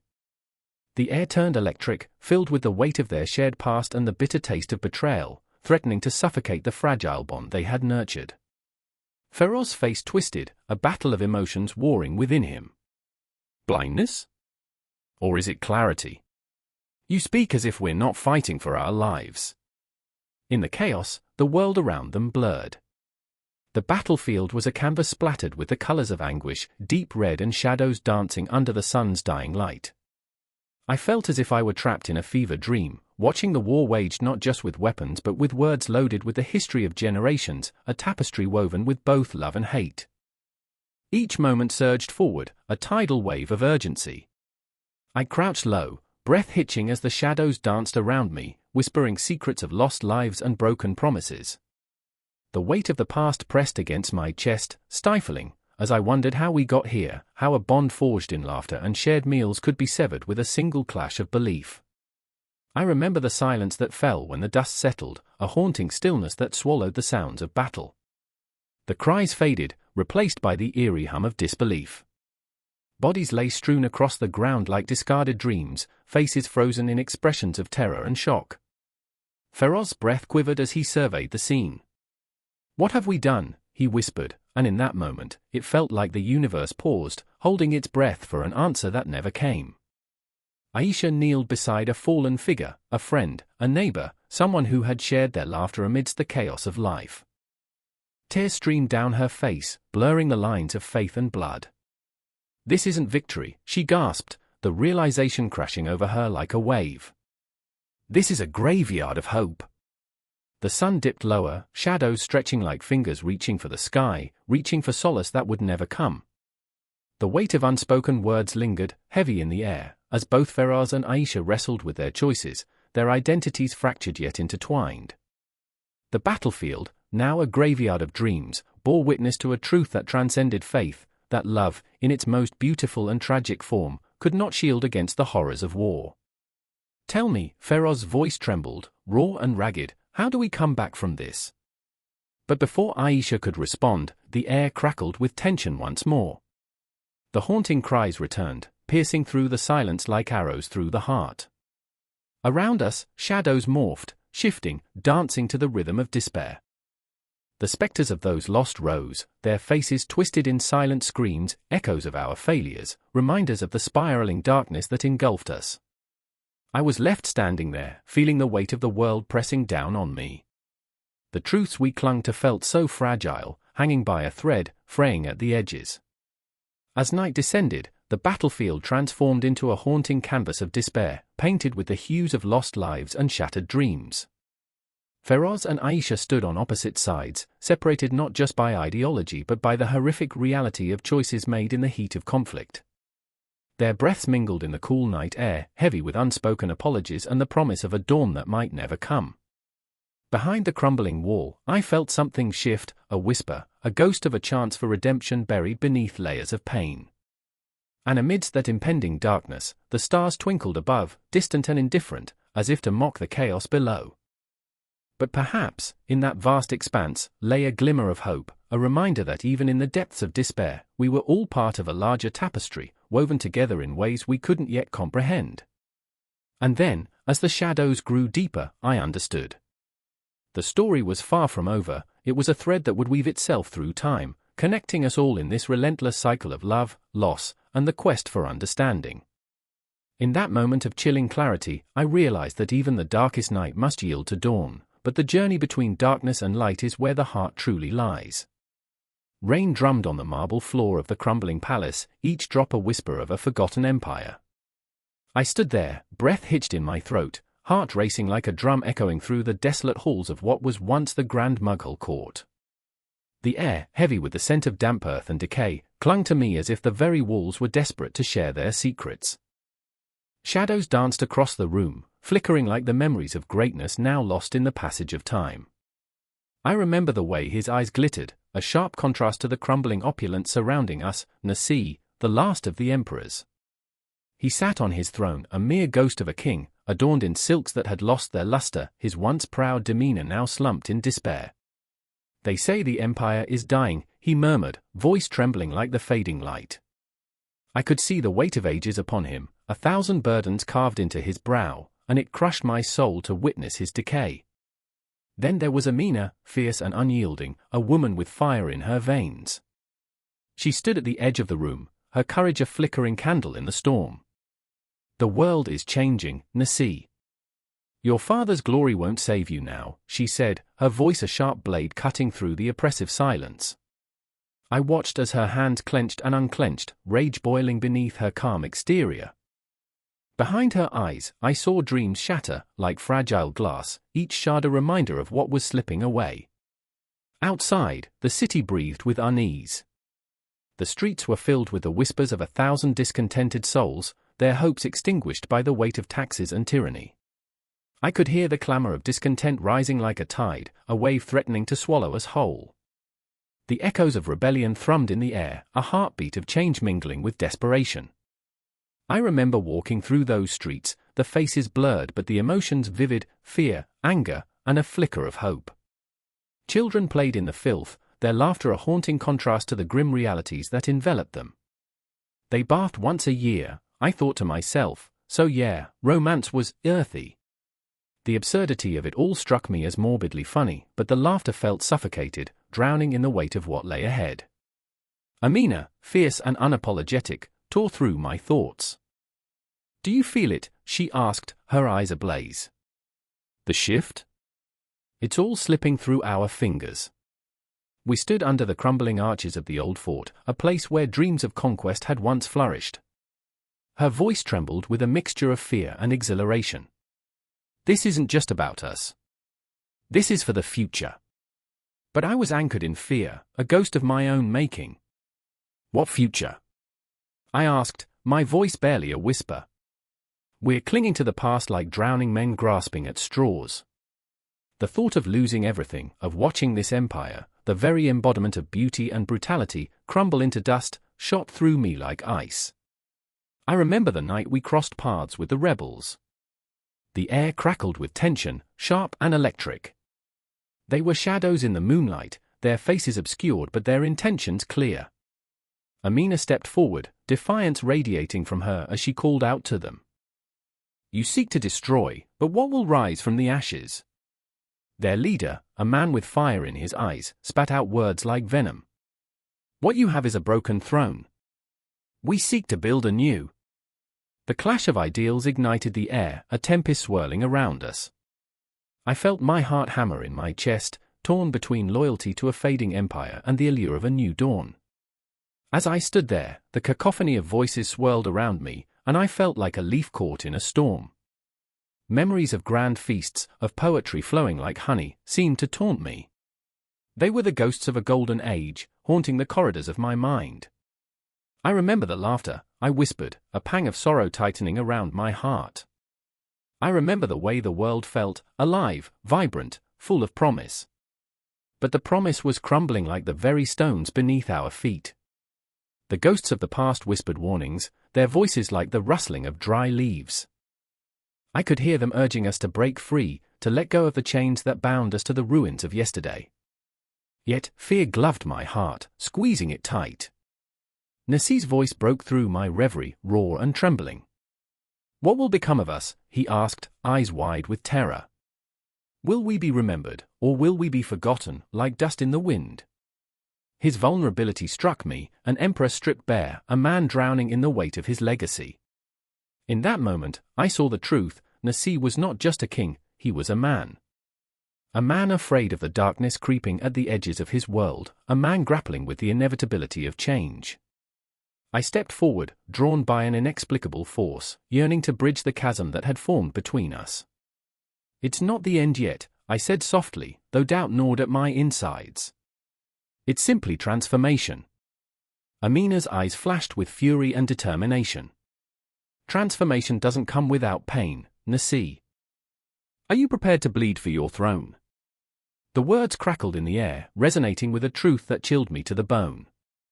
I could feel the weight of history pressing down on us, the ghosts of generations watching, waiting.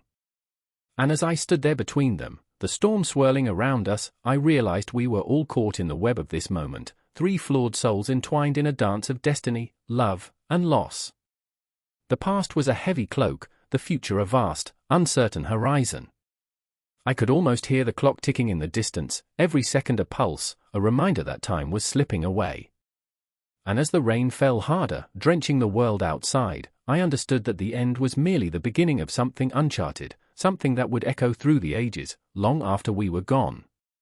I felt a shiver run down my spine, a chill that spoke of the unknown waiting just beyond the curtain of night. The empire, the shadows, the dreams, all were suspended in a fragile balance. The world had turned, and we stood on the brink of an abyss that promised both terror and transformation. I could feel it deep within me, a foreboding that left no room for escape. The end was here, and yet, somehow, it was just the beginning. A gunshot echoed through the valley, the sound a cruel punctuation mark in a sentence of chaos. A soldier, heavy with the weight of his own guilt, crumpled to the ground, his blood painting the earth, a deep, visceral red against the icy grey of a winter morning. I remember the moment as if it were a ghost haunting my very soul, the way the smoke curled into the air, a serpent rising to join the clouds. The battle raged around him, a cacophony of screams and the relentless thud of boots pounding against the soil. I remember the faces, twisted in terror, drenched in sweat, their eyes wide with a fear that cut deeper than any blade. And then there was Marcus, a commander forged in the fires of countless conflicts, every command weighing like a cross upon his shoulders. He stood, resolute yet trembling, his jaw clenched as he ordered his men to advance. He always believed in the nobility of war, the honor of sacrifice.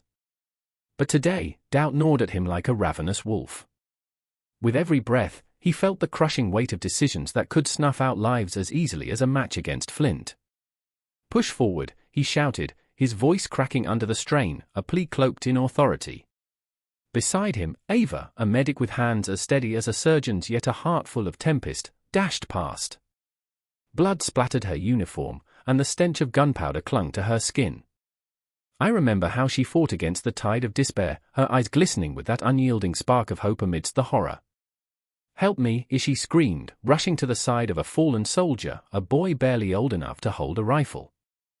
His eyes, frantic, pleading, met hers, and in that fleeting moment, the world around them fell silent, the clash of steel and the cries of agony fading into a haunting stillness.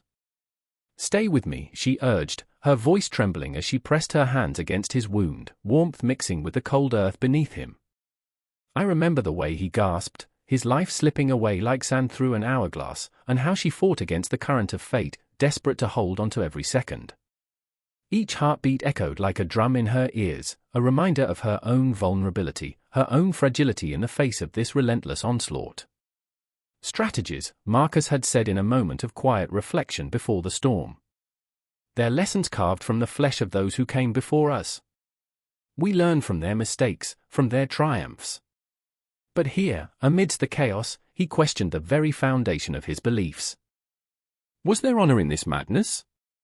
Every tactic taught in hushed classrooms felt hollow against the screams that clawed at his sanity. He was supposed to lead them, supposed to protect them, yet he felt like a ghost haunting the battlefield, a shadow of the man he used to be.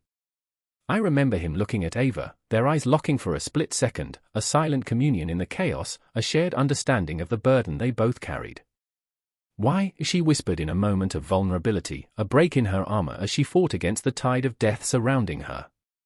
"Why do we keep doing this?" The question hung in the air, heavy and unyielding. The world felt like it was collapsing around them, each explosion resonating deep within their bones, the earth trembling as if protesting against the violence.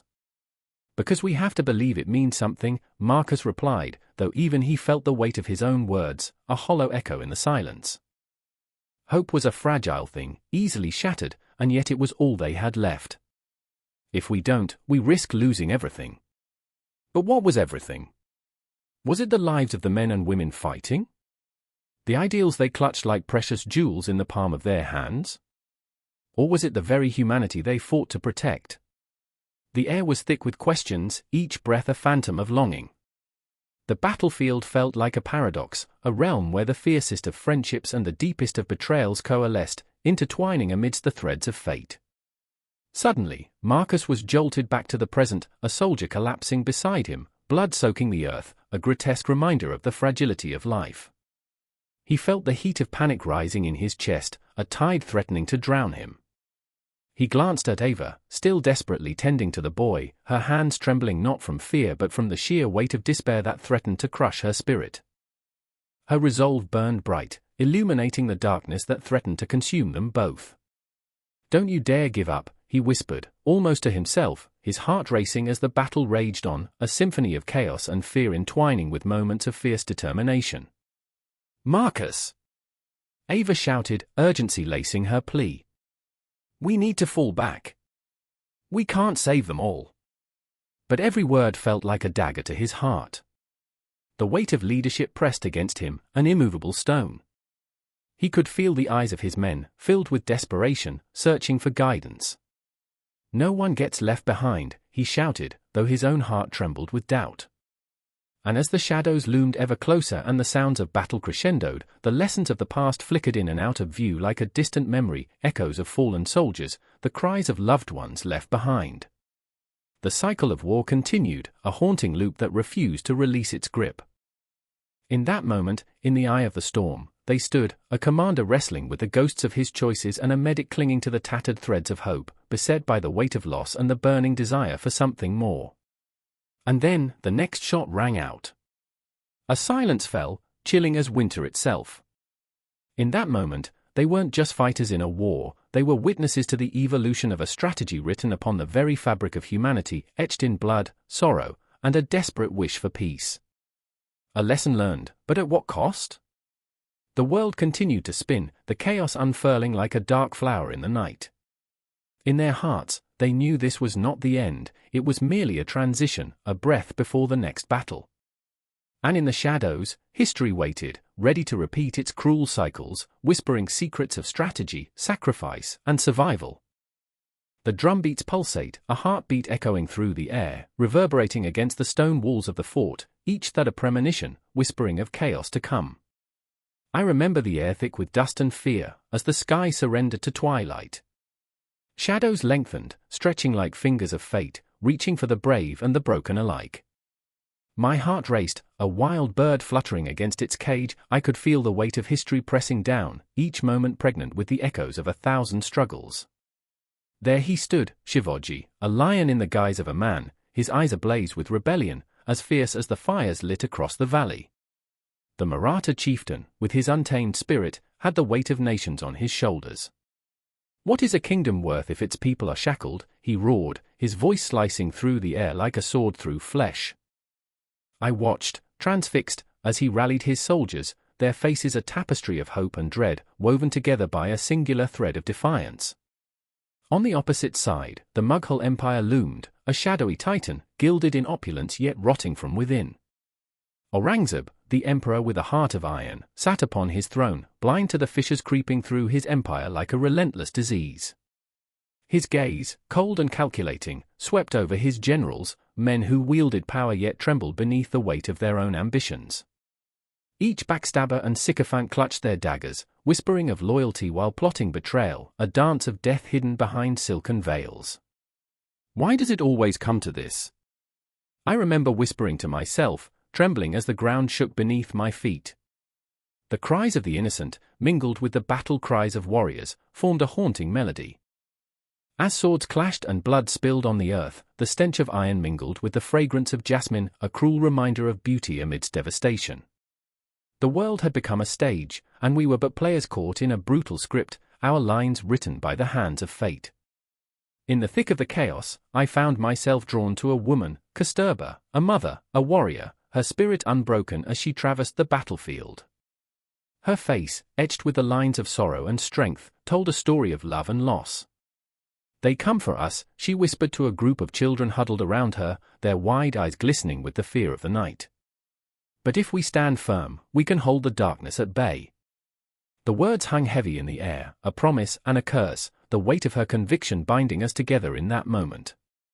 I remember seeing her rally the frightened, her voice a clarion call, weaving through the din of war like a thread of light in a tunnel of despair. But what could she do against the tide of men, against the oppressive might of Aurangzeb's army? The futility of it all clawed at my insides, but her faith was unyielding. "We are the storm," she declared, and each syllable felt like a drumbeat, a thunderous proclamation that ignited a spark within us all. Yet, as the sun dipped below the horizon, the shadows grew longer, and the battle descended into chaos. I could hear the clash of metal, the screams, oh, how they haunted me, a symphony of terror that echoed in my mind long after the last sword fell silent. I stood frozen, a ghost among the living, as Shivaji and Aurangzeb's paths began to converge. Their destinies, intertwined like threads of fate, whispered promises of glory mingled with the scent of despair. I remember thinking of the cosmos, of how stars were born from the ashes of collapsed worlds, and how we, too, were caught in that cycle, a cycle of violence, ambition, and the relentless pursuit of power. Each action rippled outward, consequences spiraling into eternity. The Mughal Maratha Wars were not mere skirmishes, they were the fulcrum upon which the course of Indian history would pivot, a cataclysm that would echo through the ages, shaping destinies with every clash. With every heartbeat, the tension escalated. The battle raged around me, and in the chaos, I saw Shivaji locked in fierce combat with Aurangzeb's finest. Two men, fueled by conviction yet bound by their flaws, became living embodiments of their nation's hopes and failings. The air crackled with their animosity, a palpable energy that surged through the very soil they fought upon. I could feel the weight of their choices, the burden of their legacies, each strike a reminder of what was at stake. But here, amid the carnage, hope flickered like a candle in a storm. I caught Kasturba's gaze, fierce and unwavering. "We will not crumble," she declared, and in that moment, we became more than mere spectators. We became a collective heartbeat, a single pulse of resilience against the tide of despair. I remember, vividly, the moment when everything shifted. The tide of battle turned, as the Marathas, with their indomitable spirit, surged forth like an unrelenting wave, crashing against the might of the Mughal tide. Time seemed to fracture, the past and future intertwining in a dizzying spiral. I could feel it in my bones, the weight of history pressing down, a relentless reminder of the cost of ambition. The world around me faded into a blur, the cries of warriors and the clashing of swords merging into an unholy symphony, drowning out the whispers of dreams spun in the darkness. And in that moment of chaos, I realized, this was not just a battle for land or power, it was a struggle for identity, for the very soul of a nation. The Mughal Maratha Wars were the crucible through which a new India would emerge, forged in fire and blood, a tapestry of diverging threads woven together by the hands of the fallen. As I stood on the precipice of that moment, I could see the echoes of the past stretching into the horizon, and the shadows of the future lurking in the corners of my mind. Each heartbeat reverberated through time, a reminder of the relentless march of destiny, as we became players in a grander scheme, a tale woven into the annals of history. I remember feeling the pulse of the universe, as if the very cosmos had conspired to gift us this moment, this clash of titans, this dance of fate. The battles fought would leave scars, both on the land and in the hearts of those who survived. The echoes would haunt the corridors of time, reminding us that we are all part of a story far greater than ourselves. And as the dust settled, the implications of this war would stretch on, an unbroken thread woven into the fabric of our existence, binding the past to the future in a relentless cycle of struggle and spirit. The Mughal Maratha Wars were but a chapter that would be read and reread, each generation finding its own meaning, its own pulse, its own heartache in the pages of history. The war may have ended, but the echoes of its impact would resonate through time, an unresolved melody lingering in the air, just waiting for the next note to be played.